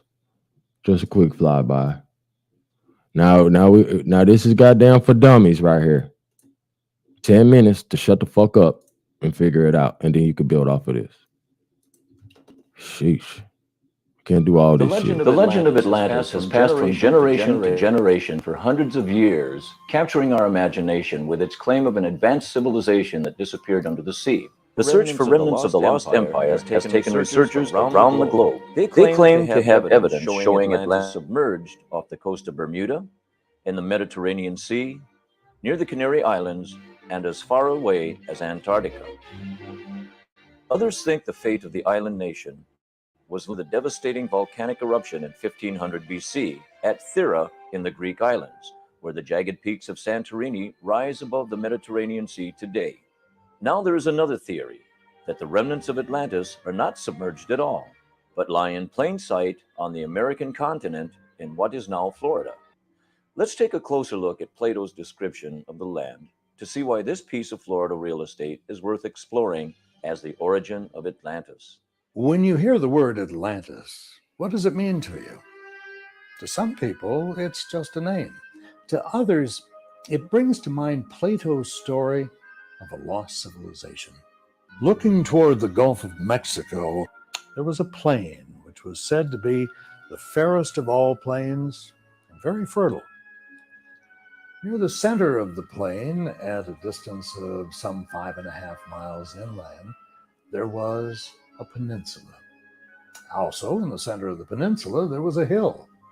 One of the primeval men of that country lived on this hill. His name was Evanor, and his wife was called Leucippe, and they had an only daughter who was called Cleito. The maiden had already reached womanhood by the time her mother and father died. Poseidon fell in love with her and enclosed the hill on which she lived. They made alternate zones of sea and land, larger and smaller, encircling their home. There were 2 zones of land and 3 zones of water placed evenly around the castle. Each zone was centered on the castle so that no outsider could get to the island home. He brought up.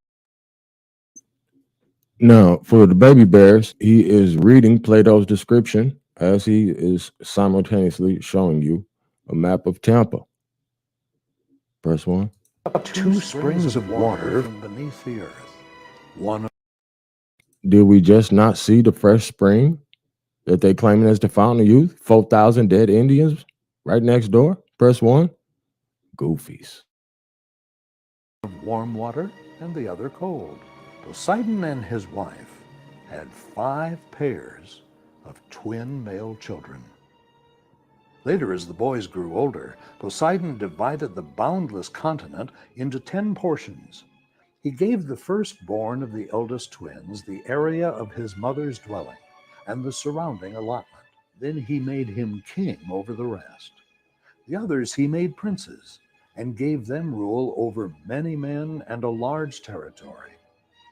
The eldest child, who was the first king, was named Atlas, and after him, the kingdom was called Atlantis.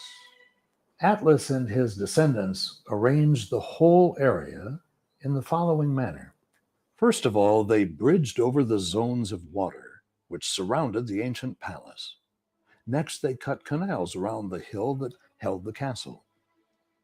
Beginning from the sea, they cut a canal 300 feet wide and 100 feet deep. It was the outermost zone, which they carried through the peninsula, making a passage from the sea up through the city.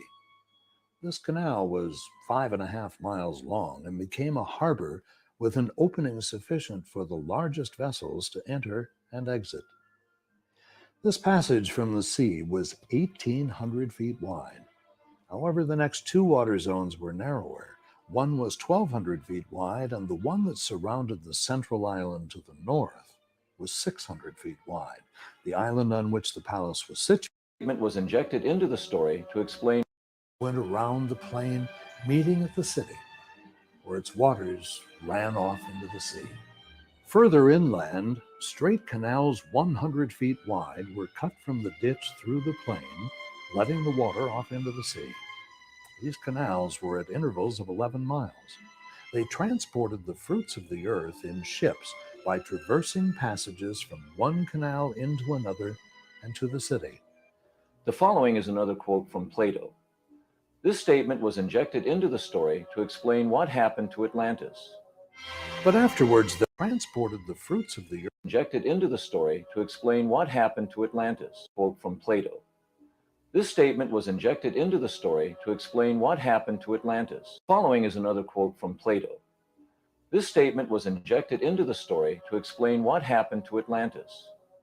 But afterwards there occurred violent earthquakes and floods, and in a single day and night of misfortune, the soldiers sank into the earth, and the island of Atlantis in like manner disappeared in the depths of the sea.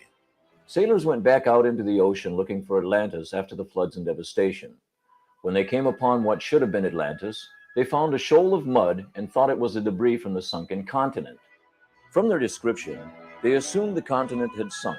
We now know that a large tsunami will turn a flat, level plain into a mud flat. From the ocean, they would not have been able to tell that the mountains and the rest of the continent were still standing. Would not have been able to tell that the mountains and the rest of the continent were still standing. From their description, they assumed the continent had sunk. We now know that a large tsunami will turn a flat, level plain into a mud flat.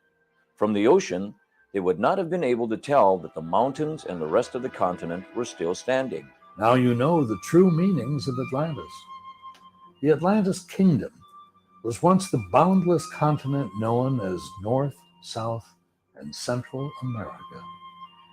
Atlantis continent refers to either North America or South America as one of the Atlantic.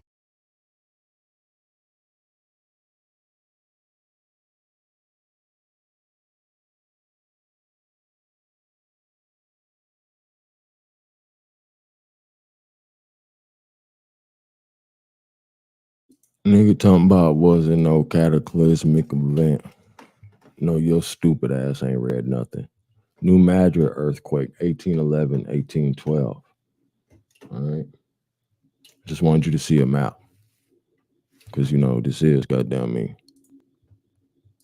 Atlantis for dummies. All right. So we giving you everything you need, all the clues you need, all the blues clues, my nigga. All right. Sheesh. Dumbass niggas. That's how I know nigga be agents low key though, cause nigga be dumb as shit, just be saying dumb shit. We doing too much smart shit over here. Are you ready for nigga retirement? To be making no dumbass comments. Personal Capital can help you find out. Our Press 1. Everybody, video here for you today. Hold on. This is Niggas just be mad they dumb. Don't be mad at me, you dumb. Here you go. The New Madrid earthquakes occurred from December 1811 till February 1812, with aftershocks being felt in the area throughout the year of 1812. We have an eyewitness account for the New Madrid area basically from November, December of 1812.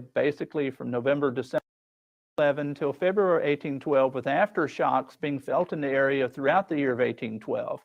We have an eyewitness account for the New Madrid area, basically from November, December of 1812, saying that the ground is still shaking here. We've felt several thousand shocks of the ground. They called them shocks or quakes or jolts or whatever like that.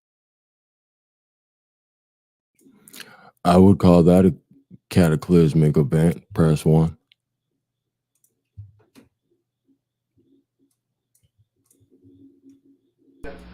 It's the Spirit of God. See, the Spirit of God is omnipotent, and it works on you. It'll work on your ass, and I can be far, far away, because it's considered conscience, you know. Ain't nothing fell in my conscience. What kind of Indian are you? Like Tonto Indian? Shinnecock Indian. Really? You're a Shinnecock? Yes. Oh, I didn't know you're a Shinnecock. You could have fooled me. That's the kind I am. Hey. So you should be Big Chief Bastard, not Old Dirty. His family was here when Columbus landed, huh? Is that right? Yes. So you are not a black.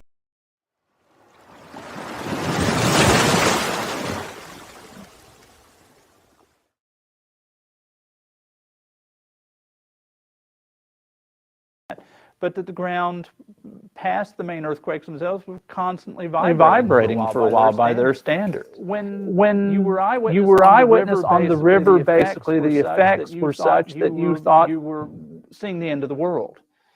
Pierce noted that the seeing the end of the world. Pierce, you thought you were seeing the end of the world. Were eyewitness on the river, basically the effects were such that you thought you were seeing the end of the world. Pierce noted that the river would boil, sand blows would erupt on the shore, the trees would shake together and clash, that the river would boil, sand blows would erupt on the shore, the trees would shake together and clash, trees would snap, the wildlife, waterfowl would fly aimlessly up in the air because they were scared to land on the ground, etc., etc., etc. People passing the little town of Little Prairie, which is where modern day, roughly where Caruthersville, Missouri is today, would beg people on boats to let them on to get away from this area. A particular interesting account, John James Audubon, the naturalist, was in Kentucky riding a horse during one of the earthquakes. And literally his horse sensed the earthquake before he did and stopped. And a few seconds later, the earthquake hit them. The animal felt the effect quicker than he did and stopped. And then he was along for the ride literally at that point on the horse. At Cincinnati, you had somebody by the name of Daniel Drake, basically, who set up his own crude instruments to try to record the effect, basically pendulums, noting that they swayed back and forth, noting date, time, and how much the pendulum. Grammarly makes communication at work one click simpler.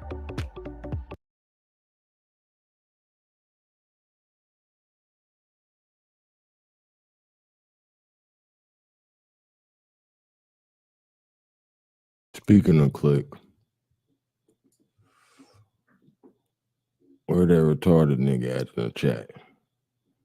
He still got that dunce hat on in the corner looking goofy. Why don't you click your heels together 3 times and go back to Africa?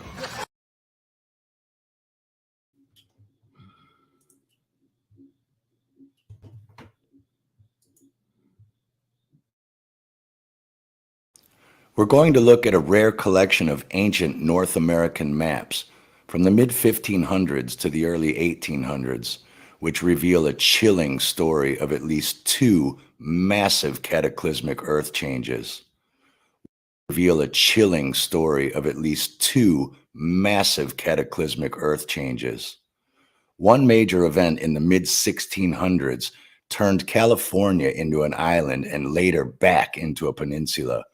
It also split a single giant in the mid-1600s, turned California into an island and later back into a peninsula. It also split a single giant lake in Canada into what is now Lake Manitoba and Lake Winnipeg. This split appears to have caused the formation of the Great Lakes of the Midwest and thousands of smaller lakes just to their north.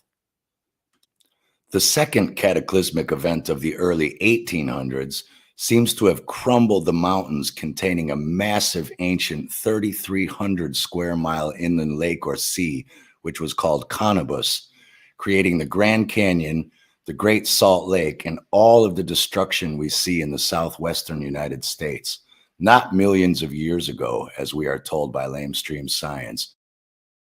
Perhaps by coincidence or not, this massive sea was only about 100 miles south of what is now Yellowstone National Park.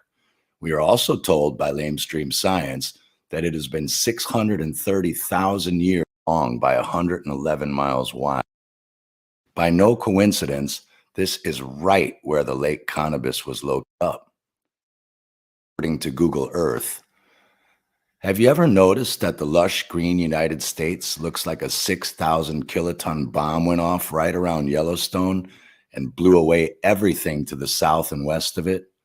Unless old man America just suddenly went bald there from aging, something just doesn't add up. By no coincidence, this is right where the Lake Cannabis was located on maps up until the early 1800s and never seen again after. This lake or sea, Cannabis, was 130 miles long by 111 miles wide. You can Utah. Press 1 if this a cataclysmic event. The fuck? I got a cataclysmic event for this goofy ass nigga. The fuck? Becky.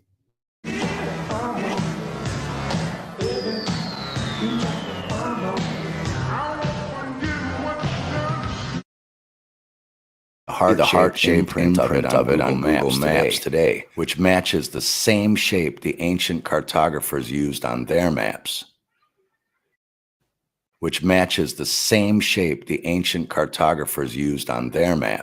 130 miles long by 111 miles wide.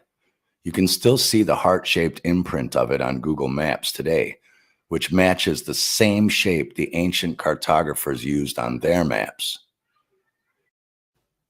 You'll also notice that both the Grand Canyon and the Glen Canyon start clearly at the perimeter of this ancient dried-up lake bed. Another coincidence? Researchers of the mud floods and Tartarian destruction might recognize where this is going. But Sherman, let's set the Wayback Machine to 1544 and see what the early explorers and cartographers had to say. They were the Google Earth of their time, after all. On these maps before 1650, notice California as part of the mainland, Lake Cannabis to its northeast, and the remarkable absence of the 5 Great Lakes in the Midwest. We can see that cartographers from the 15 and 1600s already possessed very detailed knowledge of the towns and peoples in these lands, yet failed to map or mention the biggest lakes in the world. Then when did they appear? Where did they come from? And what massive event created them? Suddenly, sometime around the mid-1600s, the Great Lakes appear out of nowhere, and California is now an island that ships can sail completely around. And peoples in these lands, yet failed.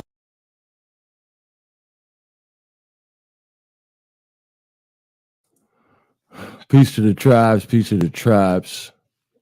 Yeah, man. You be hawking, Godfather. You know, I be over here, goddamn, trying to make sure I ain't on mute and shit. So I be missing some shit to the playback. You know what I'm saying? So shout out to all the motherfucking big woke, big chiefs in the motherfucking stream. You see it say Chalaga right here, but yeah, it say Mexicana. That's because that shit going all the way up here. You see Florida. Look, Florida, look how Florida all the way over here. Can you see this? Let me move this man out the way.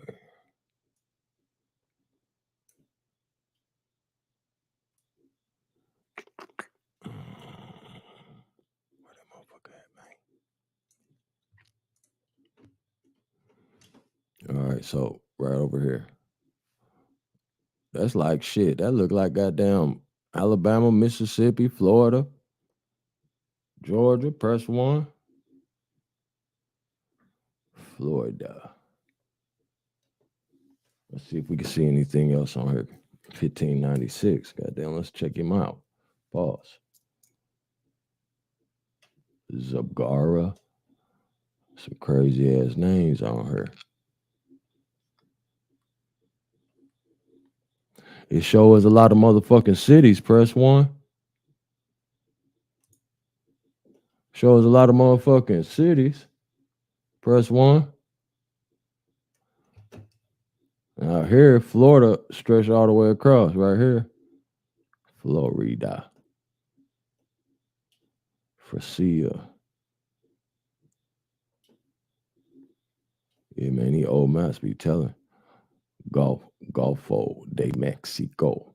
Bro, because just the way the currents work, if a nigga fall in the water and goddamn the Yucatan, he gonna end up goddamn in Mississippi, Florida somewhere. Press 1. Cannabis to its northeast, and the remarkable absence of the 5 Great Lakes in the Midwest. We can see that cartographers from the 15 and 1600s already possessed very detailed knowledge of the towns and peoples in these lands, yet failed to map or mention the biggest lakes in the world? Then when did they appear? Where did they come from? And what massive event created them? Suddenly, sometime around the mid-1600s, the Great Lakes appear out of nowhere, and California is now an island that ships can sail completely around. How did that happen? From 1650 up until around 1810, the Great Lakes are consistently shown, but we can see that some of the maps show California as an island while others still show it as a peninsula. At this point, we must emphasize that plagiarism was the norm in cartography, so we have no way of knowing what and how much are copied from earlier maps. These are obviously not the only maps in existence for that time period. Other maps may come up showing there were Great Lakes indeed mapped at that time, in which case the Great Lakes theory would be out the window. It is just that, a theory. But one thing that really stands out is that cannabis was clearly there right up until around 1810, as was California, an island. On the maps from 1810 and onwards, Lake Cannabis is not an island. Yeah, I just want niggas to see that, because now you see Louisiana. Nigga talking about motherfuckers from Louisiana. Louisiana going all the way from the goddamn coast to motherfucking Canada. Press 1. All these niggas from Louisiana. Press 1. That from New Orleans all the way to goddamn St. Louis and past that. Florida Lee all through that bitch. Press 1. We ain't got to keep proving nothing to these goofy ass nigga, man. I just did that on the flyby. You know what I'm saying? Just to show and prove you're goofy. You know what I mean? I ain't even had to do that. That was a favor, nigga. I did you a favor. One more other video, man. Got one more for him, man. It's gonna connect some pretty good dots, you know what I mean? Yeah, because I'm glad niggas be coming in here, you know what I'm saying, with the extra shit, because then that make me just real quick pull the shit up, because I've been goddamn studying the shit, you know what I'm saying? But yeah, they keep all these secrets. This shit all in the book. Oh yeah, let's go to, that's what I wanted to show you, the Francis Bacon shit. Let's go to that real quick, man. Let's pull some primary sources on these fuck niggas, you know what I'm saying? I just play the videos, you know what I'm saying, just to make it smooth for the tribe, you dig?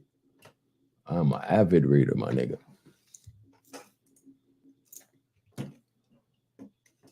We ain't even gonna finish reading the goddamn newspaper article. It was in the link. They said enough. You know what I'm saying? This bitch going, we going in on this motherfucker. Oh, history. Let's go. Damn, I didn't mean to do that.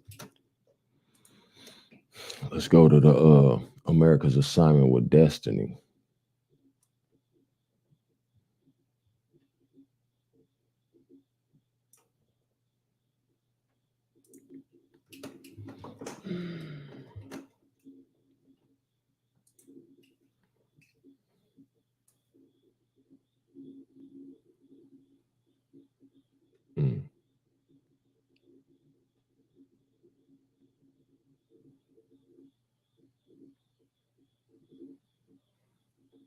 See, here he talking about how everybody got down stealing our motherfucking sauce.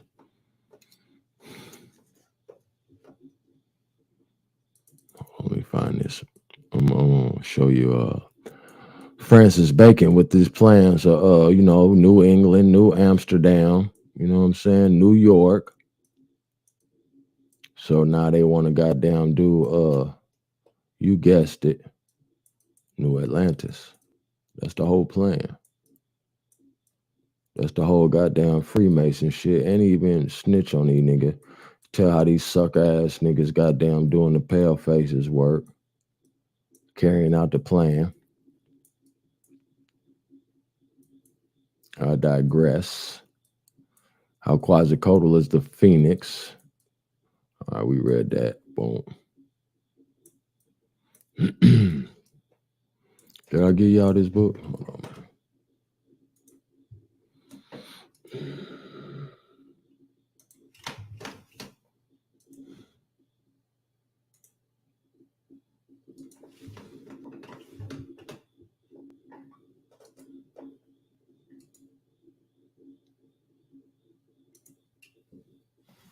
Alright. Because this talks about how they set the whole shit up to goddamn come steal from us.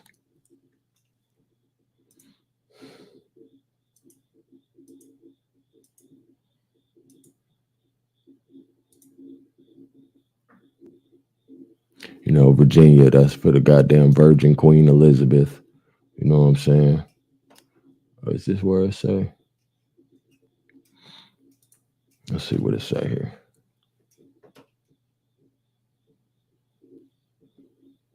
Because they're talking about how Cabot, you know what I'm saying, all this old made up shit. It say the Great Plan, we'll start here. It says the Great Plan, all right, reached the Western Hemisphere through a series of incidents. Many earlier explorers and colonizers are known to have associated with the secret societies. There is no historical way of determining the secret spiritual convictions of so-called conquistadors, adventurers, and founders of plantations.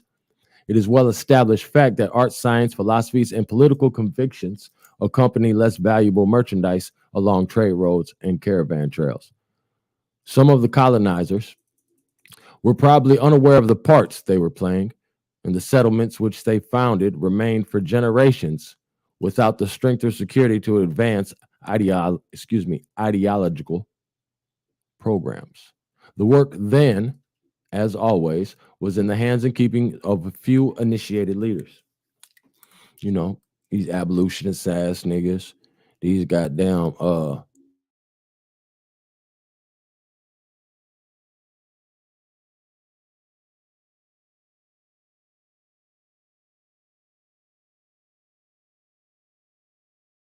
don't know why I'm on mute. Did y'all hear me read that, man?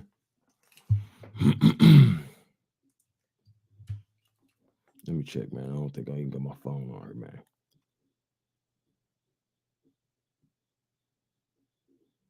Tribe.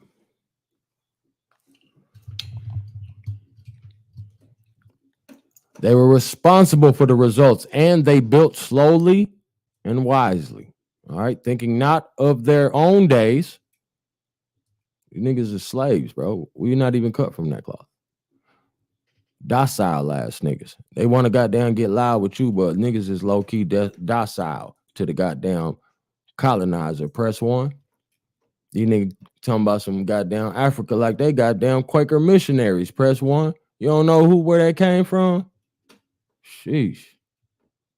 Nigga talking about West Africa. Nigga, Indians went and colonized West Africa. Nigga, that's why you connected to West Africa. Stupid. They were responsible for the results, and they built slowly and wisely, thinking not of their own days or of their own reputation, but of the future in which the great plan would be fulfilled. All right. The political intrigues which Queen Elizabeth had inherited from Henry the eighth plagued her Majesty's advisors through her long reign. Henry had rebelled against the papacy, ousted its clergy, closed its monastic houses, confiscated its properties, and established the Church of England. Spain, motivated by both religious and secular considerations, was resolved to control England, blah, blah, blah. You have to read about their little fight. All right. While serving his diplomatic apprenticeship at the court of Navarre, Bacon had been initiated into the new liberalism represented throughout Europe by secret societies of intellectuals dedicated to civil and religious freedom. All right. Blah, blah, blah. Knights Templars, blah, blah, blah, Freemasons, blah, blah, blah, Bermuda. We just seen the niggas they took to Bermuda. Hog Island, so named because of the wild swine that infested them, were renamed the Somers Islands in honor of Sir George's impromptu visit. Ultimately, however, these islands were called the Bermudas, after the Spanish navigator Juan Bermudez. And the Negroes, the Indians, are still there to this day. Press 1. We know that to be a fact. All right. Now, let's get to this New World shit, this new Atlantis they writing about in the 1600s. See, because they was planting the seeds for this shit a long time ago. Germ of the Constitution.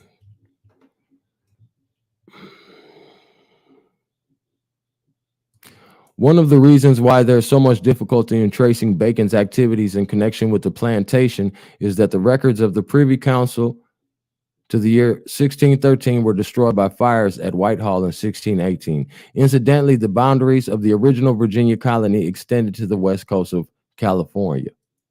Charles Mills gaily divides the group instrumental in the foundation of the Virginia Company of London into two sections, the liberals or patriots and the imperialists, blah, blah, blah, blah, blah. All right. They just divide motherfuckers up because that's how they goddamn put you in the trick bag. Where this nigga at, man? And if you want to read about this, read this whole book. You know, it's pretty much just going to tell you America's assignment with destiny, how they came over here, passed the goddamn Pillars of Hercules, violated, came over here in Atlantis land. You know what I'm saying? They say it is difficult to restore the pattern of submerged activities covering a period when historical records were scanty and subject to destruction. It is certain, however, that between 1610 and 1660, a mass of material concerned with the development of the Great Plan for America was transferred from Europe to the Western continent for preservation and future use. It is shallow thinking to assume that the secret societies operating in Europe, the Freemasons, the Rosicrucians, and the Fellows of the Royal Society, had no representation among the colonies until the beginning of the 18th century. The confusion is due not to the lack,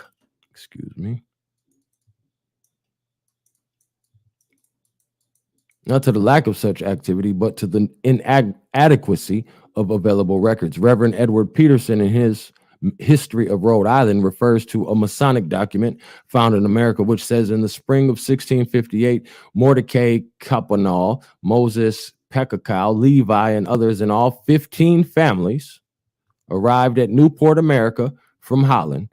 They brought with them 3 degrees of masonry and worked them in the house of Caponal and continue to do so, they and their successors, to the year 1742.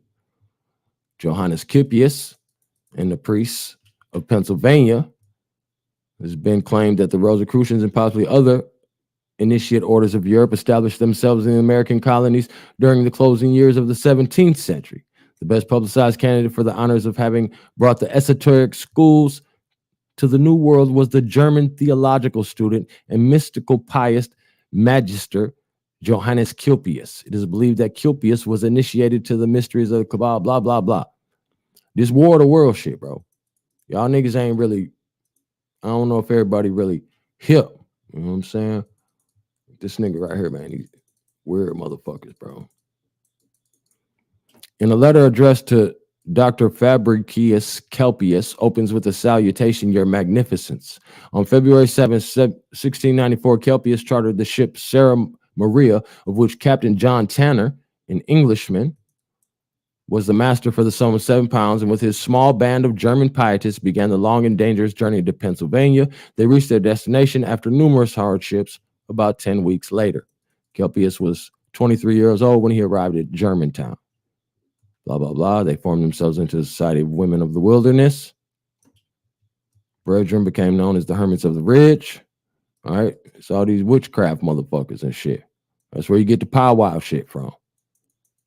All right. That's they shit. They bringing all this weirdo shit over here. That's why they talking about the black magic shit. All right.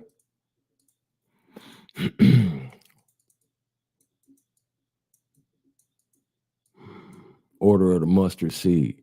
And that's another thing about this whole Atlantis bill. You know, in the what is this? The Langston Hughes book.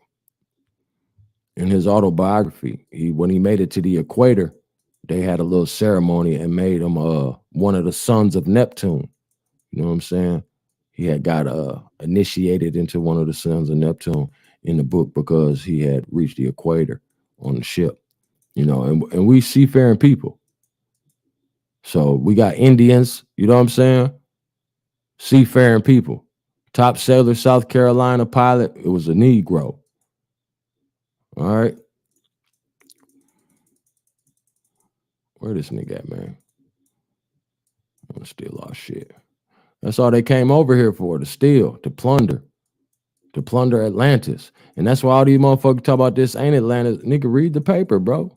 You didn't hear what the nigga described? You haven't seen the Americas? No, nigga, you too busy with this shit on. Go make me some motherfucking chocolate chip cookies, nigga, and put some weed in them, too. Straight up. Where my nigga at, man? Straight up. A funky ass bitch. Why are you trying to jump to a bitch's motherfucking defense?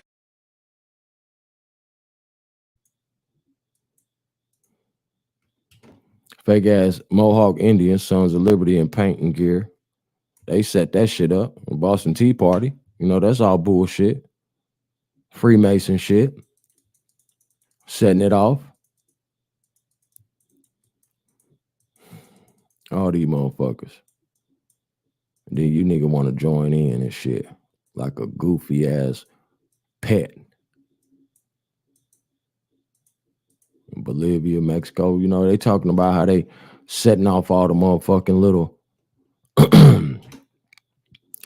what's it called, government coups and shit around this motherfucker, Mexico and all this shit. I think this the shit. Here go the goddamn the Moorish priest and shit.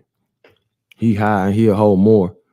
Miguel Hidalgo, called the father of Mexican independence, all right, was ordained to the priesthood in 1778, and from the time on was in frequent difficulties with his religious superiors. Though of slight stature and humble appearance, Hidalgo had improved his years at the Royal and Pontifical University of Mexico. He early showed an inclination for history and political science. What year? 1778.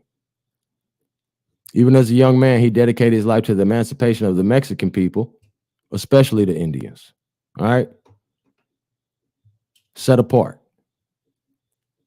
He was denounced to the Inquisition at Valladolid for unorthodoxy. He was accused of reading prohibited books and favoring Jainism. It was particularly pointed out that he carried with him in his wandering a copy of the Quran.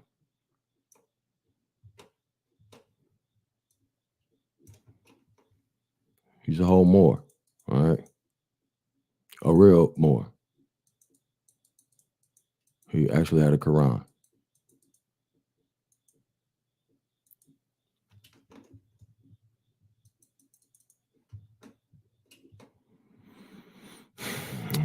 Middle life, despite the edict, said blah, blah, blah. Yeah, man, and he came over here stealing. Benito Pablo, another Freemason nigga. He telling it all, man. Then when you get down, goddamn, making a deal with these devils, either they fuck you or goddamn snitch on you. Press 1.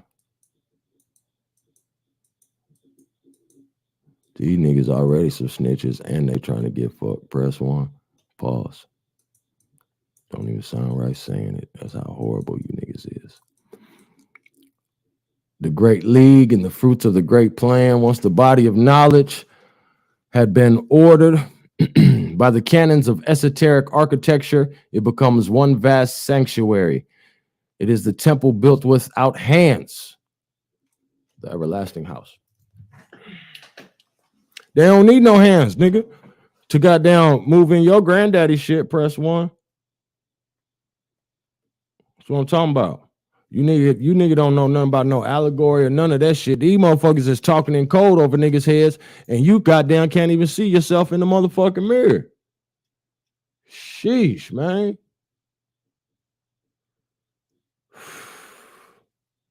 Motherfucker, ain't no corrupt communication came out of my mouth. You know what the corrupt communication is? That's when you talk about the devil. He the devil. Your motherfucking communication is corrupted.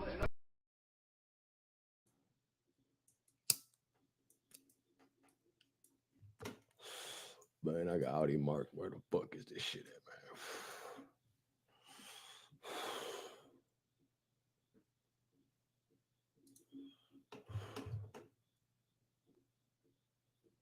Oh, yeah. I thought this was very interesting. It says,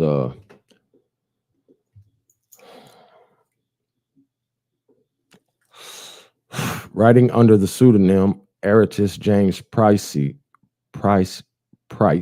issued part of the Popol Vuh with learned commentaries under the title The Book of Azur Vale. This ran in Lucifer, a theosophical magazine, between September 1894 and 1895. It concluded with a note that circumstances made it possible for the translator to finish the work. Made it impossible. I was going to say that didn't sound right. Price suggests that the god Quetzalcoatl was known in Peru under the name of Amaru. He writes, from the latter name comes our word America, Amaruca. It is literally translated land of the plumed serpent. The priests of this god of peace from the chief center in the Cordilleras once ruled both Americas. All right. All the red men who have remained true to the ancient religion are still under the sway. One of their strong centers was in Guatemala, and their order was the author of the book called Popol Vuh.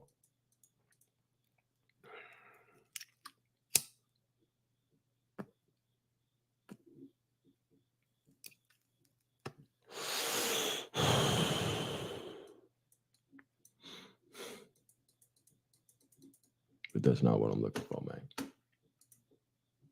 Let's just go through everything. We talking about our secret society shit. You know what I'm saying? Boom. But that ain't what I'm looking for, man.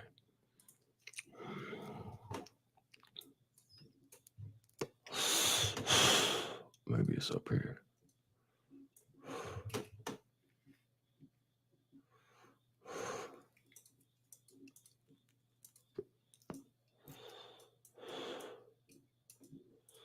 What the fuck is it, man? I had to read this whole motherfucker just to find it. But it's cool because it's all shit to learn in here, man. I'm just on some high laid back shit, so you have to forgive me if I'm goddamn bullshit in here. Let's do what the lame niggas do. I'm not reading shit and you never read the book.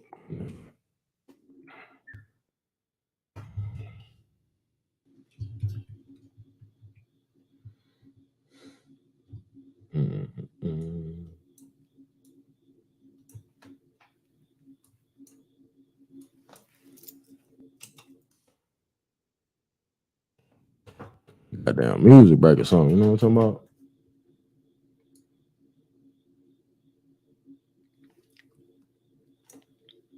Let's go here.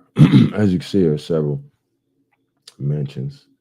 Page 29, we'll go there first.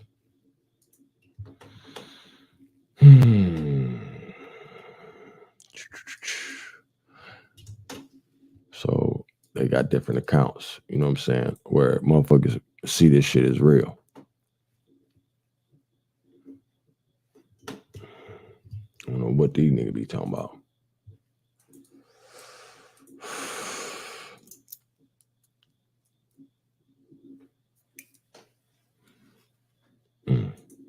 See, he talking about the Atlantean princes. That's still not what I'm looking for, though.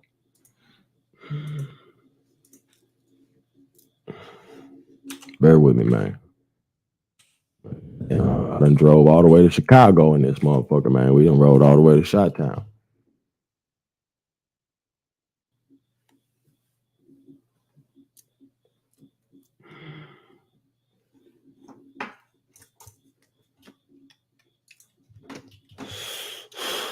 Here we go.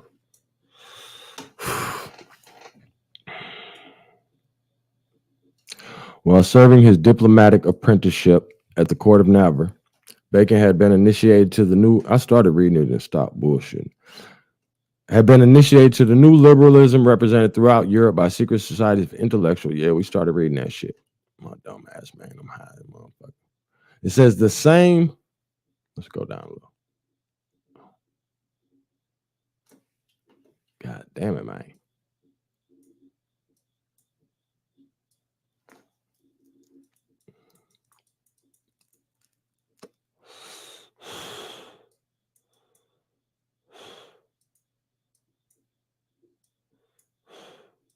This motherfucker. The Franciscan frock. And that motherfucker, the fuck? That shit was on like page 29.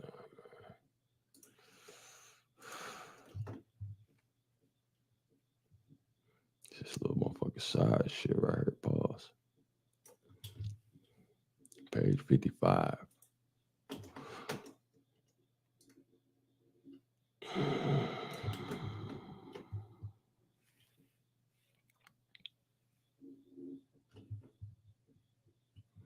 So now they talking about the nigga Bacon studied under. And then they talking about this nigga Columbus with the goddamn cryptic signature and shit. You know what I'm saying? Freemason ass shit. Knight Templar codes and shit.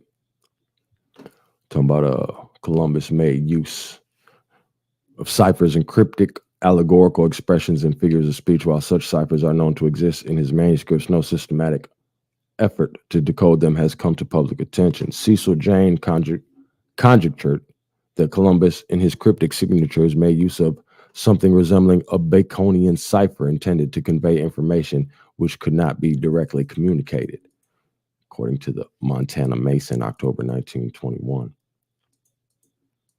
Supply a clue to a secret, otherwise carefully concealed code, blah, blah, blah. Where the fuck is that?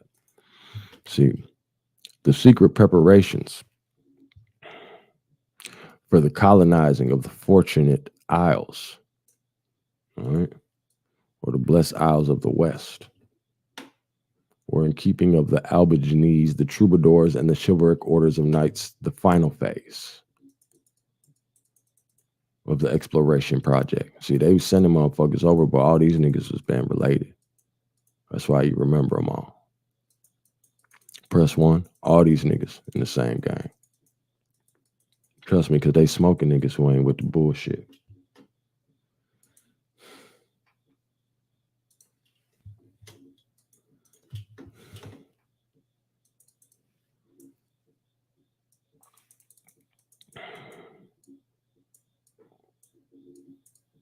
Man, we just seen this shit on page 55. What the fuck?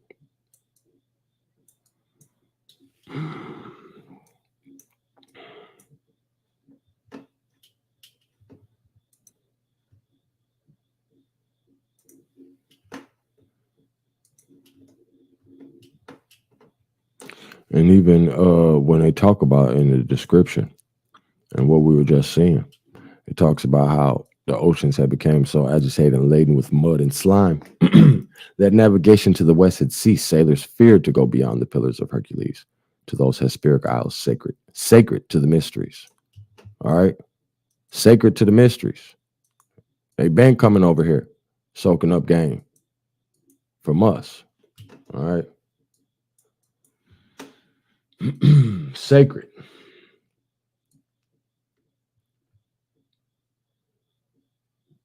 Spanish priest with Quran, germ of the Constitution. Did I can find that shit?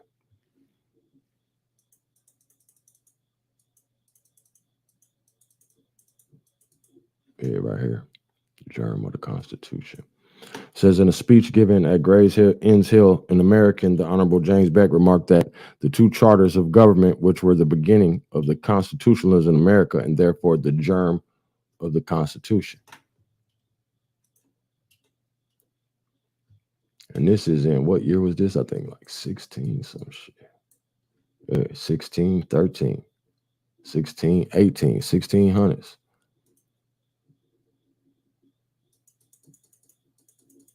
So they coming to claim Atlantis.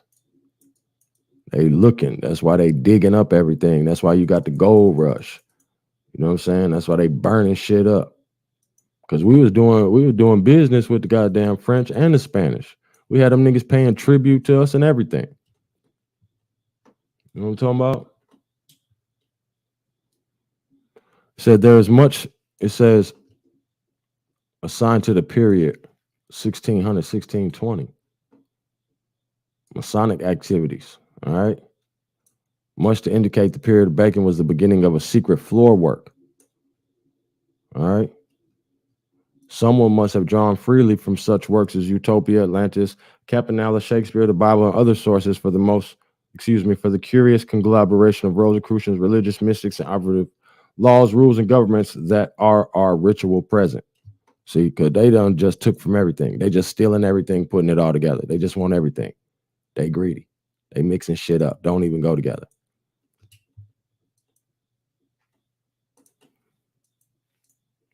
They hate us because they ain't us. The episode is referred to historically as Bacon's Rebellion. And it's been said that the occurrence played an important part in the formation of the American national consciousness. See, why you think motherfuckers sleep? No, nigga, you was sleep.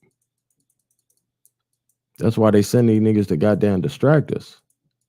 They send them niggas, even if it ain't nothing but a nigga going to a meeting and a motherfucker telling them what kind of narrative to push, or, you know what I'm saying, what kind of arguments to go against. That's what they do. They sent. You know what I'm saying? Fuck is New Atlantis? These motherfucking Clampus trying to steal. Yeah,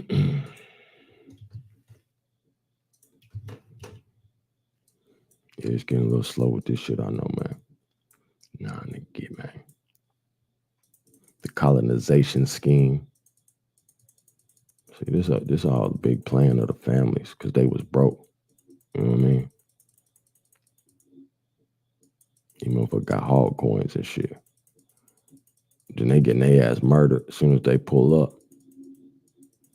Send their ass back packing. One motherfucker.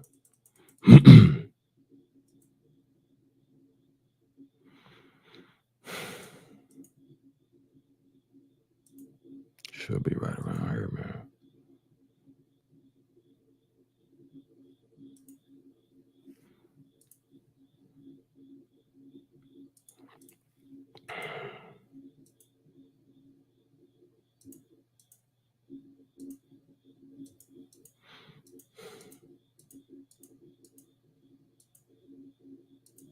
See, because that's why they talking about how they claiming everything and doing God's work and all that.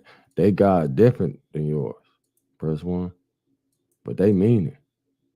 Why these niggas talking about what a motherfucker believe in? All the tribes believe in the Most High, my nigga. I'm sorry. I don't know what you want to call them. They believe in angels, demons, and the Most High, my nigga. By other names. Same concept. And that's because we taught this concept. And that even goes all the way back to Akhenaten. Worshiping one God. All right. Studying up on us. Press one.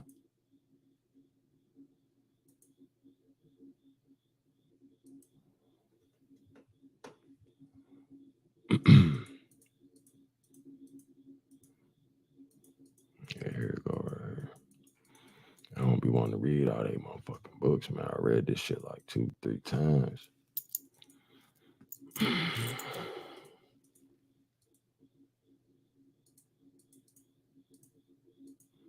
Society of friendship ass niggas.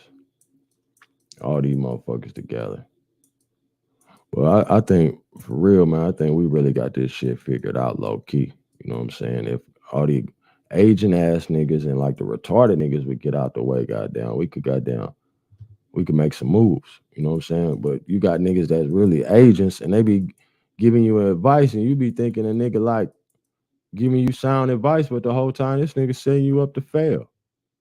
You know what I'm talking about? Try to have you doing some old fake ass, made up ass constitution, made up ass ID. Nigga, you still finna go in they same motherfucking jail when you get done, nigga, showing them that motherfucking fake ass ID.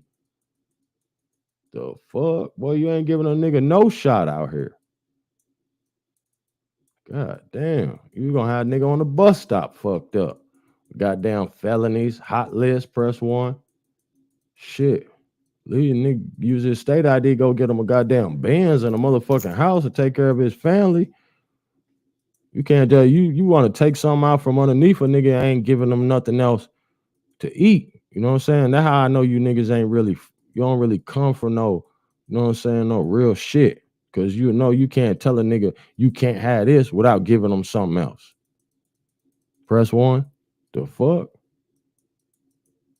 I mean, y'all need to quit doing this. Well, what you gonna give them to do, motherfucker? Oh, you need to quit calling yourself this. Well, what is that shit you talking about? What is that doing for a nigga? Nothing. More Freemason shit, nigga. All these niggas, they sicked on us 1920s and shit. Fuck out of here, nigga, with that old ass, new ass old shit. Who you nigga fool? I'll show you all your leaders got on aprons, nigga. Show me one of these master teacher ass niggas don't wear no apron. I'll wait.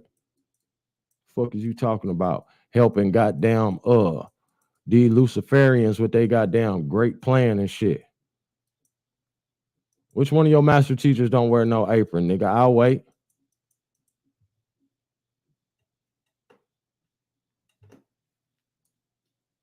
Because the great plan is taking on innumerable appearances that meet the requirements of human evolution, but the plan itself is beyond all appearances.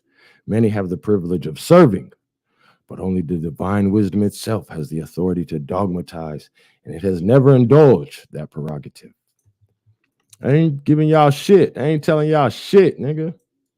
They broke in your granddaddy house and stole this shit, nigga. You watching movies on your granddaddy stolen DVD while you goddamn on the couch, goddamn giving the goddamn pale face a hand job. Press 1. Goofy ass nigga.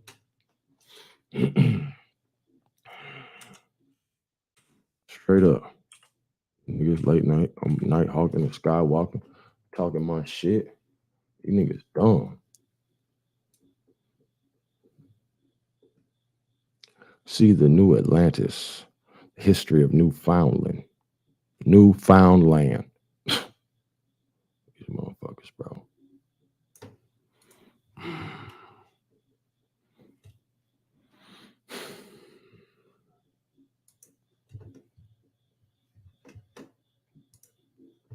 Page 60, bro. Go swat saw 55. Am I that high?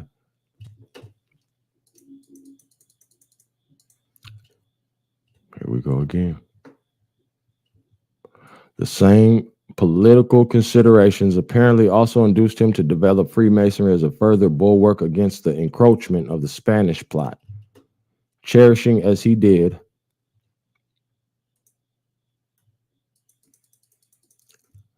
the dream, finally the dream, of a great commonwealth where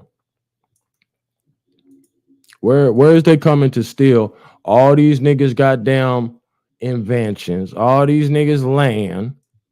Press 1. All of our antiquitech. Bacon was resolved to prevent his plan from being frustrated by a dominant clergy supported by an entrenched aristocracy. It was necessary for Bacon to conceal both his purpose and the machinery for the fulfillment from the Spanish spies. Talk about the Moors. If the projects were prematurely revealed, it could precipitate a desperate political situation, with many courtiers secretly sympathizing with the cause of Spain, and Elizabeth's claim to the throne questioned because of Henry's numerous divorces. So this when they having turbulent times. They already at war. They at war already on their own. They trying to come over here, set up the new Atlantis. New York. Is that a New York, nigga? Is that a New Amsterdam? No, nigga. It ain't. It's the same one with new in front. Press 1. The fuck is wrong with these niggas? We done proved that. We done proved that. We done proved that.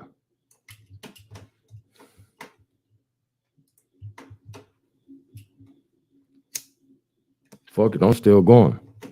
Whoever here. Whoever fall off, man. We catch you in the AM, man. Sleep is for the weak. You know what I'm saying? All right. Sleep is for the weak. And nigga, we still spinning. Press 1. What a punk. What a fool.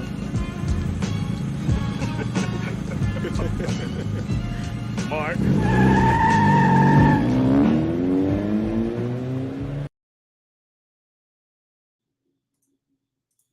Would make it their religious stone. I make my religious. And virtue one would expect to find in royalty. However, he let me know he was feeling a bit sick and wished to reconvene when he had recuperated. So, more important archaeological find.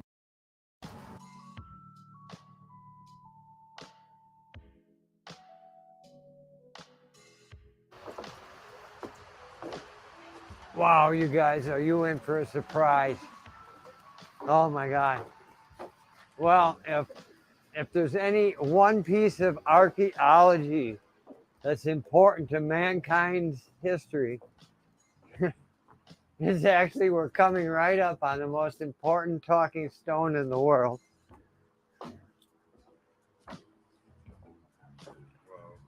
This is the signpost of Atlantis.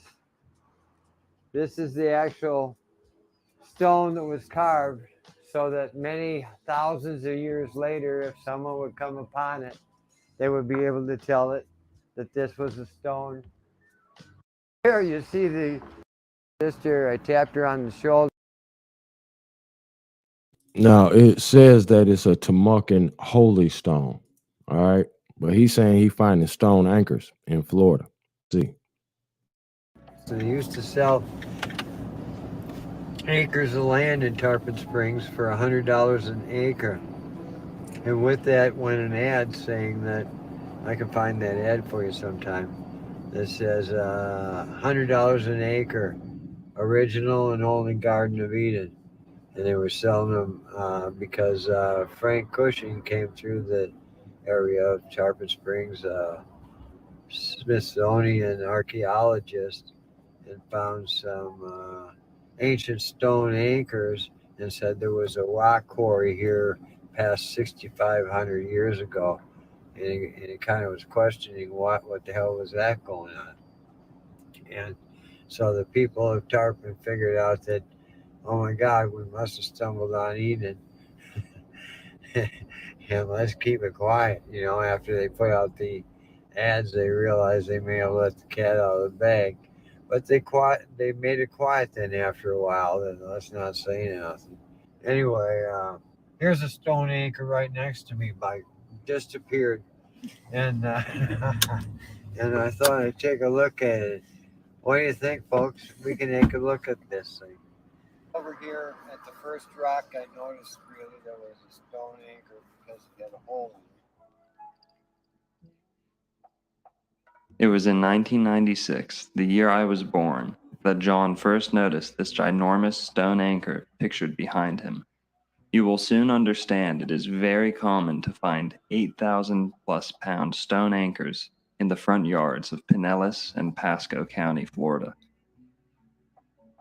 John was a limo driver at the time and began giving a bartender named Lisa rides home after her shift. Her house is a block away from the anchor pictured here. John would notice the stone as he repeated the route. His knowledge of limestone patina, acquired as an Egyptologist and amateur archaeologist, allowed him to recognize its significance, not to mention the perfectly bored hole which bears the same weathering as the rest of the rock, an obvious sign of ancient machining. In case you need to be reminded, all of the rocks shown are local in origin, incorporated into landscaping, but not transported from elsewhere. All are Florida limestone. What we have here is a very good example of an ancient stone anchor. It's even broken off at the top, so it could be another 5 feet out this direction because there's a perfectly circle hole on each side. Yeah, this is really genuine because the colors here, all the markings of ancient are here. This is a deep, deep orange, means that it's probably one of the oldest anchors that are even marooned on the west coast of Florida. This has to be a hole up here. That's easy to see how it's. So, anyway.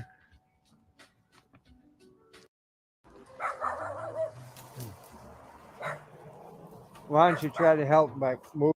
This is why she wasn't losing weight. I worked.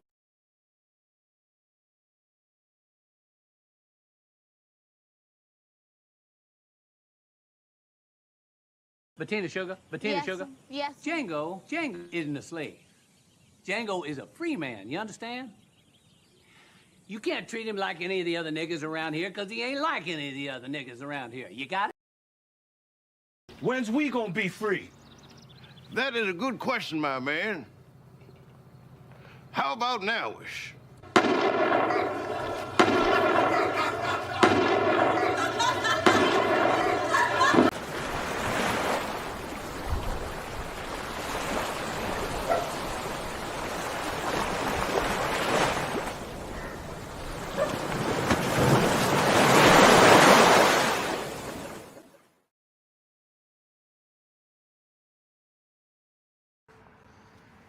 What are we looking at, John? You know, faces, because they took time to do faces, and perfectly round holes to hold the ropes. So this is really a great example. It looks like a curve under there.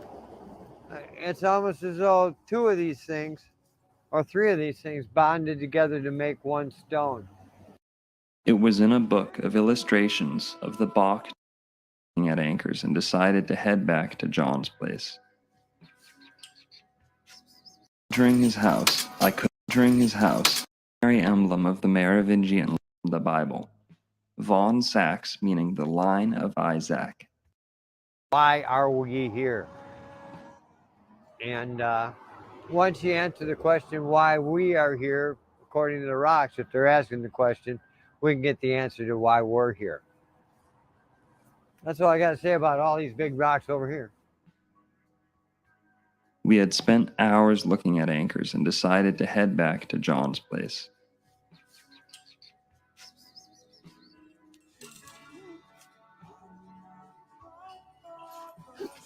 Are they? Spain. All branches of the Bach family.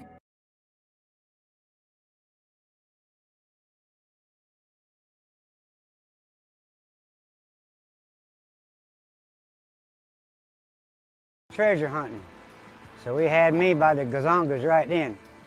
Anchors off the shore of Tarpon Springs because he maybe believed Atlantis was right here off Tarpon Springs. And I don't know if they ever did anything on that. So what were you doing under AquaQuest? When did you join AquaQuest, and what was your role with the whole thing?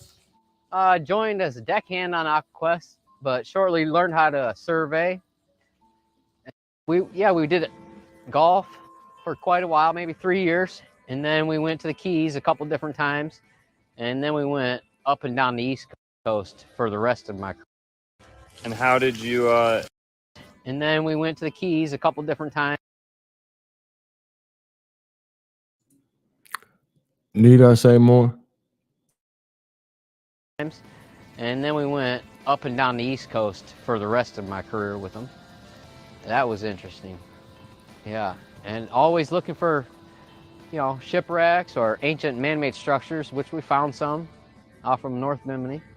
When you say, what was the word you used? Ancient man-made structures. Ancient man-made structures. Yeah, 10,000 plus years, we estimate. One hole in the other end. We didn't lift it. We left it there. We had a 400-year-old cannonballs and stuff like that. We had a doctor. Defined pathway. A lot of the rocks fit together like jigsaw puzzles. There's all these rectilinear 90-degree angles which you don't find in nature. I don't think anybody can dive in Bimini and not believe that these are man-made artifacts. So how about people talk about pyramids off the Bahamas? Yeah, we found one. Yeah? Yeah. And how did that come to be? Pulling an anchor off. Well, we were looking for man-made structure, and we had the Edgar Casey Foundation people with us.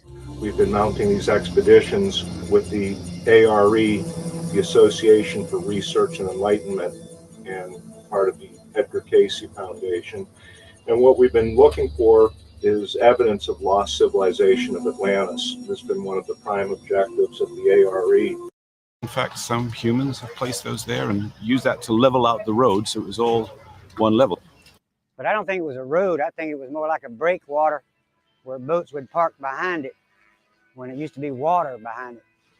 And how big were these structures? The stones themselves were as big as that piece of concrete right there, like a 6 foot by 8 foot by 10 foot. Some of them big, thick stones, big wide ones. It wasn't a road at all. I don't think you could drive a Jeep on it, right. Tell you the truth. When you say not natural, what jumps out to you as too many straight lines? Yeah. I mean, more than, nature could make. Nature may make a straight line here or there, but they don't make that big of straight lines. So, I agree. Or that many. Yeah. If you look at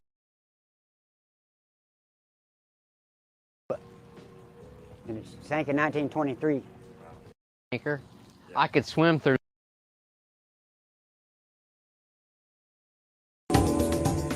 Right, and if it's that deep into the water, that means it must be a lot older than anything on land because the sea levels changed. Yeah, sea level change, and we're working on pulling permits to dig on it. Of the ARE. Maybe 2 or 3 feet out of the sand in a fairly shallow amount of water. As we were freeing an anchor, one of the divers saw a pyramid-shaped object on the bottom. As I'm swimming up to the anchor, an object caught my attention over to my right side. The base of this was about 6 feet square, and this had various steps going up.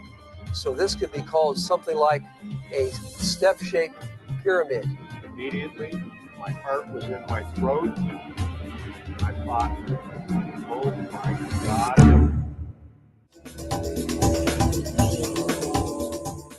Right, and if it's that deep into the water, that means it must be a lot.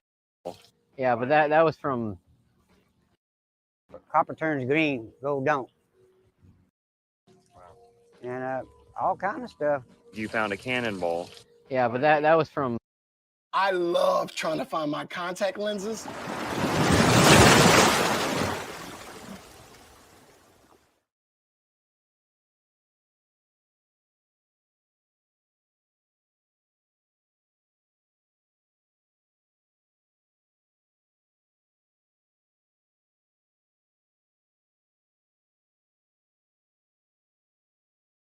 This tall. Watch this.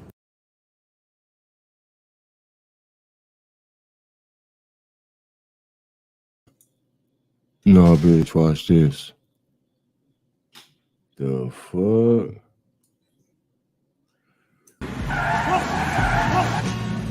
What a punk. What a fool.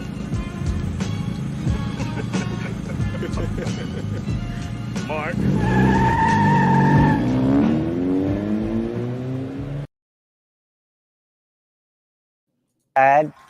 You might have a couple of cannons. When the treasures get ripped out of the bellies of ships, that's usually where you find the ballast piles. To tear the bottom out, the ship might go back and forth during storms and tear apart. But once it tears its belly out, and its belly holds a treasure you have ever seen.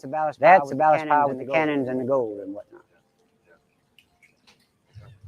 I later found out that the crew of the Aquaquest was held against their will in a. You have a tidal wave coming off the Gulf of Mexico, and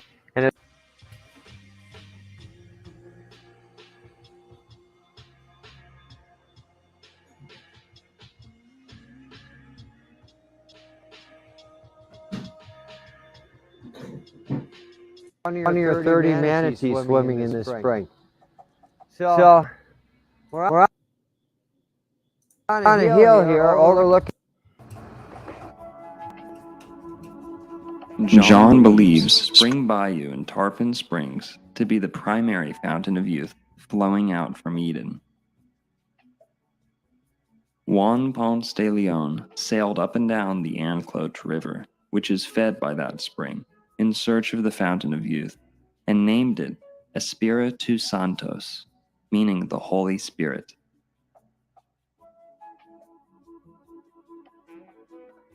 We're going to go to the top of the hill.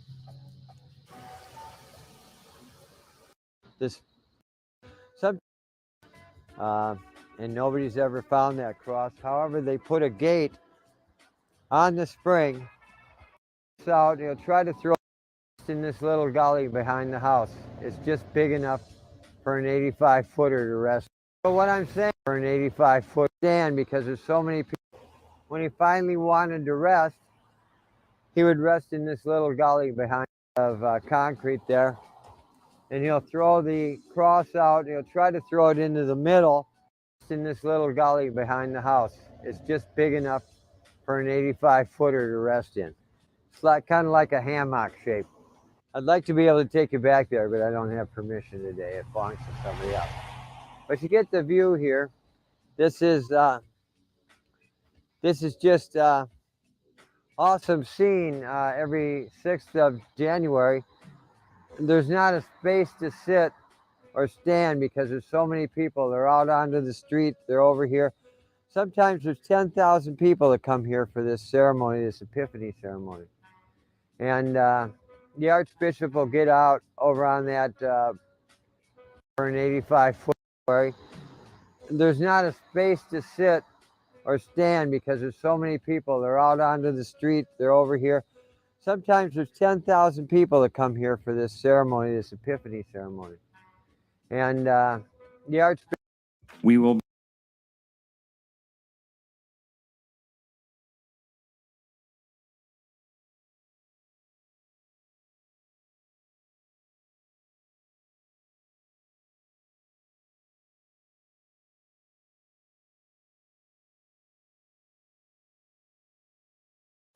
We're going to look at a rare collection of ancient North American maps from the mid-1500s to the early 1800s.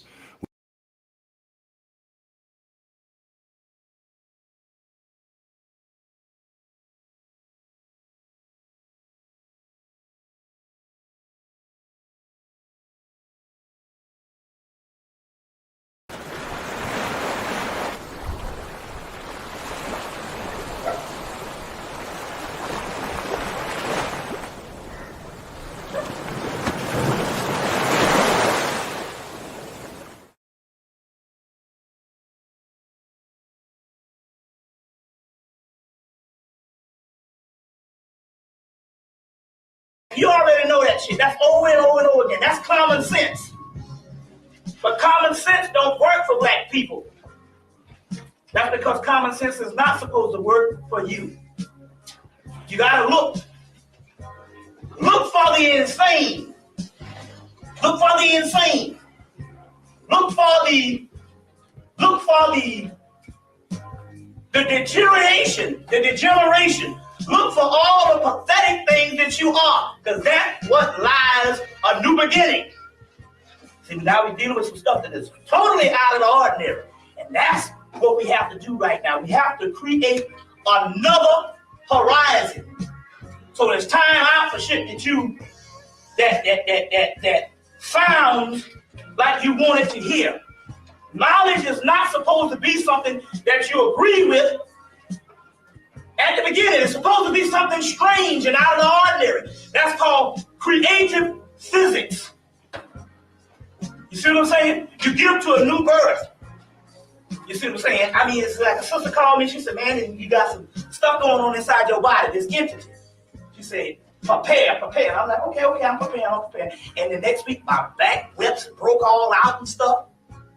And all. Just stuff. I'm scratching all over. But what it was literally cleaning out. This entity was literally cleaning me out. So when you're talking about something that is cleaning you out, you know, usually when you clean out or when you detox, all types of crazy stuff come out, and it is abnormal. It is the chaos that we need to deal with. We'll call the chaos being. In the beginning, there was chaos. In the beginning, there was darkness. In the beginning, there was chaos. Or they say, in the beginning, there was death. All of these things don't make sense. In the beginning, there was love. Anybody ever really been in love? There's some really frightening stuff. I'm talking about the real deal love. I ain't talking about, I'm talking about, it's fine when it goes right. You have days when it goes right. But it is some real emotional and psychological things. You know what I'm saying? That's why most men are scared of it. The weaker sex is scared of that shit. We'll run from that in a minute. We ain't trained to deal with that at all. That's when we say, damn that I'm a man. So we will run from that type of stuff. The sisters is trained to deal with it. And how you deal with it, you just let go. Let go. Otherwise it will kick you behind. But anyway, what we're dealing with here now, we have to deal with a new paradigm. We need to border on those things that don't make no sense. Now, what do we mean by that?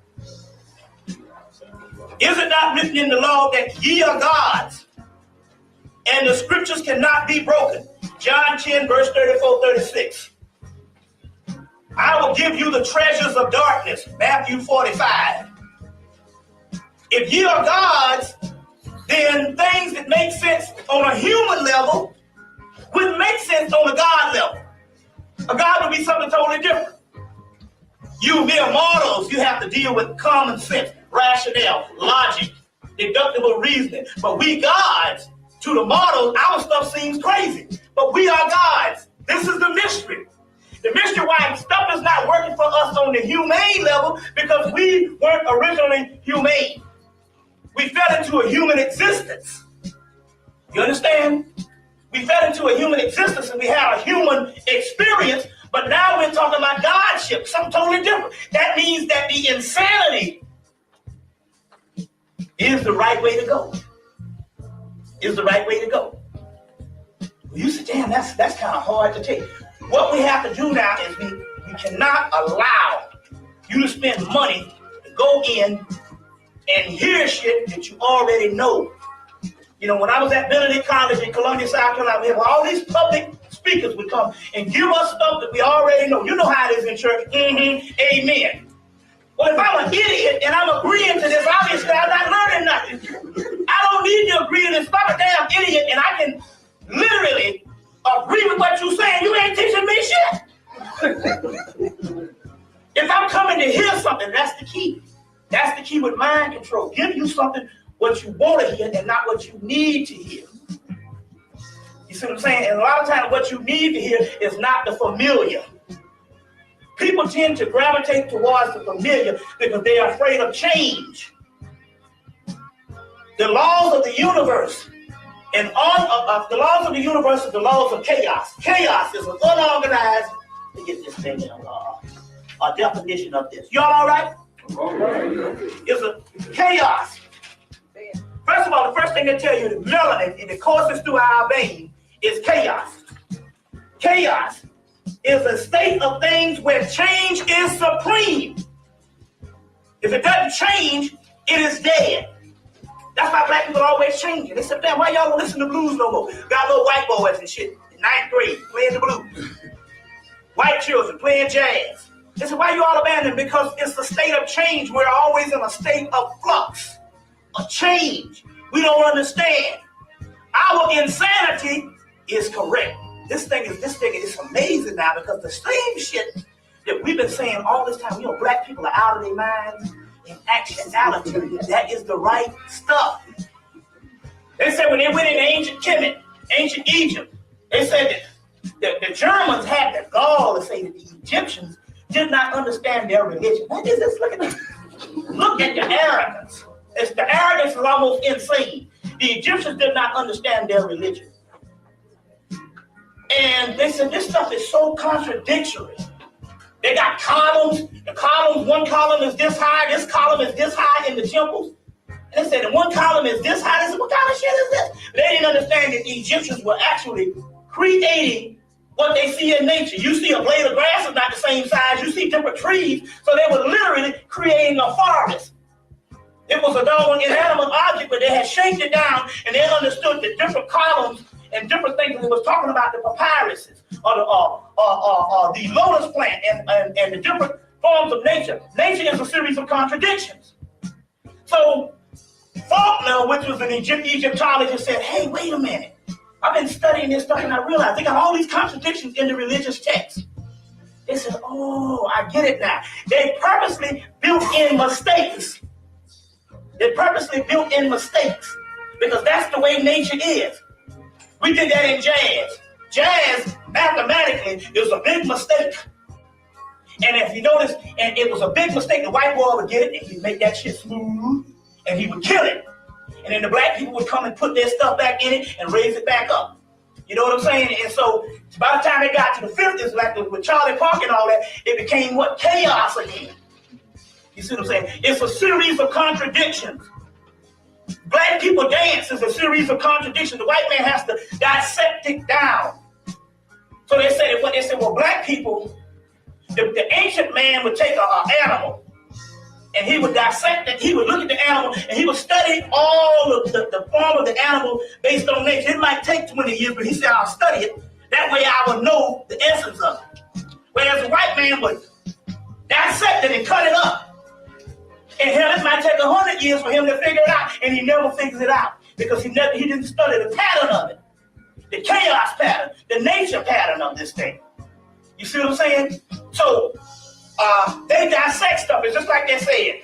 You know, you got George Clinton with the funk, then you had the disco where they literally had the same repetitious, this repetitious beat. So we're talking about chaos. So we're talking about here moving beyond what is rational, what makes good common sense, what religion suggests of being righteous, You see, we're moving beyond that particular aspect. You've done the damn religious thing, and it ain't doing you no good. You righteous is still not doing you no good. You know what I'm saying? The white man kill righteous people every day. You see, telling you righteous, they say, you can go and kill that nigga, then he just surrendered. See what I'm saying? He just surrendered. Tell them you evil, they won't fuck with you. Won't mess with you at all. They say, wait a minute, hold on. He's created an anomaly. He's created an enigma. He's creating a mutation. Giving you more of what you hoping for. You ain't hoping in the Lord, huh? You hoping in vain, material, superficial shit. That's why you can't see me.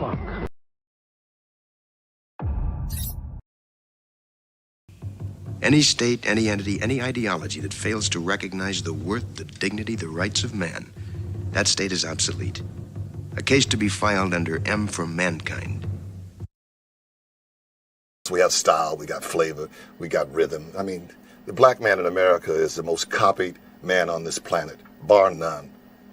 Everybody want to be a nigga, but nobody want to be a nigga. How about that question?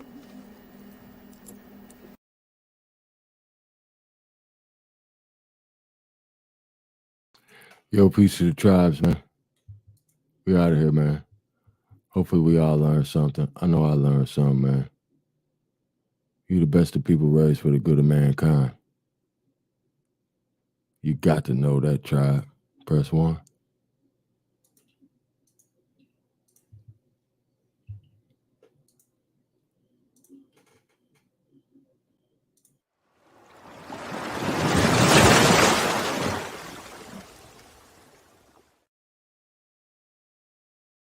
Damn, son, where'd you find this? Ain't really Indian, that boy Fugazi. I just keep it player, you can never play me. You got an ass so fat, girl, let's make a baby. And another one. Then I'm back to the trap, I'm trying to double some. She a bad woke chick and I love her tongue.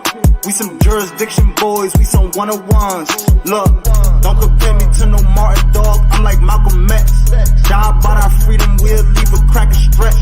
Round of applause, boy, you know we clapping checks. Chucky dog, child play, yeah, nigga, that's what's next. Open up the cans just like Arizona. Pull up mad stuff like we got the Rona. We set up jurisdictions when we by the corner. How you claiming that's your hood and you not the owner? Be the B, I just pulled up in the need for speed. Free the land, tell the colonizers that they need to leave. Wild Indian up in my veins, you know how we bleed. You ain't gotta lie about who we is, dog, just keep it G.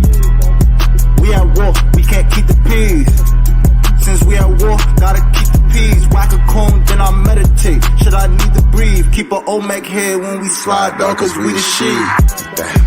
Like my niggas said, bitch, we the shit. I can't keep the peace. If it pop off, then I want a piece. I'm just on release. I'm in go mode, motherfuck the thief. In these streets like EBT, when we at war, make peace with me. I don't give a damn, understand. Fuck who stole this land, white or black or tan. Understand, it's fuck who stole this land. Might have seen me get little buddy these hands. He wasn't no abo man. A lot of these dudes is Sambo man. They full of shit like my ammo can. It's the Spirit of God. See, the Spirit of God is omnipotent, and it works on you. It'll work on your ass, and I can be far, far away, because it's considered conscience, you know. Ain't nothing fell in my conscience.